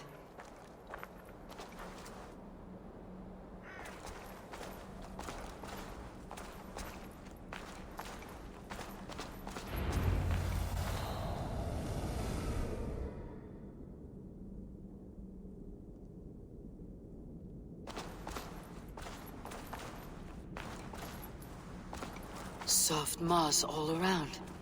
Hard to imagine this place once fitted a hand. But how did they get it into this cave? Hard to know what is real in this realm of illusion.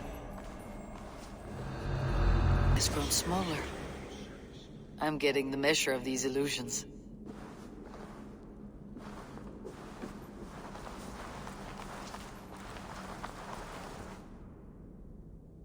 This cauldron should be enough to win Sutunger's favor.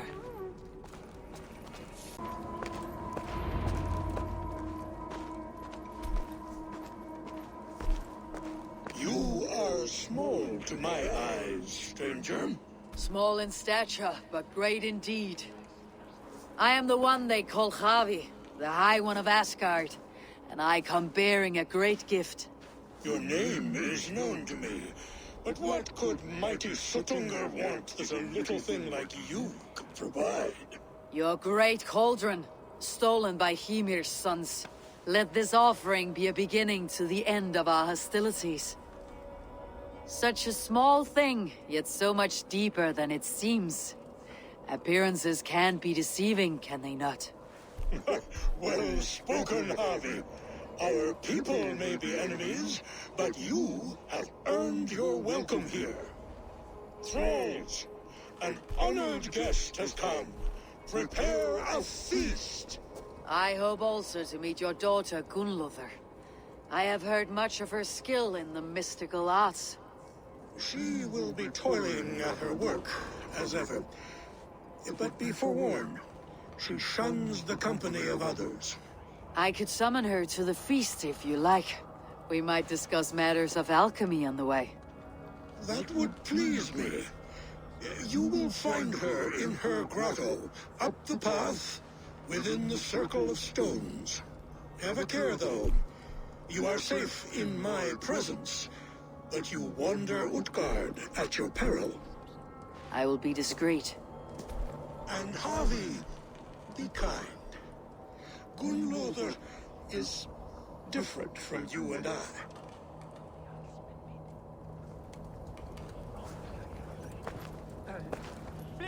Night is revealed.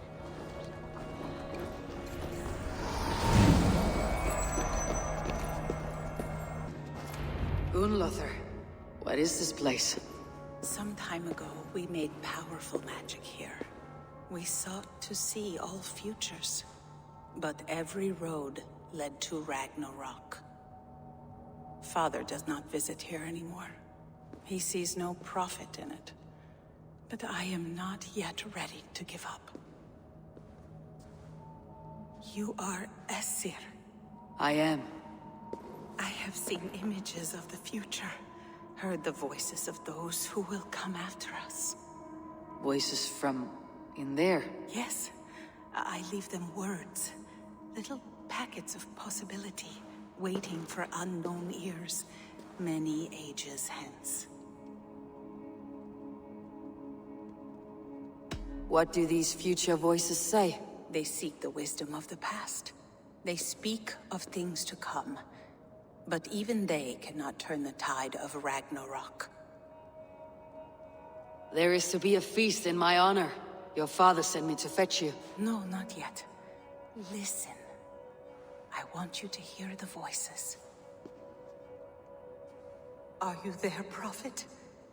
Can you hear me?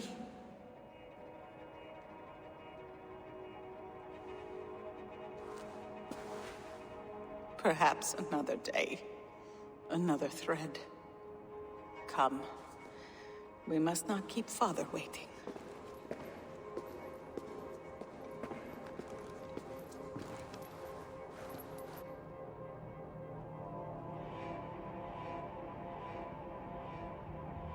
Who are you?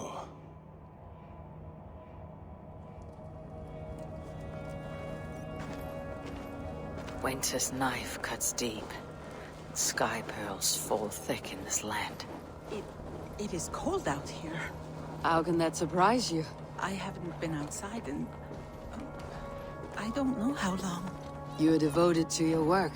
Not my work, my responsibility. My people ignore the disaster bearing down on them. Someone must do something. We have long searched for a solution, until the burden of it has bent my mind. I do not think as clearly as I once did. I have heard there is one method still untested. There is, but to activate it would mean defiling our well of knowledge, from which all of Midgard drinks. There is no telling the change it would wreak on humankind. It would bring chaos at the least, and I do not wish to hurt them. Even if it means the death of all Jotnar. We will find another way. We must. It was quite beautiful. I had all but forgotten.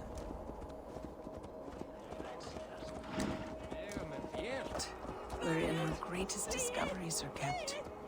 Such things would do great harm in the hands of evil people. Defend us when Ragnarok comes. All we have built here will be swept away. So long we made magics there in that tower. Enchantment has seeped into its very walls. The wind and snow have gnawed that tower to the bone. Soon we will knock it down.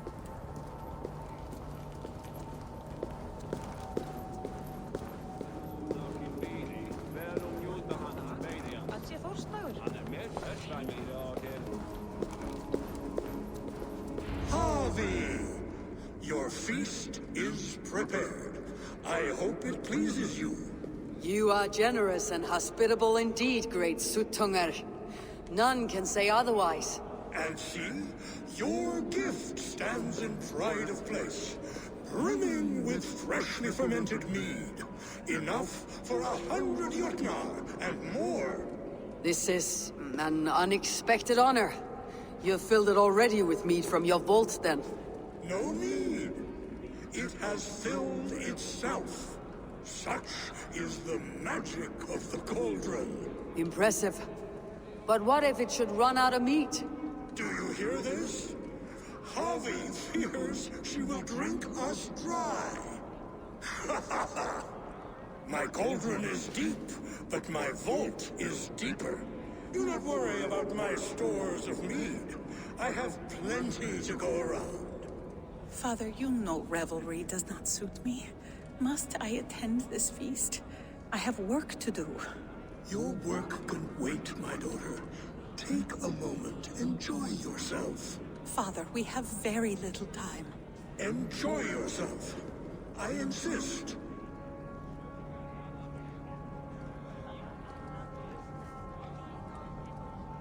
Harvey, the guests are uneasy. They see an Aesir, but they do not know you. Will you address them? I am ready. Now, we will hear from our honored guest. The Lord of the Aesir has come in peace and brought us a mighty gift. Attend.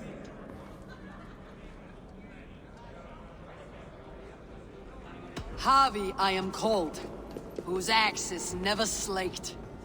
The blood of my enemies is my meat, their skulls my pillow. You brag well. They were ever pleased by violence.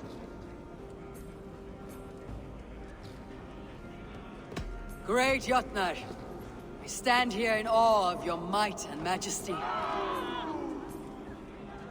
They do not respect weakness. Show some backbone.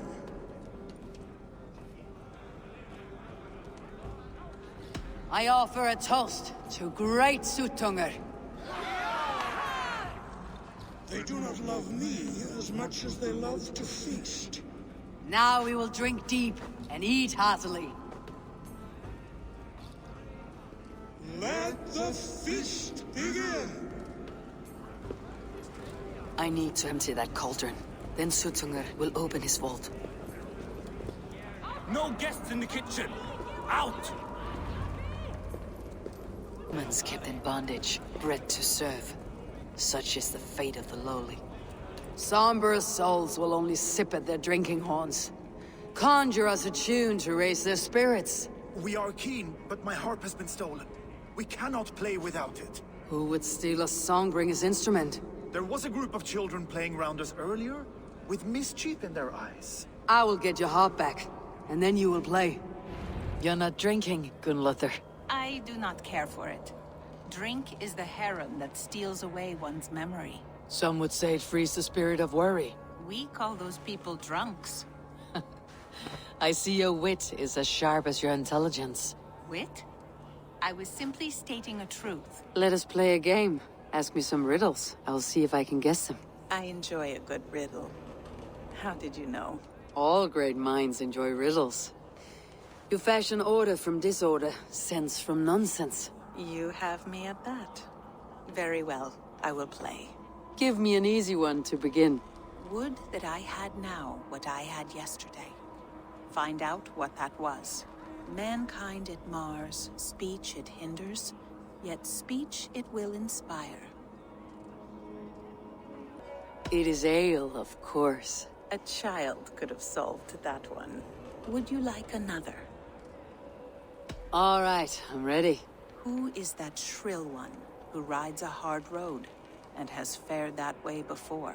He kisses hard who has two mouths and goes only on gold. A river has a mouth and sometimes flows on gold. A good try, but the river's kiss is soft. It is a hammer. One more? I feel good about this one. Be prepared. This is the hardest yet.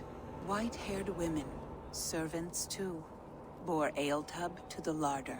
No hand turned it, nor hammer beat it. But there, outside the islands, the upright one who made it. Old age is the answer. Old age? I think age is slowing your brain. The answer is swans and eggs. Well, now the game is over. Have I raised your spirits at all? I feel a little better. You are kind to attend to me, Javi. Most have given up trying.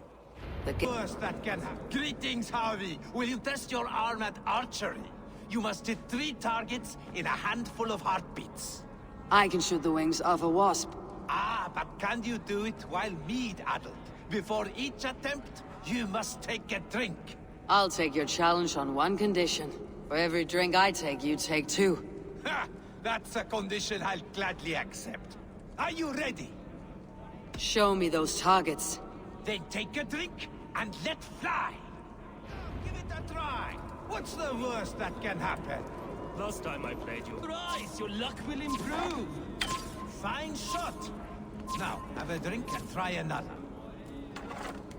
You look a bit wobbly there. Steady eye now. The last one is the hardest. Let us hope you hold your beer better than you... You are a keen shot, Harvey. Your hand grows steadier with drink, where others lose their eye. Another round? Not for me. My belly roils like a knot of eels. And I see 3 of you. I think I should walk this off. Harvey! Show us your might! Beat our champion and we will drain our horns in your honor. Bring me this champion, and I will shine my knuckles on his jawbone. Behold! Do you mock me? I will not fight a withered old crone. If you are too afraid to face her, well, that is that. If she's truly your champion, then so be it. I'll try not to break her brittle bones, but I promise nothing. Don't be shy! gods hit harder than you. Indeed, you are mighty.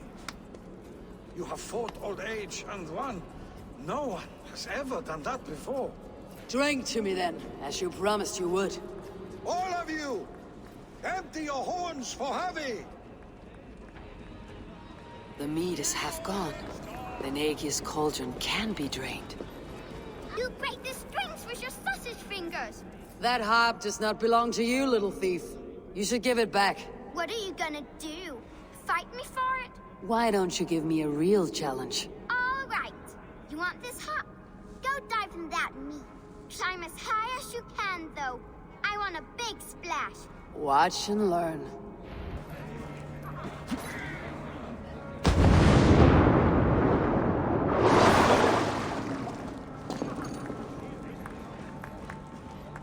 There.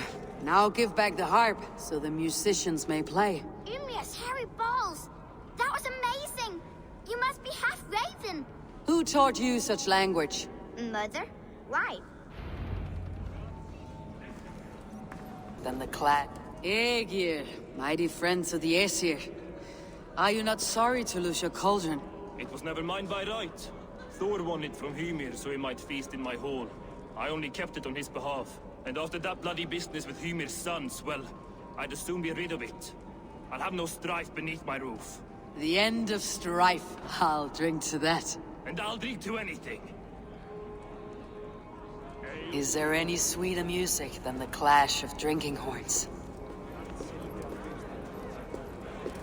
Loki. Not me, friend. My name is Thok. Forgive me, I thought you were someone else. Too much drink in too little time. The cure for that is sleep. Here I might find some way to make the guests thirsty. Hot spices call for a cooling drink.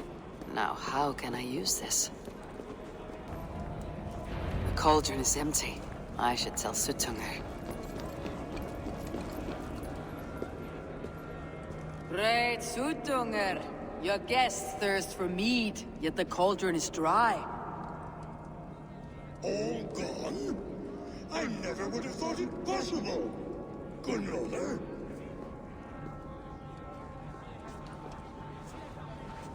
Father? Open the vault. Instruct the thralls to bring more mead for my guests. Do they really need more, Father? Several are unconscious already. Do as I ask, daughter. Give them all they can drink. As you wish. I will open the vault. None will say that Suttungr is less than generous. None will be capable. Open. The mead awaits within. Avi, I heard a noise and... What are you doing here? I wanted to speak with you away from the others. I brought you something. A gift.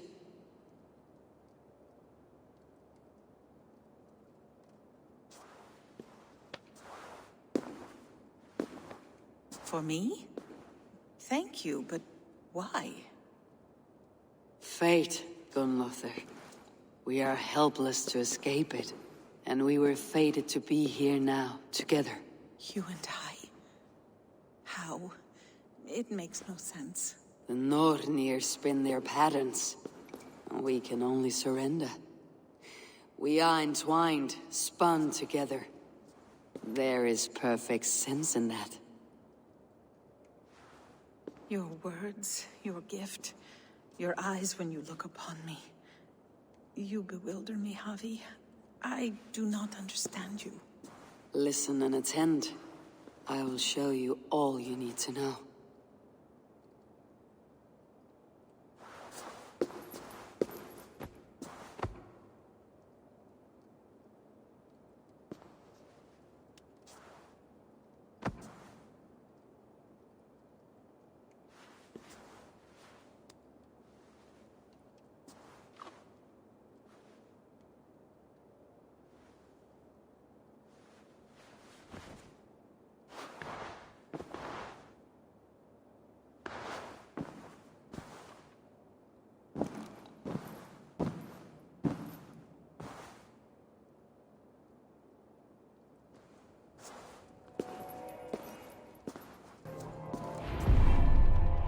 The mead. By this strange magic, might the Aesir evade our doom.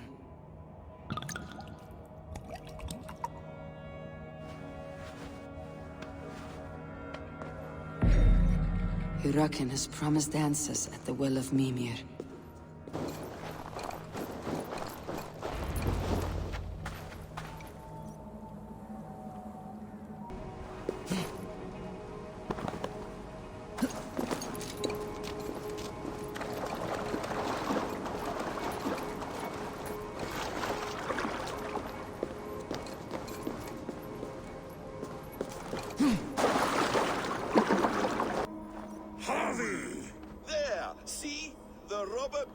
red-handed. Betrayer! Deceiver! I treated you as an honored guest, and this is how you repay me? I saw you at the feast, Loki. Small wonder you disguised yourself after all you have done. Someone needed to warn my people of the treachery in your heart. Suttungr, show this Aesir how the Jotnar deal with thieves. Come, embrace your death!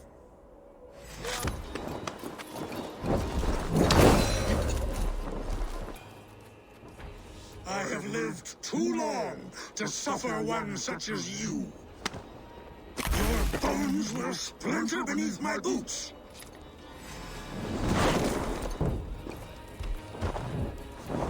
Deceiver! False tongue!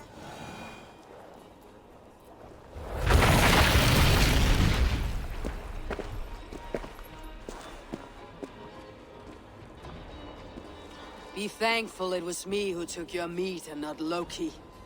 What I do for the safety of the Aesir and Vanir.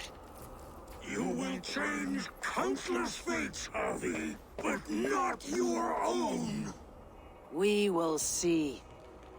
Hurakan said to find her at Mimir's well. I sorely underestimated the heft of your balls, Oathbreaker. You dare to show your face. Oathbreaker, I did to you what you did to my son. This is only fair. And Suttungr, what of him? Don't blame me for your own lack of character. You stole the mead. For the safety of my people, Loki. For Aesir, for Vanir, for all Asgard. But not for Jotnar. Not for me. You let the Jotnar into Asgard. So many dead. All so you could smuggle in your son. He was not safe here. They knew what he was, and knew what he would become. Just as you do. I swore to you I would not harm him. That is the truth. That is the truth now. But how it will gnaw at you, knowing that to kill my son will undo your doom. Release him, Harvey. Release Fenrir, or I swear, I will kill you, here and now. You are out of favors, trickster, and you're welcome to try. Let's see if you fight as well as you lie.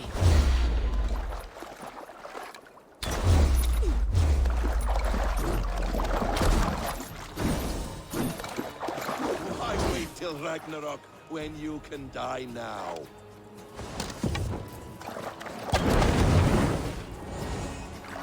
Curse you, Loki! We were like brothers once!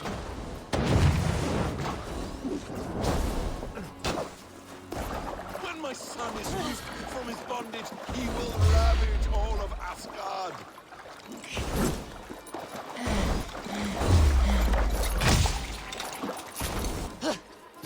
No quarter this time, Loki! You have gone too far!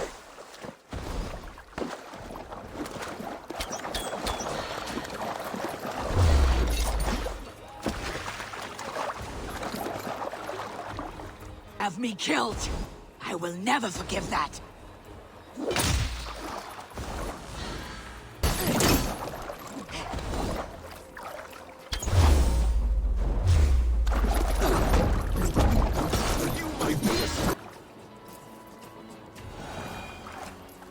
Are you finished? Curse you, Harvey. Your own distrust has undone you. Now go! and do not show your face again. I cannot be other than who I am. All this was fated. All this will happen again. But you will not be here to see it. Do not be so sure of that. The game is not over. The game is never over!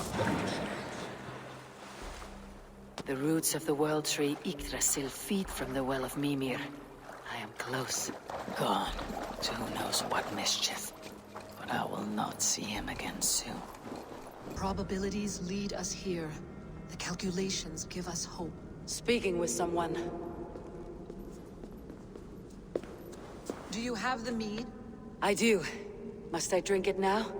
Not yet. For once you drink, your Hugur will take flight and be ever fixed. Drink only when the hour of your death approaches. Then why are we here? When Ragnarok has come and gone, this place will remain. Remain and remember. Wise Mimir, keeper of the well, give me your counsel. You who seek immortality may find it within these waters. But there is a price. As always. The mead is not magic alone. It requires the sacred waters of Mimir's well to ferment into its final state. Before you take these waters, you must infuse them with the blood of the Asa. To remember you, it must know you. Surrender a part of yourself to the waters that nourish the World Tree. Only then will you have that which you desire.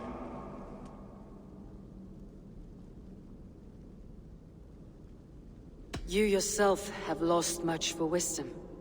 Beheaded by those who did not value your learning. My Hugur is here. That is all that matters. I have learned to live incomplete, as will you. And if I make this sacrifice, what then? While death and ruin rage all around, the World Tree will keep you. Your body will die, but your Hugur will live on here. In time, you will be born anew, into a new world birthed from the ashes of the old. Do you vouch for this strangeness? I must believe it, for there is one I love dearly who depends upon it. And there is no other way? None. It seems I have no choice. You never did. How much would you sacrifice to be freed of fate's shackles? Would you give your tongue, your hand, your sight? I would give all that and more.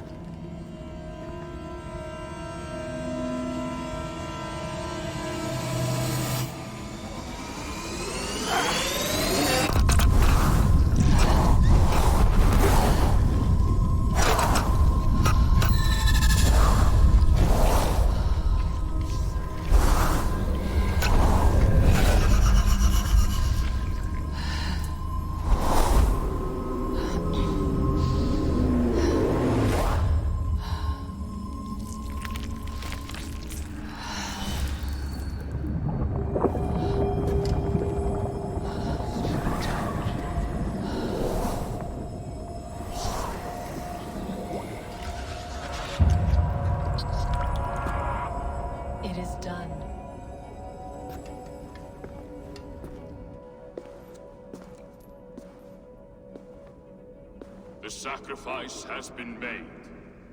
Whosoever drinks of the mead, the World Tree will remember them. And you, what is your sacrifice?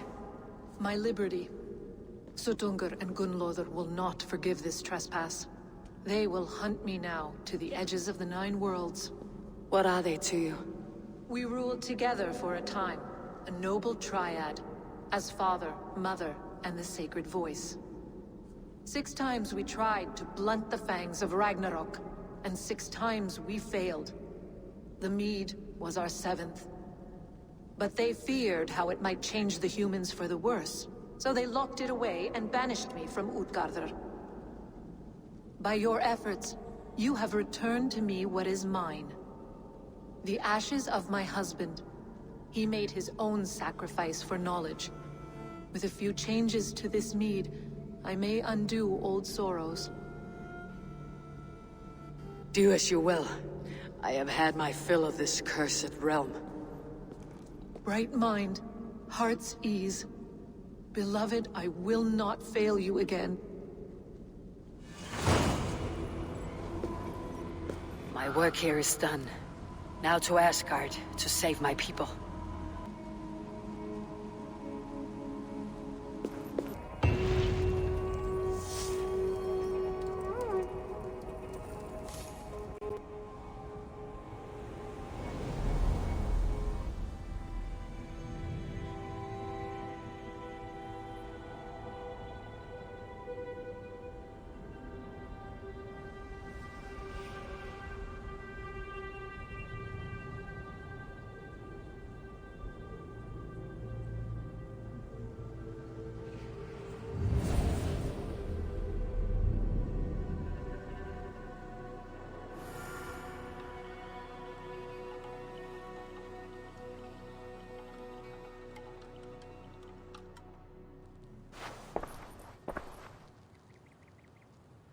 Come, settle your mind and tell me what you have seen.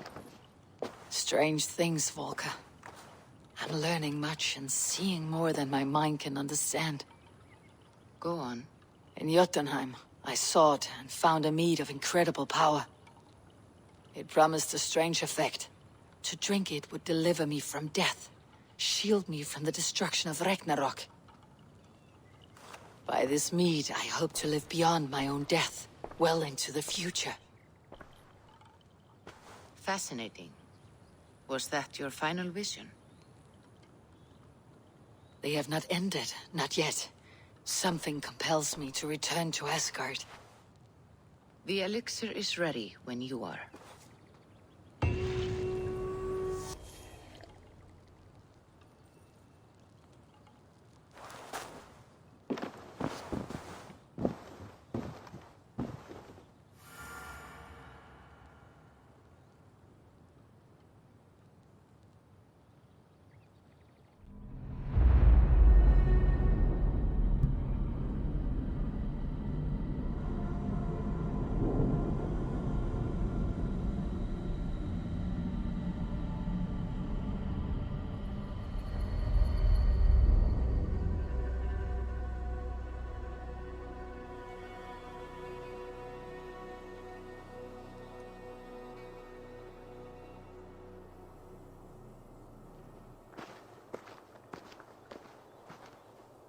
The Nornir told me you'd be here. The cord is forged. Gleipnir, I call it. I'll wager there's a good story behind that wound. A tale for another time. Thank you for this. When you bind the beast, spare no loose ends. The cord will stretch or shrink to fit your needs. How tightly will it hold? The beast may resist. The more you tighten the cord, the stronger it will hold and the greater it will hurt, till the beast is rooted to the ground. Thank you, Ivaldi. You may go. You mean from Asgard, do you not? My debt to you is paid in full? Yes, as promised. Thank you, Harvey. I did not expect you to remember. Where will you go next? Under the mountains of Svartalfheim. Our mountains. To free the Earth's riches. For this is what I know best.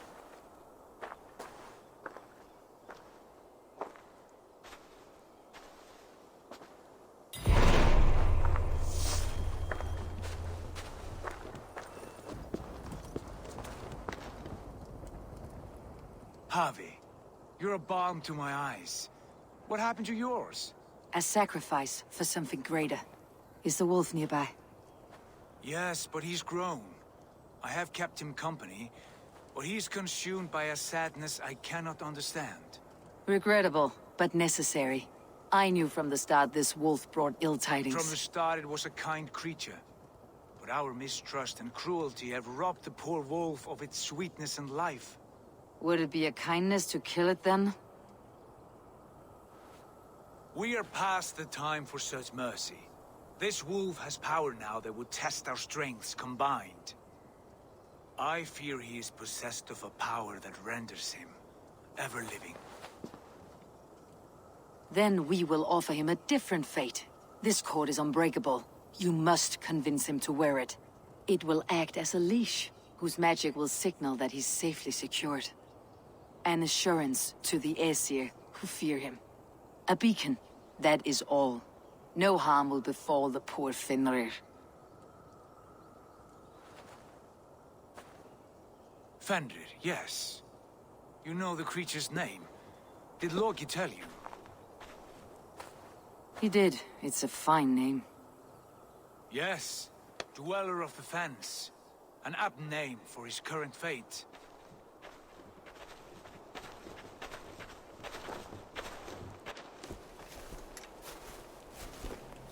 Fenrir! A good word has come! Leave me. I wish you well, Great Wolf. But a fear still hangs over Asgard. The Aesir worry about your growing size and strength. Do they now?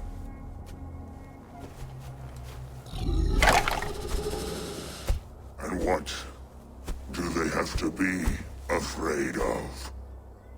Old friend. Harvey brings a collar fashioned by the dwarves.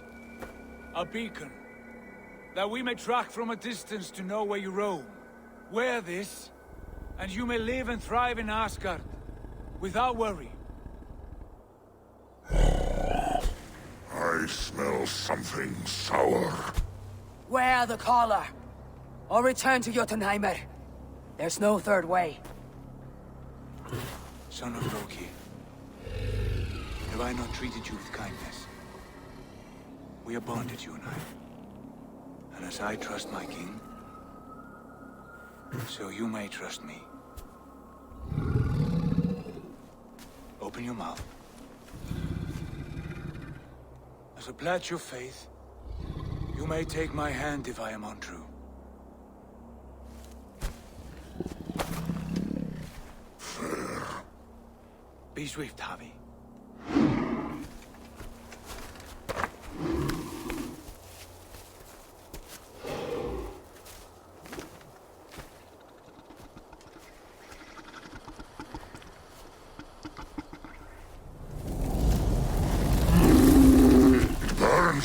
Harvey?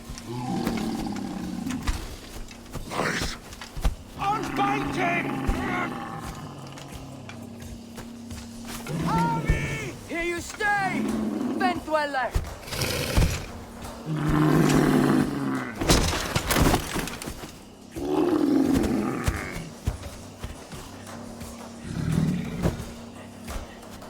Here you die. Deceiver. Brothers will fight one another. Kill one another. You speak in riddles. The home of the gods turns red. Red with gold.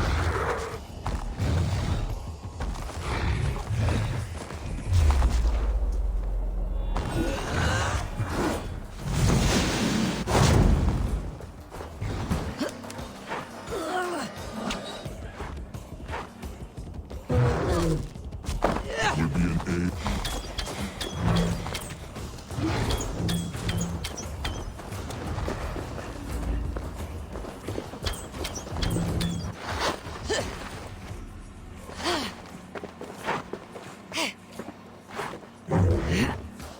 Then comes the second great sword. When the army goes to fight the wolf.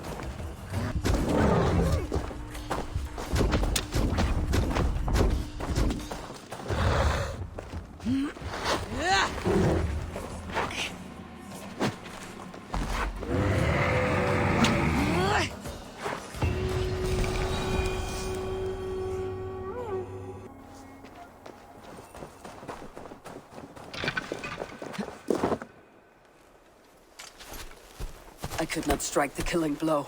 All my oaths remain unbroken. Anyone lesser would have succumbed to his hatred. If I could have done this any other way.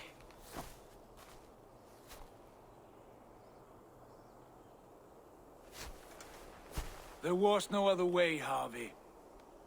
Our fates are fixed.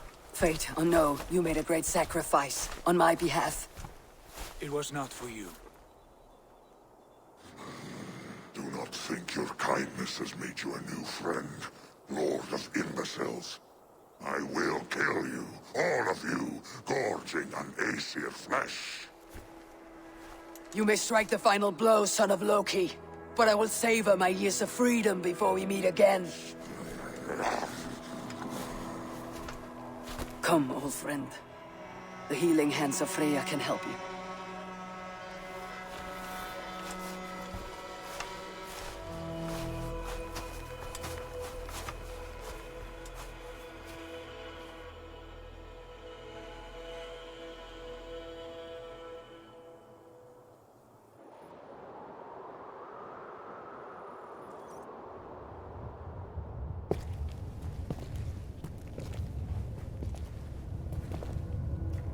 Have you come to say what I fear? Not to say, but to show. A vision of the times to come. None living or dead now equal our heavy in arrogance.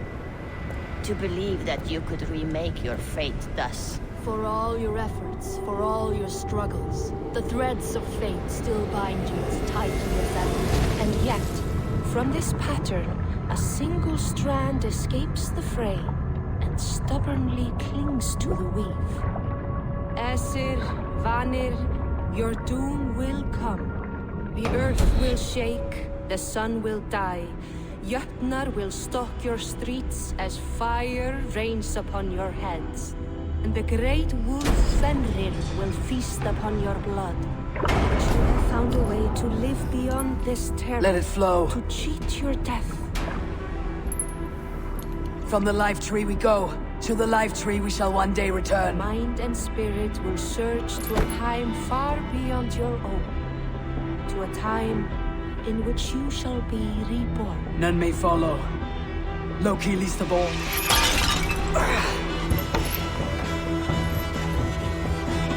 It is done. Time to face our end.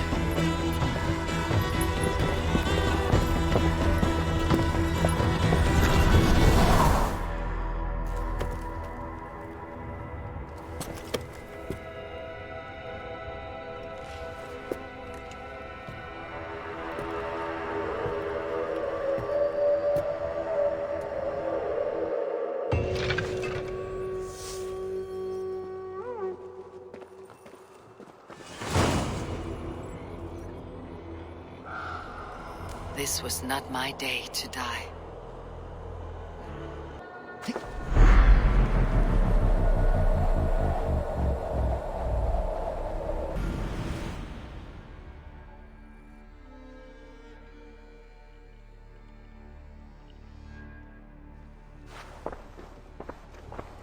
Eivor, you have awakened. With more to share, I hope. I returned to Asgard. And what did you see?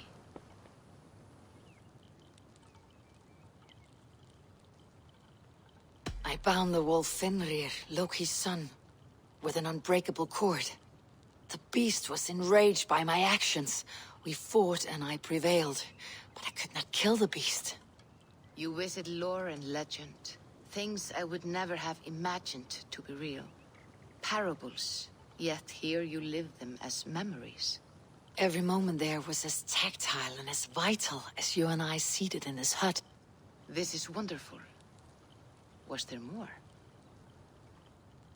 There was a betrayal. I betrayed my friend Tyr. I stood by as the great wolf mauled him, tearing his arm off at the joint. I could have said something to prevent it, given him a warning. But I did nothing. How did it feel? I was unmoved by his pain. Not hateful, but I did not regret my indifference. A swig of poison that drinks like wine. Selfishness unmeasured, often feels this way. What else did you see? I witnessed a final vision from the Nornir, the coming of Ragnarok. All was fire and ash, a chaos like a foul wind from the depths of Ginnungagap. But we were ready for the coming storm. 8 of us.